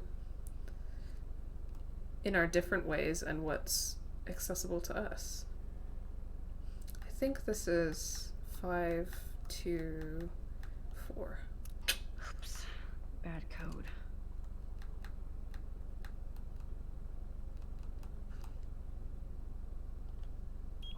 Yes. Close. I thought that only worked in the movie. Yeah, they will be frontline. So little nerd arms Max needs to work on that if she's going to be frontline alongside armed resistance GF. Stocked and ready for the apocalypse. This must have cost a fortune. Hi, Neve. Come on. I'm training in street medic and mutual aid for the Exactly. That's like an important thing that you don't need to have a gun or be bulky for. So yeah, but Max needs to stop being a weed if she's going to be on the front line with her armed revolution GF. That's all I'm saying. But you're very right to point out that there are multiple other ways to contribute to the revolution, depending on what's comfortable and accessible for people and what their skill sets are. Look at these cans. David must shop at the same store. Parallels between David and Jefferson and Nathan, and an overarching commentary on male violence. Look at these cans. David must shop at the same store. Anyway. Water supplies. It's like in David's garage bunker. Warren may also need to do so if he keeps getting in fights. I respectfully I do not want to be fighting alongside Warren. Not respectfully. He sucks. Warren is not one of the good ones. I don't imagine that he's going to be fighting during the... well, okay. Okay, I mean, now that you mention it, he did just beat the shit out of the ruling class, i.e. Nathan Prescott. Okay, but okay, fine. Warren can bulk up and be on the front line of the revolution far away from Max and Chloe. Far away. Do we think Jefferson and Nathan are also doomsdayers with all this downstairs food? I don't know. I don't think that they're doomsdayers necessarily, but I think that especially Jefferson... How did Nathan get a hold of this place? Like, they might be doomsdayers, I don't know. I'd be interested to be convinced of that. But I think that, like, Jefferson especially spends loads and loads of time in this bunker. Like, I think that when he's working on, like, a project, that he spends loads of time down here, like, working, like, taking the photos, editing the photos, playing his stupid music, and doing his stupid monologuing to, like, drugged out girls. I think it's more that, like, they spend loads of time in here hanging out and working on their disgusting little projects. But they could be doomsdayers. More survivalist supplies. Look, sometimes we have to ally ourselves with people we don't like. Yeah, fine.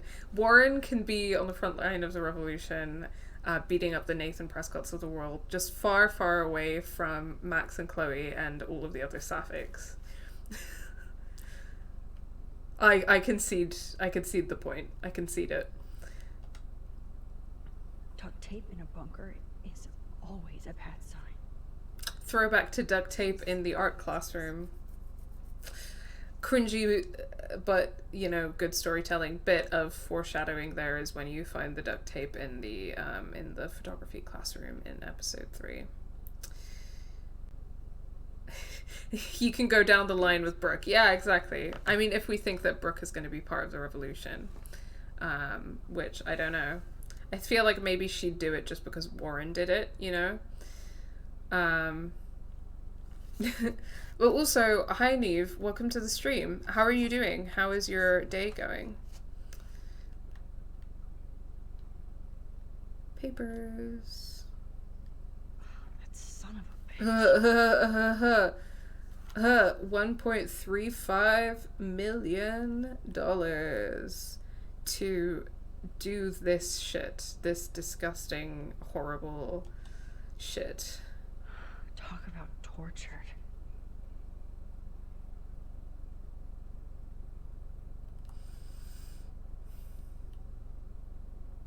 He has a fucking, like, this is like a Mac.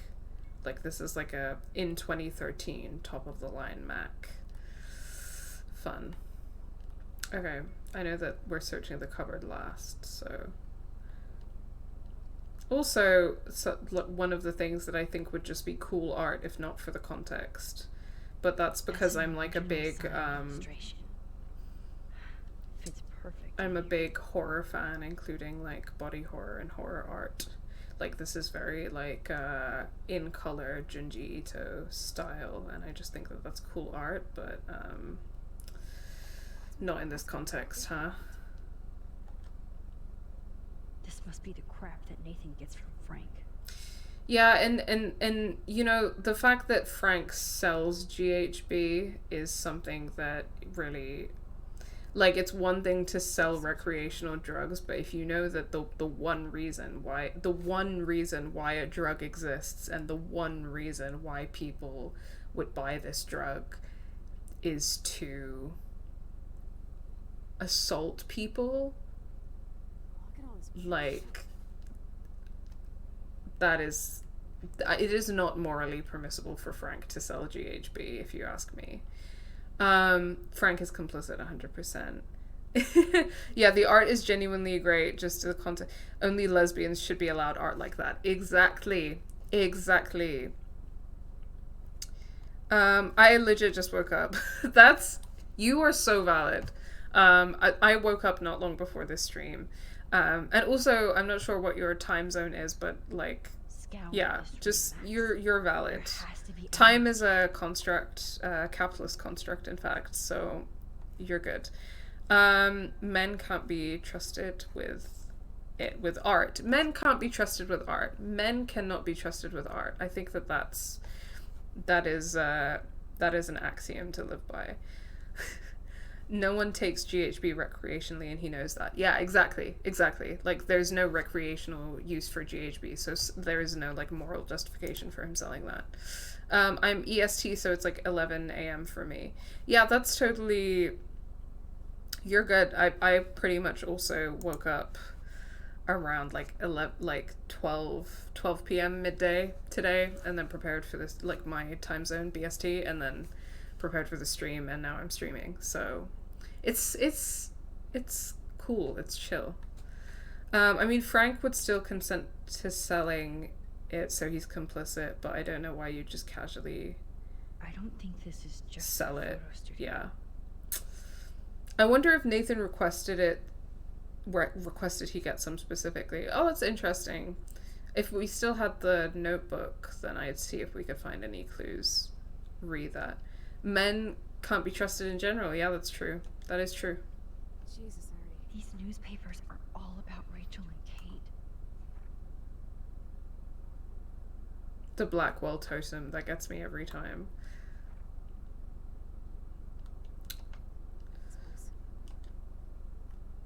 Somebody likes their whiskey.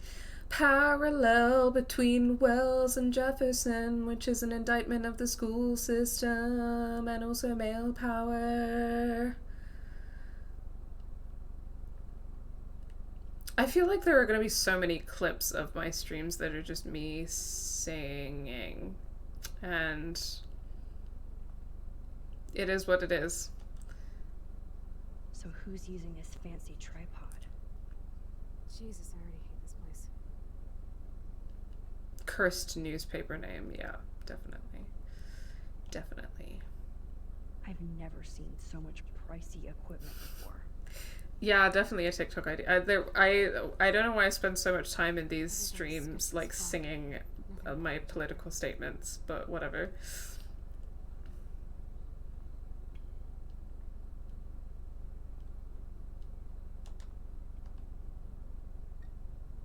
Let's see what's in here.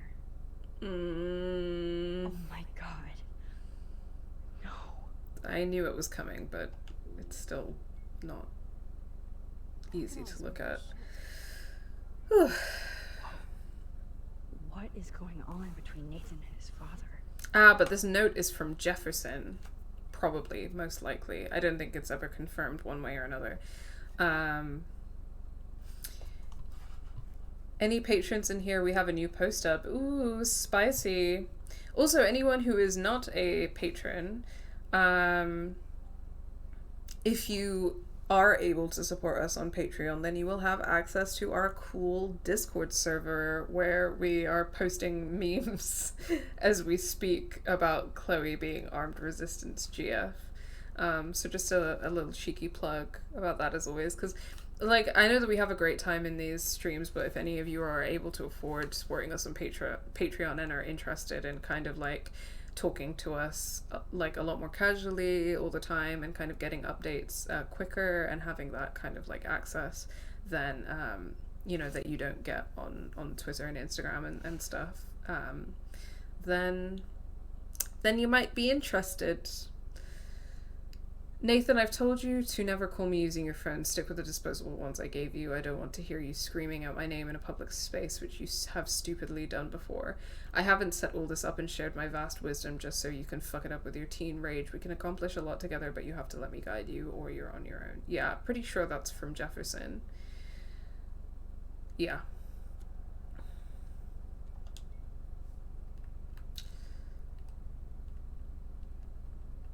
I think the papers back there are like a psychiatrist's note or something. Keep searching. The Apocalypse Entertainment System. Jeffy!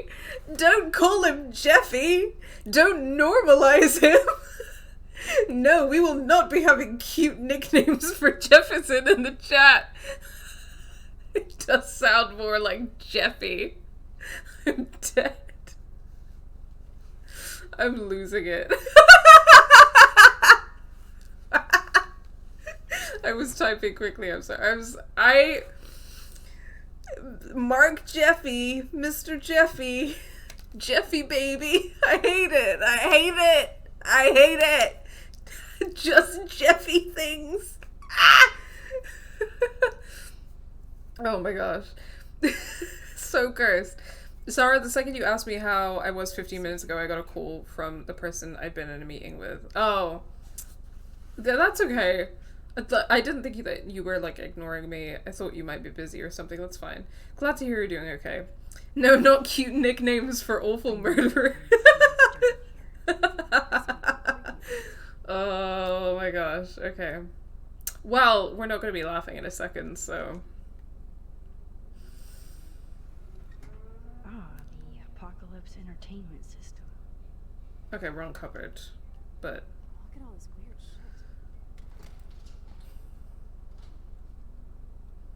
shit. Look at all of those names. Like, thinking about that, thinking about how many folders there are, like, is horrifying. Come on, let's see what this shit is all about. We are. Okay. A binder marked Victoria, but it's empty. Look, the next one says Kate. Oh no, Kate. No. God, I should have killed that bastard back there. Kate wasn't the first. All those binders are filled with other victims. Victoria has to be next. Nathan must be planning to dose her tonight at the Vortex Club party. Rachel. This can't be real. These are all post shots, right? Right? Chloe, look at her face. She's out of it. Maybe Nathan paid her a shitload of cash to do this. She probably would have. I don't think so. Why is he putting her in the ground like that? Where? The junkyard. Max, we have to find that spot now. Then we can see what he did. There's no way she's dead. No way. She posed for those pictures, Max. I know it. Please, let's go.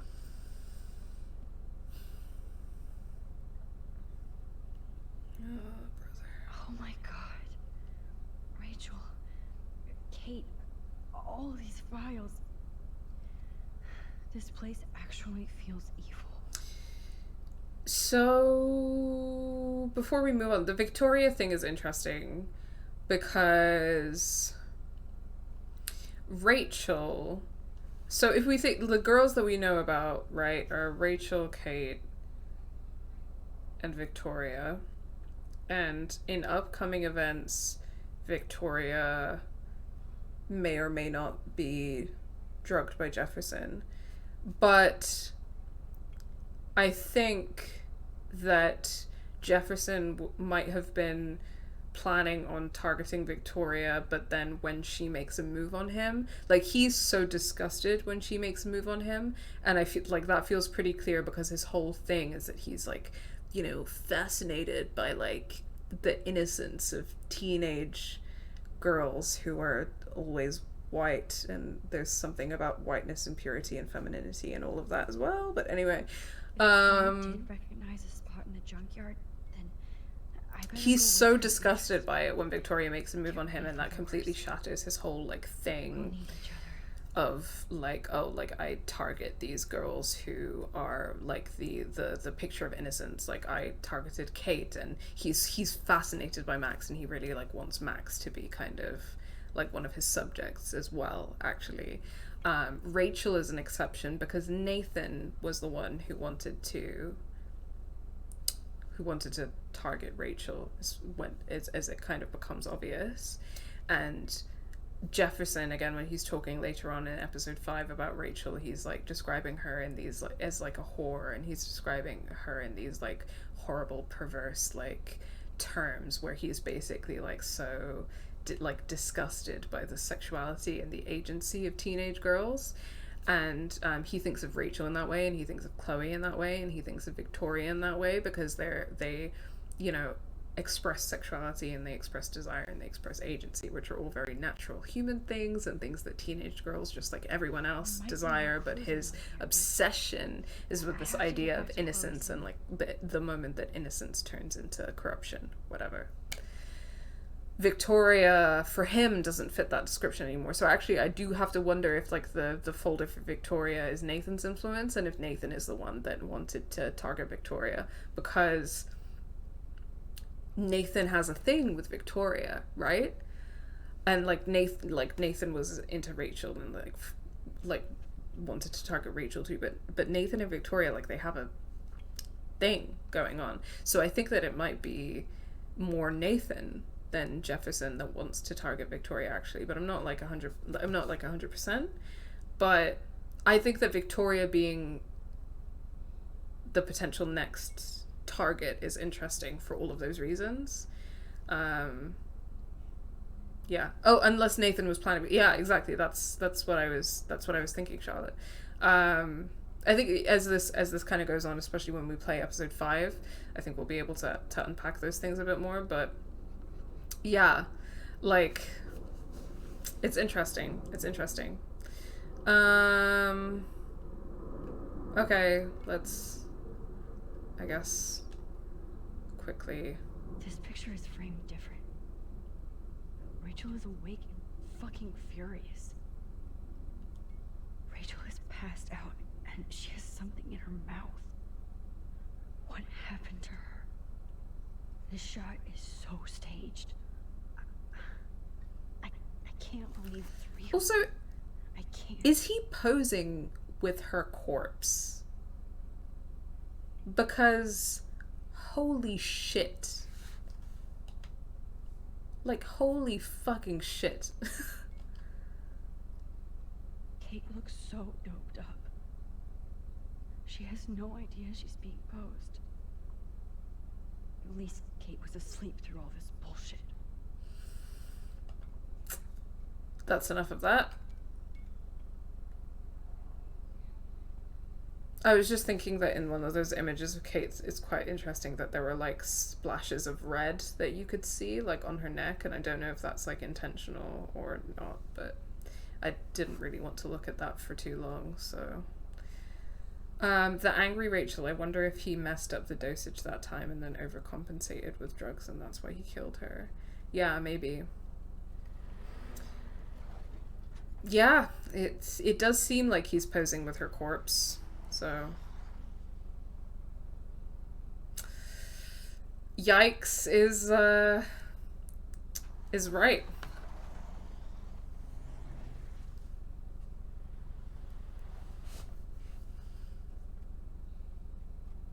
Chloe, slow down. Wait for me. I know exactly where I'm going.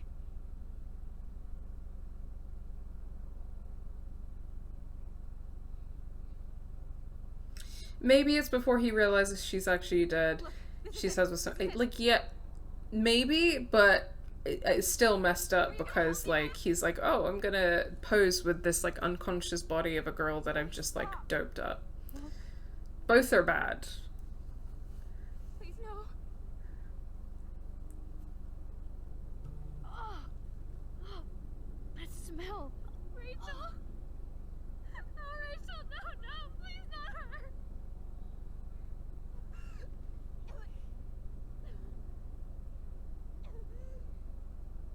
Chloe. Oh yeah, and you can, like, see the dirt on their hands. I'm sorry, Chloe. I'm so sorry. I loved her so much. How can she be dead?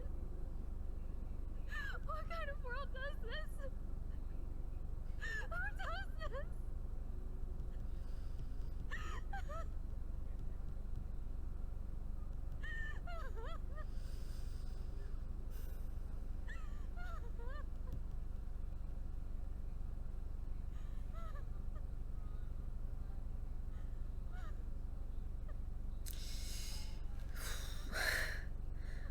Yeah, they really didn't even bury her properly. And the junkyard has, like, a huge, I think, symbolic significance in this whole story.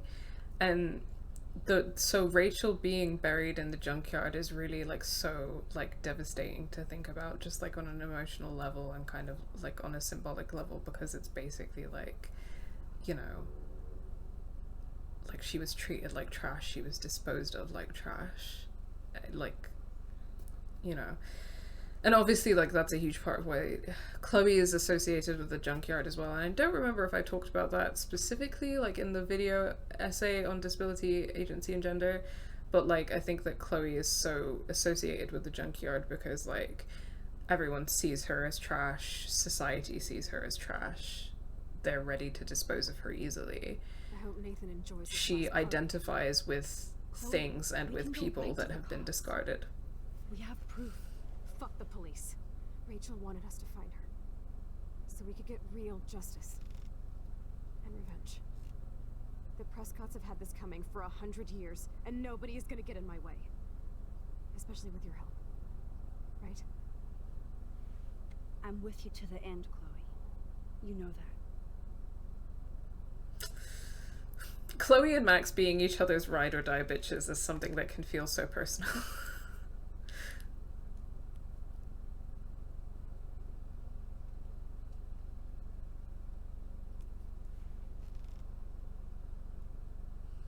It was in that moment, like, the way that you could like see the dirt on their hands and like on their faces was definitely like a huge difference, because I remember in their like original version, like I don't think that they had any like dirt on their hands.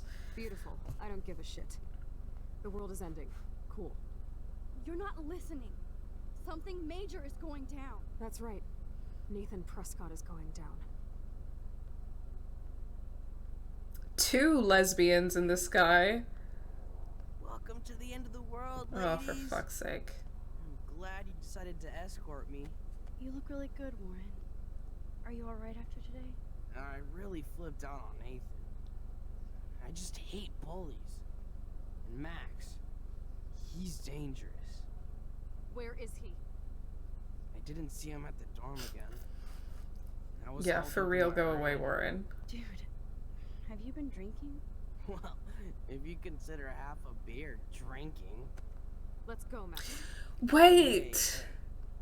I know this is a bad time, but can I get one picture? I've been feeling like this might be actually the end of the world, so I want to have something for prosperity. Well, I don't blame you, Warren. I know, I'm a pain in the booty. Just Oh, one please, picture. you're taking like a million years to take this one photo. Action. We've got no time for this shit. Come on, Max. Sorry. Chloe, I agree. just wanted to feel like a normal student after this week's ultra violence. I never hit anybody like that before. I was always the one getting my ass kicked. Hey, we still need your expert help. If you see Nathan, text me immediately. Yeah, And do not let him see chat, this is exactly what I was thinking about, because I know how to be invisible. he says that he's only had a half a beer and he's like Text soon. behaving like this is not half a beer drunk. Like, even for people who like have lower alcohol tolerances, like I think it's safe to say that this is not half a beer drunk. And I think that this might... I've definitely seen discussion about this before, because there have been a lot of people being like, oh, was Warren drugged? Because that is not half a beer drunk. But the brain moment that I had, potentially, is that I think this might connect to the conversation that we were having earlier about why Okay, Chloe. Where the hell? Nathan brought GHB twice. Maybe the GHB that he brought before the party in preparation was to spike the punch, and maybe at these parties they like spike the punch or whatever and then use additional GHB. Maybe it's a theory. It might not hold water as a theory, because then everyone would be more fucked up. Yeah, it's a theory. It's a possibility. Yeah, Jeffy. Can we not stop trying to make Jeffy happen? that he spiked Warren because he knew he'd help Chloe and Max. Yeah, that is possible. They could have specifically spiked Warren. They could have, which like Nathan could do as well, right? Because of, you know, how Warren attacked him specifically like twice in the space of the whole story. But yeah, like I feel like either Warren specifically has been spiked for that reason, or like the punch was spiked or something. I don't know. Possibilities. Enter the Vortex Club. End of the world party. Sharky! Oh, little Sharky. Guard. Cute. Hey, Stella. Hi, Stella. Hey, Max. Welcome to the end of the world. Do you want me to check anything in? No thanks, Stella. Have you seen Nathan yet? No, thank God. That boy creeps me out. Wait, some girl just asked about Nathan before you came in.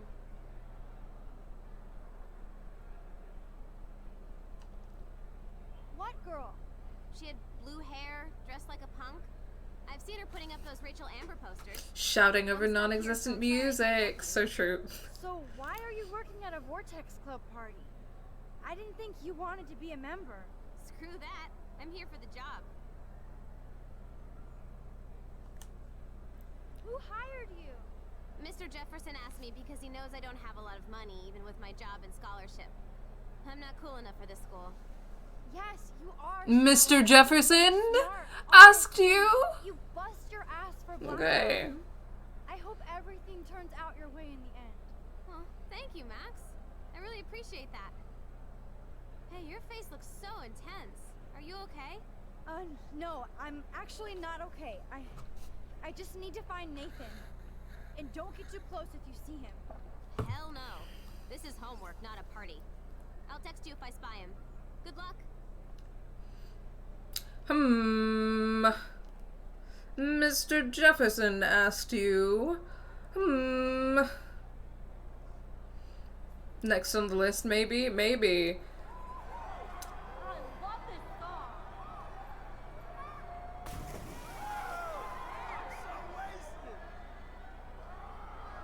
Maybe, yeah. There's definitely a lot to the way that he kind of tries to, like, manufacture himself or, like, create this image of himself as, like, someone that, like, that, like, these kids can trust and rely on and seek help from.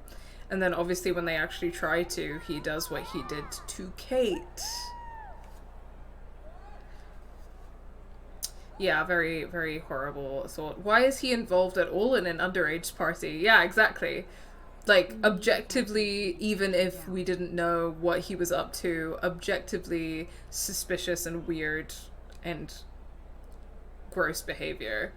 He likes to bring all of these girls into his orbit and, like, does them favors. And you're right, it's girls. It is girls. It is girls. I think that Stella is interesting of potentially an next victim because Jefferson, from what we have seen, and Jefferson and Nathan, from what we have seen, target white girls. And, you know, I think that that to me isn't a coincidence, and that to me is connected to, like, a pretty long history of, like, in media and in real life.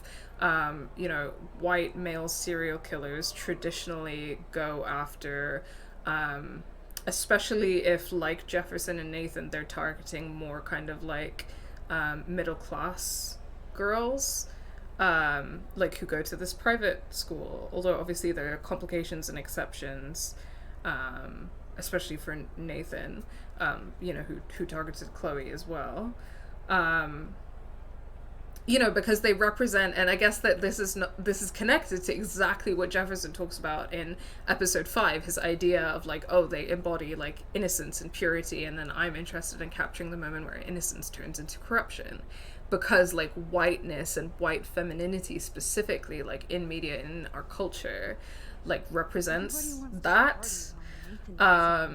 Like, I think that, I feel like that is, like, a whole thing I could, like, get into and unpack. And one of these days, I feel like I'm gonna, You know, I'm never gonna stop writing about Life is Strange, which I think is so cringy of me. I've like just like submitted 2 other things where I talk about like Life is Strange in other ways, like talking about compulsory heterosexuality in Life is Strange, and talking about like the theme of home in Life is Strange.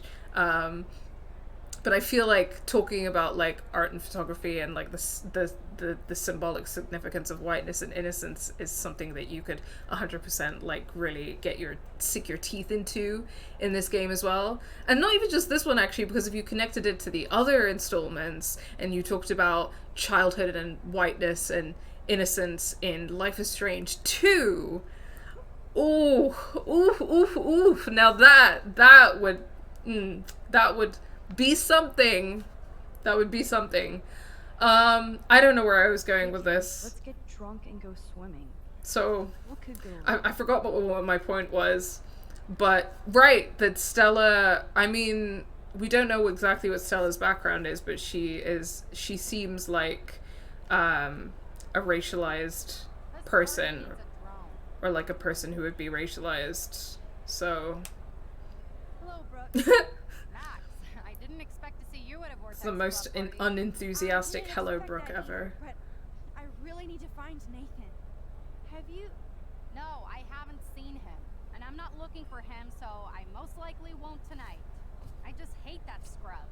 And his club. So why are you here tonight? No homework? Boredom? Waiting? Have you seen Warren tonight? This guy's dancing. I can't stop it. Which guy? Our drive-in date later. Warren wants to go to dinner first, so that'll be fun. Is that cool with you, Max? Yes, it's great. Brooke, I'm happy for you. And Warren. I don't I'd care. Like to see happy instead of waiting. Thanks, Max. I don't care. Talking about a boy considering Kate in the Arcadia Bay Echo meltdown. You're not selfish, Brooke. You're just trying to live Brooke, I am a lesbian. Brooke, I don't care, Brooke. I don't care.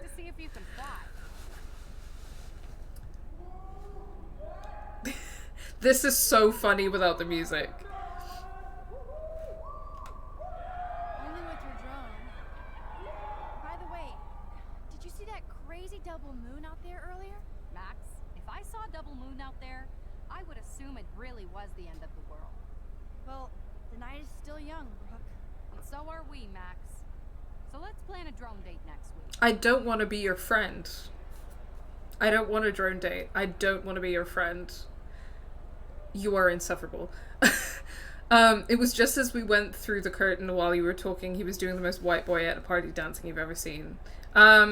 There's like a lot of that in here. Oh my god, holy shit. Look at this. Holy shit. Something quirked up white boy with a little bit of swag, etc. The guy with the cap. What? Oh my god. Yeah. Look at that. Like, holy shit, bro. Wow. This is so funny without the music as well. This is amazing. Amazing. Is that an adult man? Is that an adult man? Okay. Energy drinks, soda, energy drinks. I know somebody has those. There's Courtney drinking alone, without Taylor or Victoria. I wonder why. Not gonna talk to her, I guess. I just wish some... Luke, I almost didn't see you. Max, you're the only person I don't mind seeing right now. I was looking for Nathan. I've avoided almost everybody here tonight. Why are you looking for Nathan? No big deal. Really? You look pretty fucking intense. Is Nathan bothering you? Oh wait, I did see Nathan today. Nursing a busted face. Let's not forget that Nathan, like, called Max a dyke as well. Sometimes dreams come true. Warren gave him an epic beatdown. Yes! Give it up for Brother Warren! Now all we have to do is drive all these goddamn Prescott vampires out of town!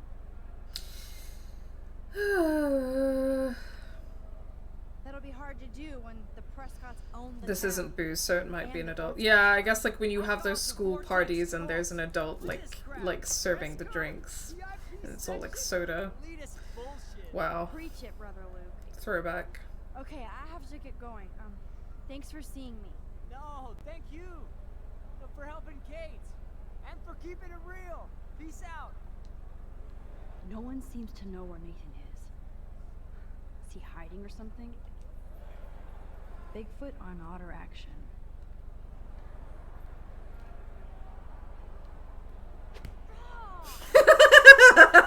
Sorry. Why am I cackling so bad? Rest in peace, Give the girl a break. Rest in peace, Alyssa.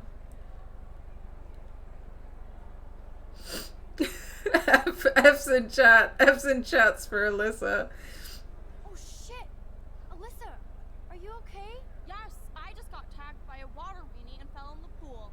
I'm queen of the world, and you're always nearby when I'm targeted. Maybe you could warn me one of these days. No. I will not be doing that. Oh my god, all of this white people dancing. Horrific. Sport bouncer. That's so funny to me. Hi. Excuse me, but I'm going in. Sorry, but this is the VIP section. Members only. Okay.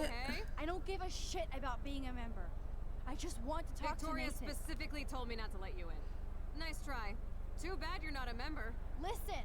No, you listen. Courtney is supposed to be the VIP gatekeeper, not me. So please go. Yeah, very rude. It's not Max's We fault. need to find a way to enter this bullshit club. Okay, why don't I just go around? I think I can just go around. Hey, Max. What are you doing in here? If I get sick now, I can drink more later. Oh, Justin. Let me take a photo. Come on. Come on. Come on. There we go. I'm not in the mood, but still, this could be an interesting shot.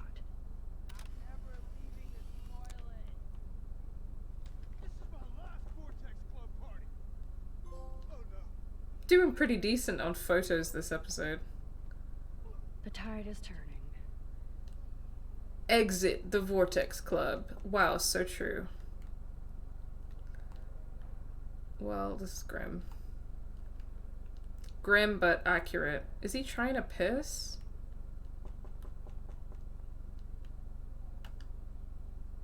Somebody's either having sex or throwing up. Or both. Ugh, Max. Ugh, gross. How did this even get here? This is so grim. This is so grim. Chloe must be around. Okay, I guess that's that. Maybe I have to talk to Courtney. I don't remember. 'Cause I think I forgot to, like, change the names on the list from episode 3. Hey, Courtney, how are you? What is Max Caulfield doing at a Vortex Club party? It really must be the end of the world. Get it? But seriously, like, what do you want? Get it? I didn't want to be alone tonight after this week, so I thought it'd be nice to hang out in the VIP section. Smooth. Yes, it is very nice. If you're in the Vortex Club, which you're not and will never be. So, excuse me. You go around the other side of the pool? Okay, thanks, Charlotte. Great plan, Max. Time to find another way into the VIP Let's section. do it.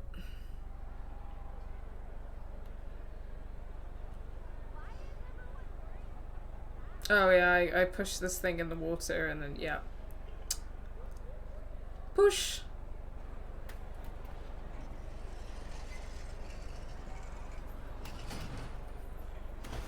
I don't know, for someone with, like, weed arms, she's pretty, sometimes she's pretty...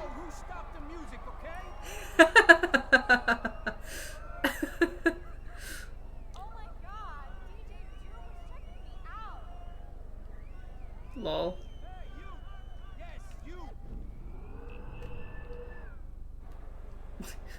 That little thing of like Max like looking over the top, so good. Who, me? I didn't do anything.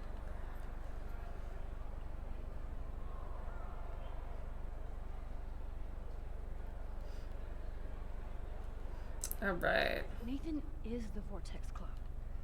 So his ass has to be here. Fuck yourself, yeah.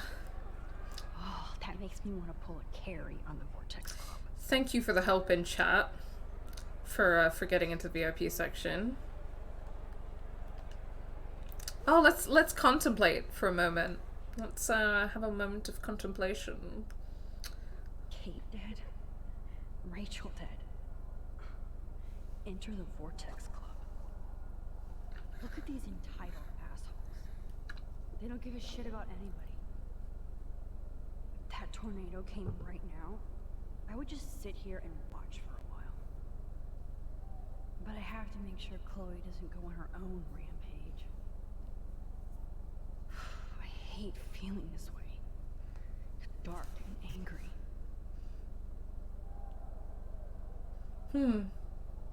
There's actually something interesting about that train of thought.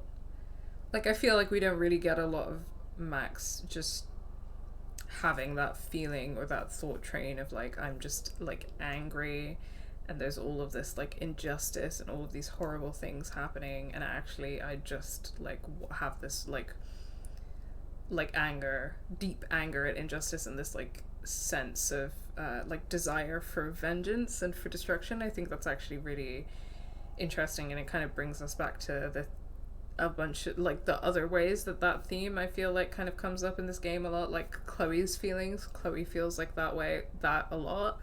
Like she feels like all of this horrible stuff happens to me in my life in this world, and I just want, I want a bomb to drop on Arcadia Bay and turn it to fucking glass.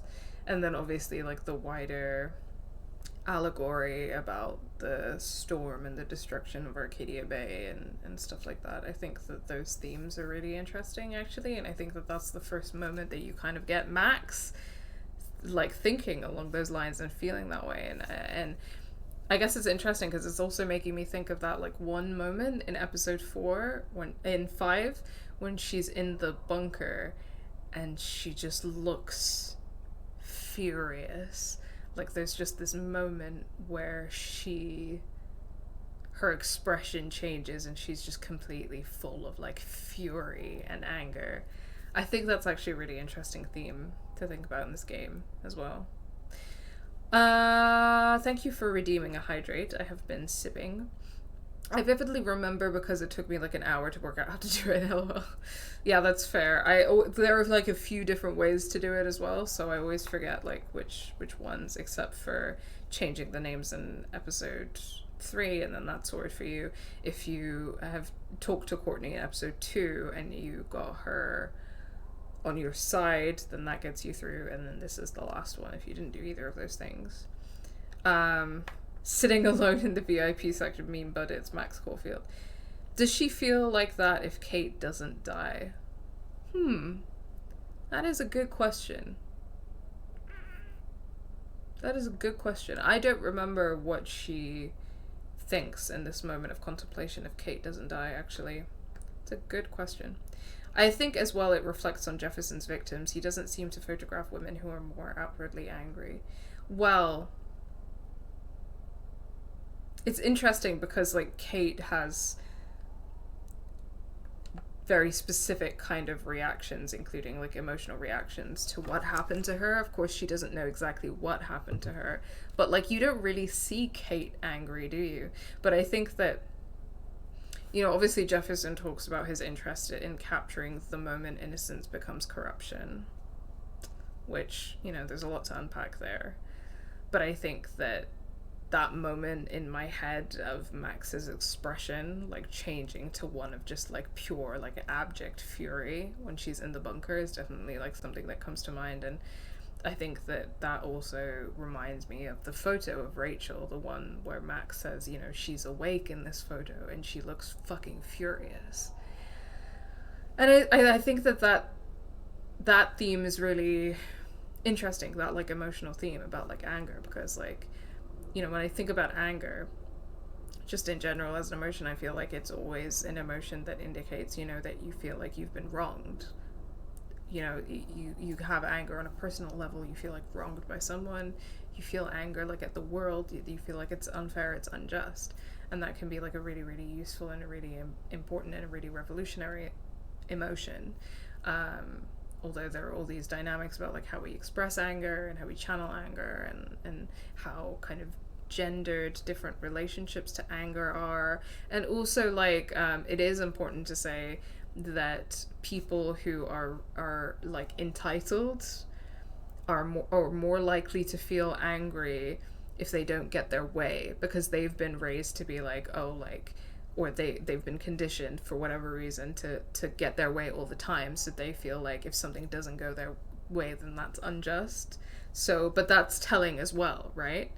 So there's a lot to be kind of unpacked in terms of like anger and injustice and stuff like that. So I feel like when we're thinking about anger, for me, like it really does connect to those broader political themes as well. So I just think it's interesting thinking about it in Rachel, Max, and Chloe specifically in those examples, because of like everything that happens in this game, especially because Max is not really someone that you ever see being. I mean, even thinking about it in the example of Kate and how you never see Kate angry really is interesting. Anger and expressions of sexuality are often tied up as well for depictions of women. That's really interesting. General unruly. That's really interesting, Charlotte. I'd love to hear more about kind of like how you think that those things are connected and like how you've drawn those connections. The idea of anger as being a loss of innocence because it's the becoming aware of injustice. I really like that. I think that's a really, really good point as well. Yeah, there's some really interesting themes in that regard in this game as well, I think. And when we think about Max's kind of emotional growth through the course of the game, and then, you know, there's a way in which obviously it's horrible that all of this stuff happens to her and she becomes aware of all of this stuff, but is there something to be said for the fact that in episode 4 and 5 Max becomes angry because she's becoming aware of like the depth and the extent of like injustice, and she's experiencing like deep injustice and, you know, witnessing it as well, and she becomes angry because she is growing up. You know, obviously, like, well, she's growing, I guess. Like, I think growing up is a term that kind of like has a lot of like connotations to it, but she's growing, right? Yes, but can he do this? I know Victoria is next on Nathan's hit list. Should I warn her? I love that Trevor doesn't care how goofy he dances in the VIP section. Dana! I can't believe you showed up. Why didn't you tell me? We could have dressed up together. As you can tell by my outfit, I was in a hurry. Dana, have you seen Nathan around? Hell no, I've been dancing with Trevor. Come on and dance with us.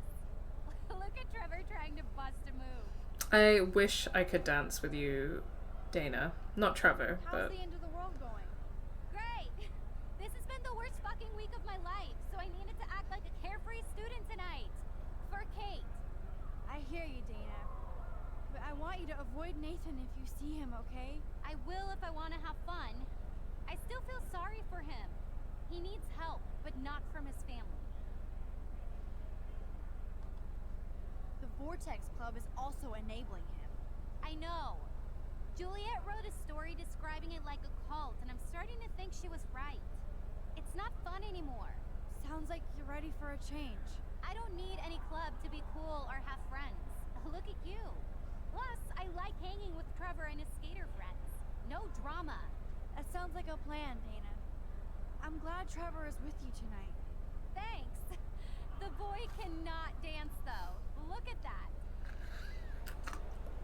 Oh, I get it. Real fucking nice.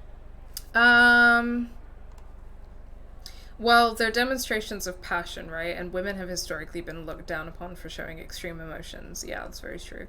I read The Unruly Woman by Kathleen Rowe Carlin during my BA, and that's a really great deconstruction of the trope of unruly and uncontrollable women. Yeah, that's really apt, especially like when we consider kind of histories of the institutionalization of women in asylums and of the kind of like hysteria diagnosis and how we see that play out in the modern day as well with you know, certain elements of the DSM and the institutionalization of women in psych wards for sure. Yeah, really interesting points, Charlotte. A woman is loud, open with her emotions, fat, rebellious, funny, and in doing so and being that way, they undermine patriarchal authority. Yeah. I definitely see where you're getting at, and how that kind of connects to this idea of like innocence evolving into corruption and like capturing the purity of white femininity, or the, you know, impossible idea of white femininity, and all of that as well. Yeah, definitely. Thanks, Charlotte, for sharing. Logan, can I talk to you for a second? Max, all right. I'll talk after you shake that booty for me. No. Have you seen Nathan? I can't even get Victoria or Taylor to twerk. And you want to hang with Nathan? Why? Disgusting. None of your business. Fucking disgusting. Max is dropping serious attitude on the dance I'm gonna floor. punch you in the throat. Logan, this is a swimming pool. In other words, you haven't seen Nathan. Ask Victoria. She always knows where he is.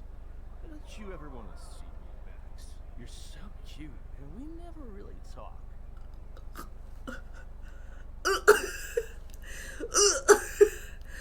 Ooh. You're a dick. Logan, you're such a dick. You bailed on Dana when she was pregnant, right when she Okay, it's not my business to talk about that, but Are you proud of yourself? Bro, you are giving me the full body tackle. I already feel like an ass for picking on Dana. How can I be an undick now? You could start by not trying to sex up every female in front of you. The rest is your choice. Use it well, bro. Oh, and don't ever touch Daniel DaCosta again. You will regret it. Now excuse me. Damn, that was way more exciting than a dance. Catch you later, Max.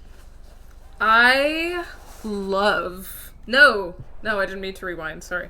I love Angry Max. Angry Max. Angry lesbian Max. I love her. I would die for her. She means everything to me. Angry lesbian Max means everything to me. Angry lesbian Max is something that can be so personal. Ugh. We need more Angry Max. Angry Max is the best Max. And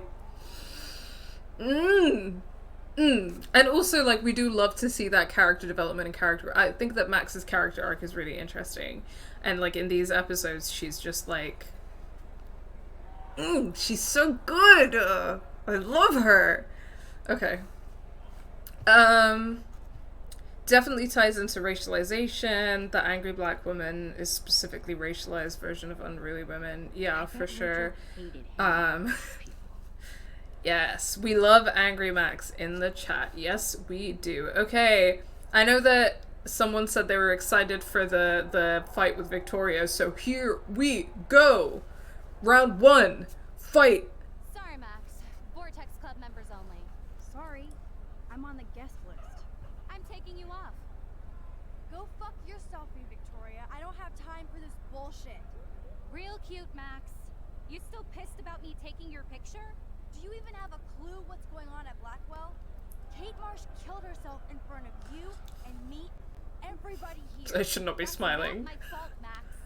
Don't you even try to blame me. I should not be smiling, but I love it. I'm so ready for it. I also, like... Okay, I don't really ship Victoria and Max, but I see why people do. I see why people do, because it has enemies to friends to lovers, or even just enemies to lovers potential. It does. It does. And I mean, I don't really ship it, but I see why people do. Competitive lesbian enemies to lovers. This is exactly it. And Victoria is a lesbian dealing with compet. She is. Victoria's a lesbian. I could not be convinced that Victoria is not a lesbian. Anyway. Fuck her up. Competitive lesbian enemies to lovers energy.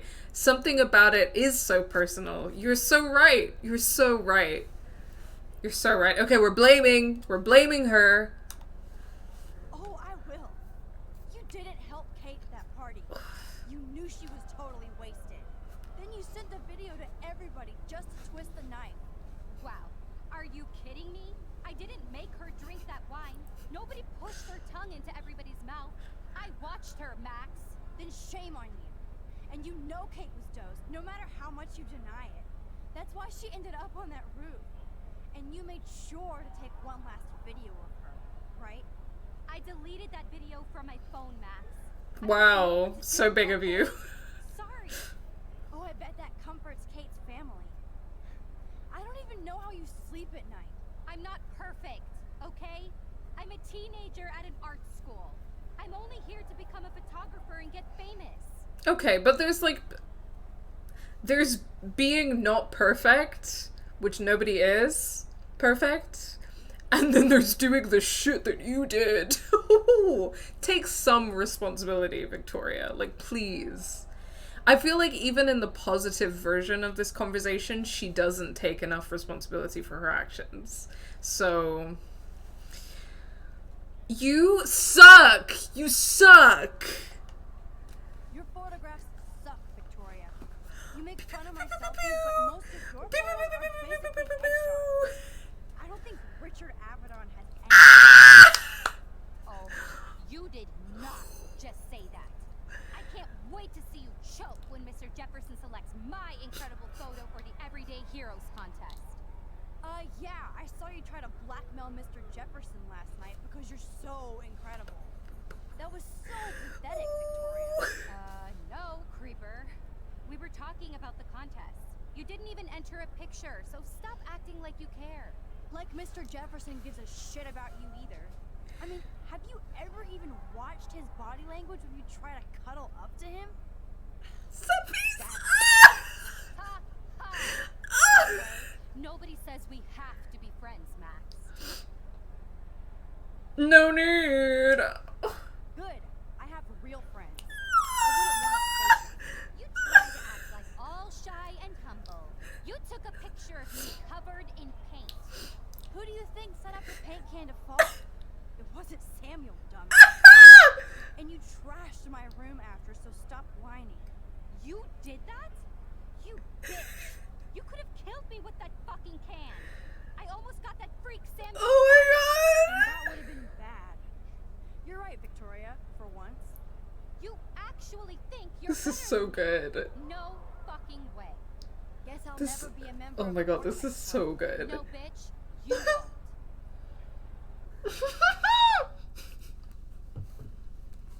That was chef's kiss. That was priceless. That was so fucking great. That was relentless. God, it's brutal out here. So true. It is brutal out here. That was amazing. That was so good. That was better than like any version of that scene where you try and be a good person. And I'm sorry, that fake abolitionist on stream, because that was brilliant. That was incredible. I loved it. I enjoyed it. I did. I really, really did. Holy shit. Oh my god. Oh my, I support lesbian wrongs. So true. So true. I'm not gonna get into any, like, unpacking of that or being serious about that, because from the bottom of my heart, sometimes I just really enjoy people being savage.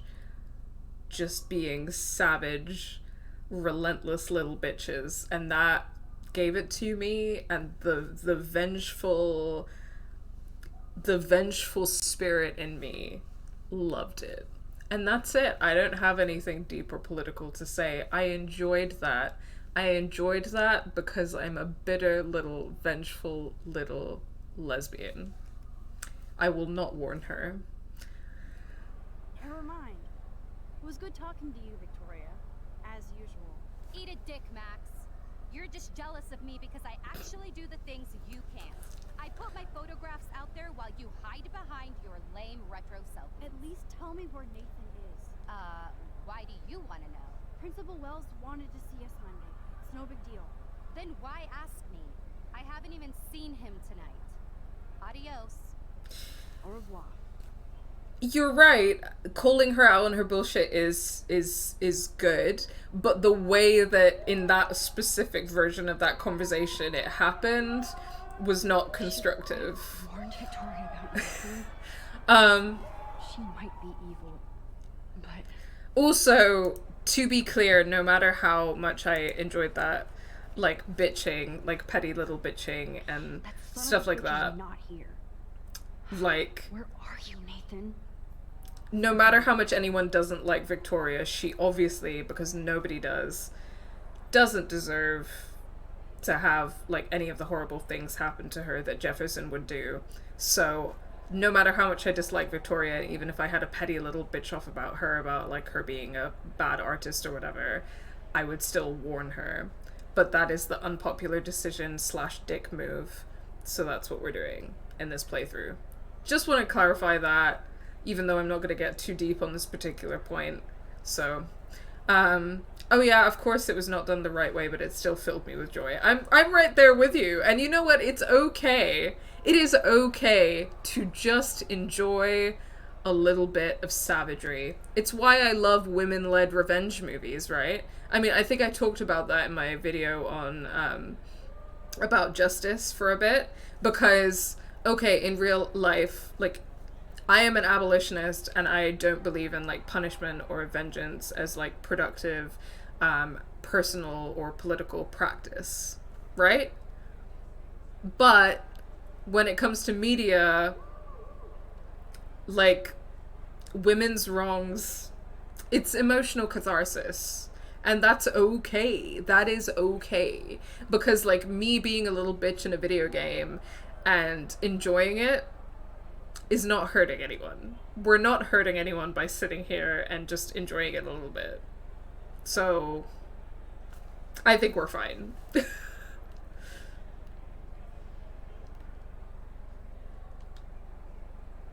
So the Vortex VIPs get real alcohol at their underage bar. Again. Fun, fun, fun. Taylor really shows her Vortex Club spirit. Oh my god.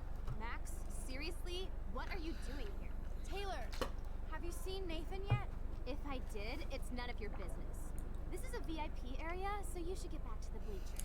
She is cheer captain and I am on the bleachers.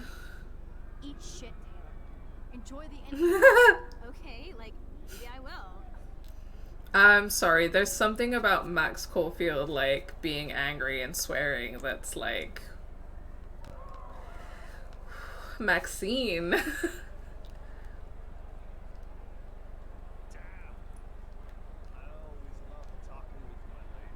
Oh my god, gross.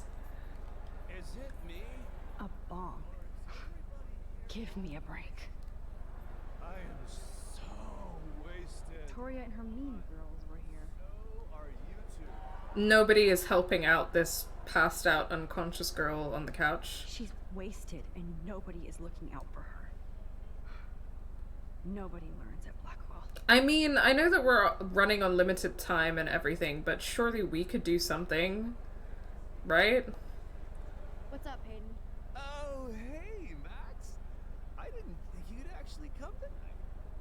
I didn't think anybody would want to party after Kate Marsh killed herself this week. Have you seen Nathan?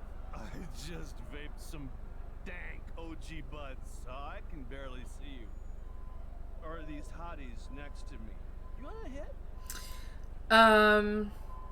We need to have more situations where women read each other drag queen style. I don't know if drag kings do that very much, but it is necessary.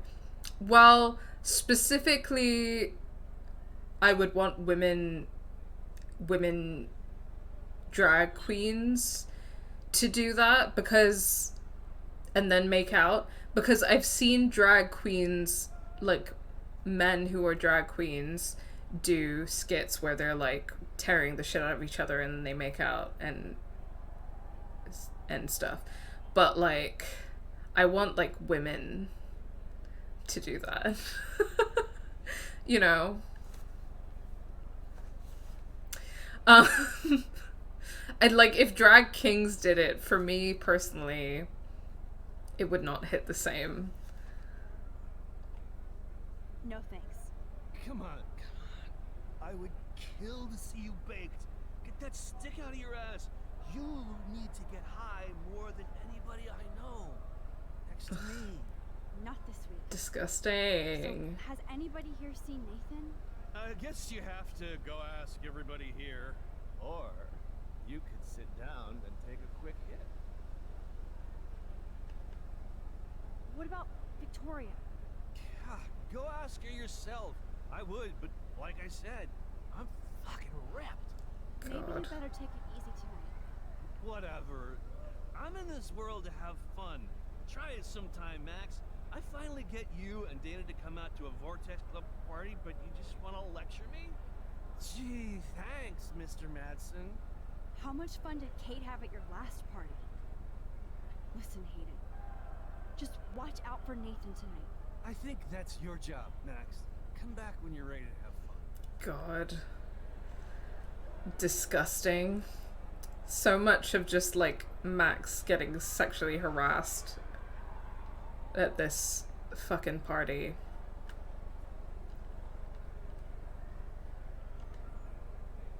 That oxygen kit might come in handy if somebody binges. Okay, I guess we're gonna leave them all to their own devices.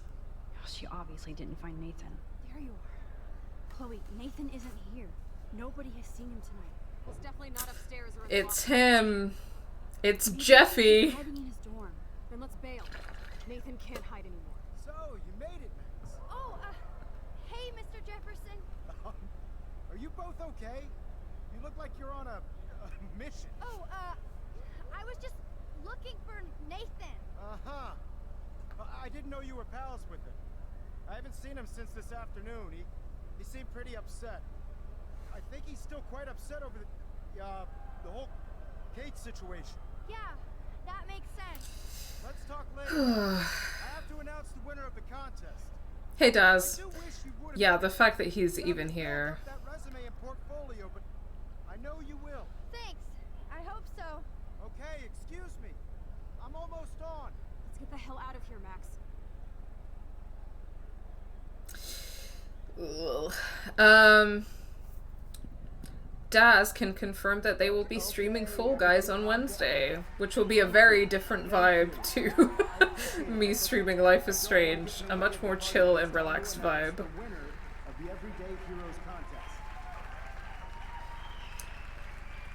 Before I do, I want to thank everybody who entered their photograph and everybody who thought about entering. Now this is the most important step in being an artist. Sharing your work with the world. All of you represent Blackwell Academy. Yeah, it is weird that he announces the contest winner at a party. As far as I'm concerned, you're all everyday heroes. The envelope, please. And the winner is... Oh my, what a shocker.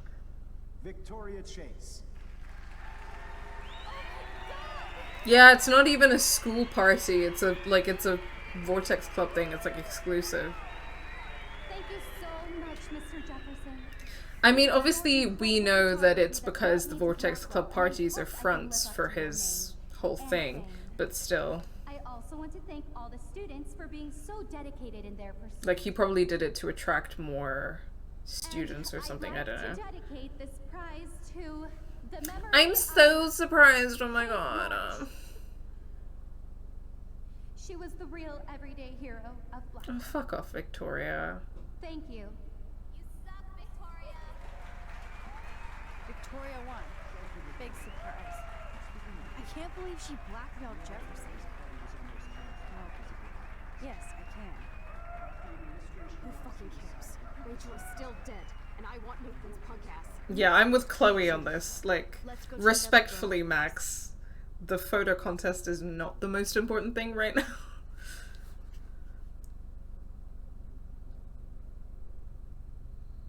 Ugh, yeah.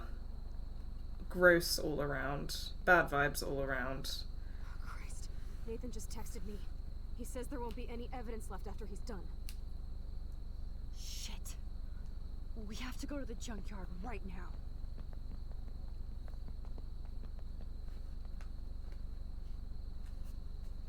Two lesbians in the sky, marking the apocalypse that is imminent.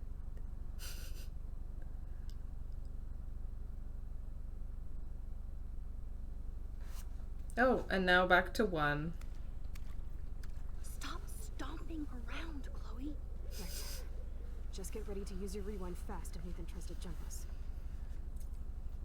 Here we go.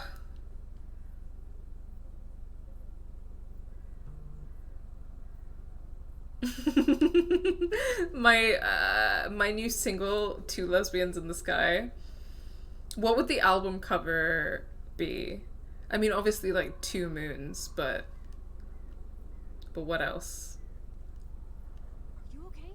We need to hurry and get that motherfucker. Okay, I'm not exactly excited for what's coming, Chloe, so I'm not, like, rushing into it, you know? The moons are holding hands. I love that. What the hell? Ugh, gross.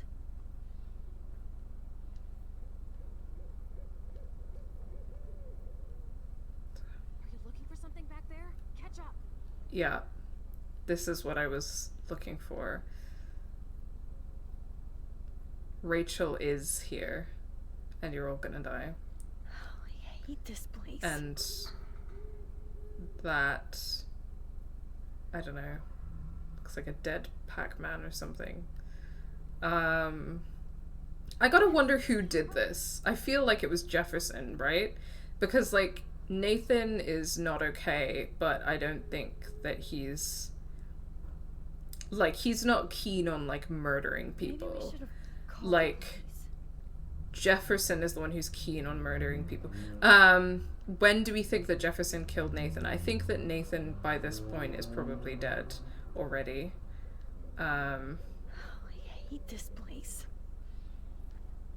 So, can we think, actually, about the implications for a moment of Jefferson being here?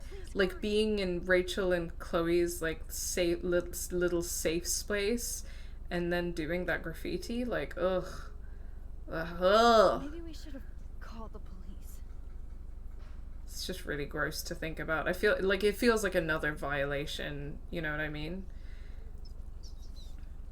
I assumed it was Nathan warning them, or at least trying to. Oh, maybe. It doesn't feel like Jefferson's handiwork. Maybe. Just trying to work out when Nathan would have done that. Yeah, I'm not 100% sure either. Max, when we catch Nathan, we better rewind so I can kill him over and over. Oh, for God's sake, Chloe, you have to be quiet. We could die, okay?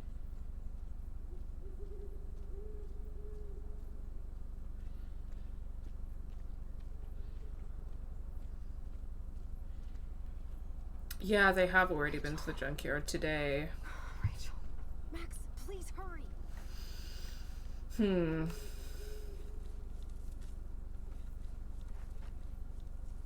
Oh God, Max, look. She's still there. Don't look, Chloe.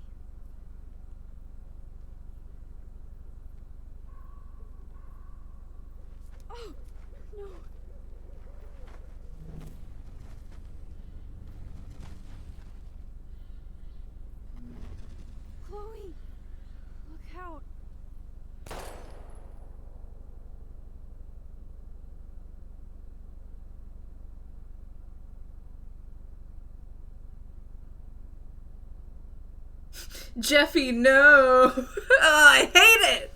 I hate it! Jeffy has ruined everything. In all senses of the phrase.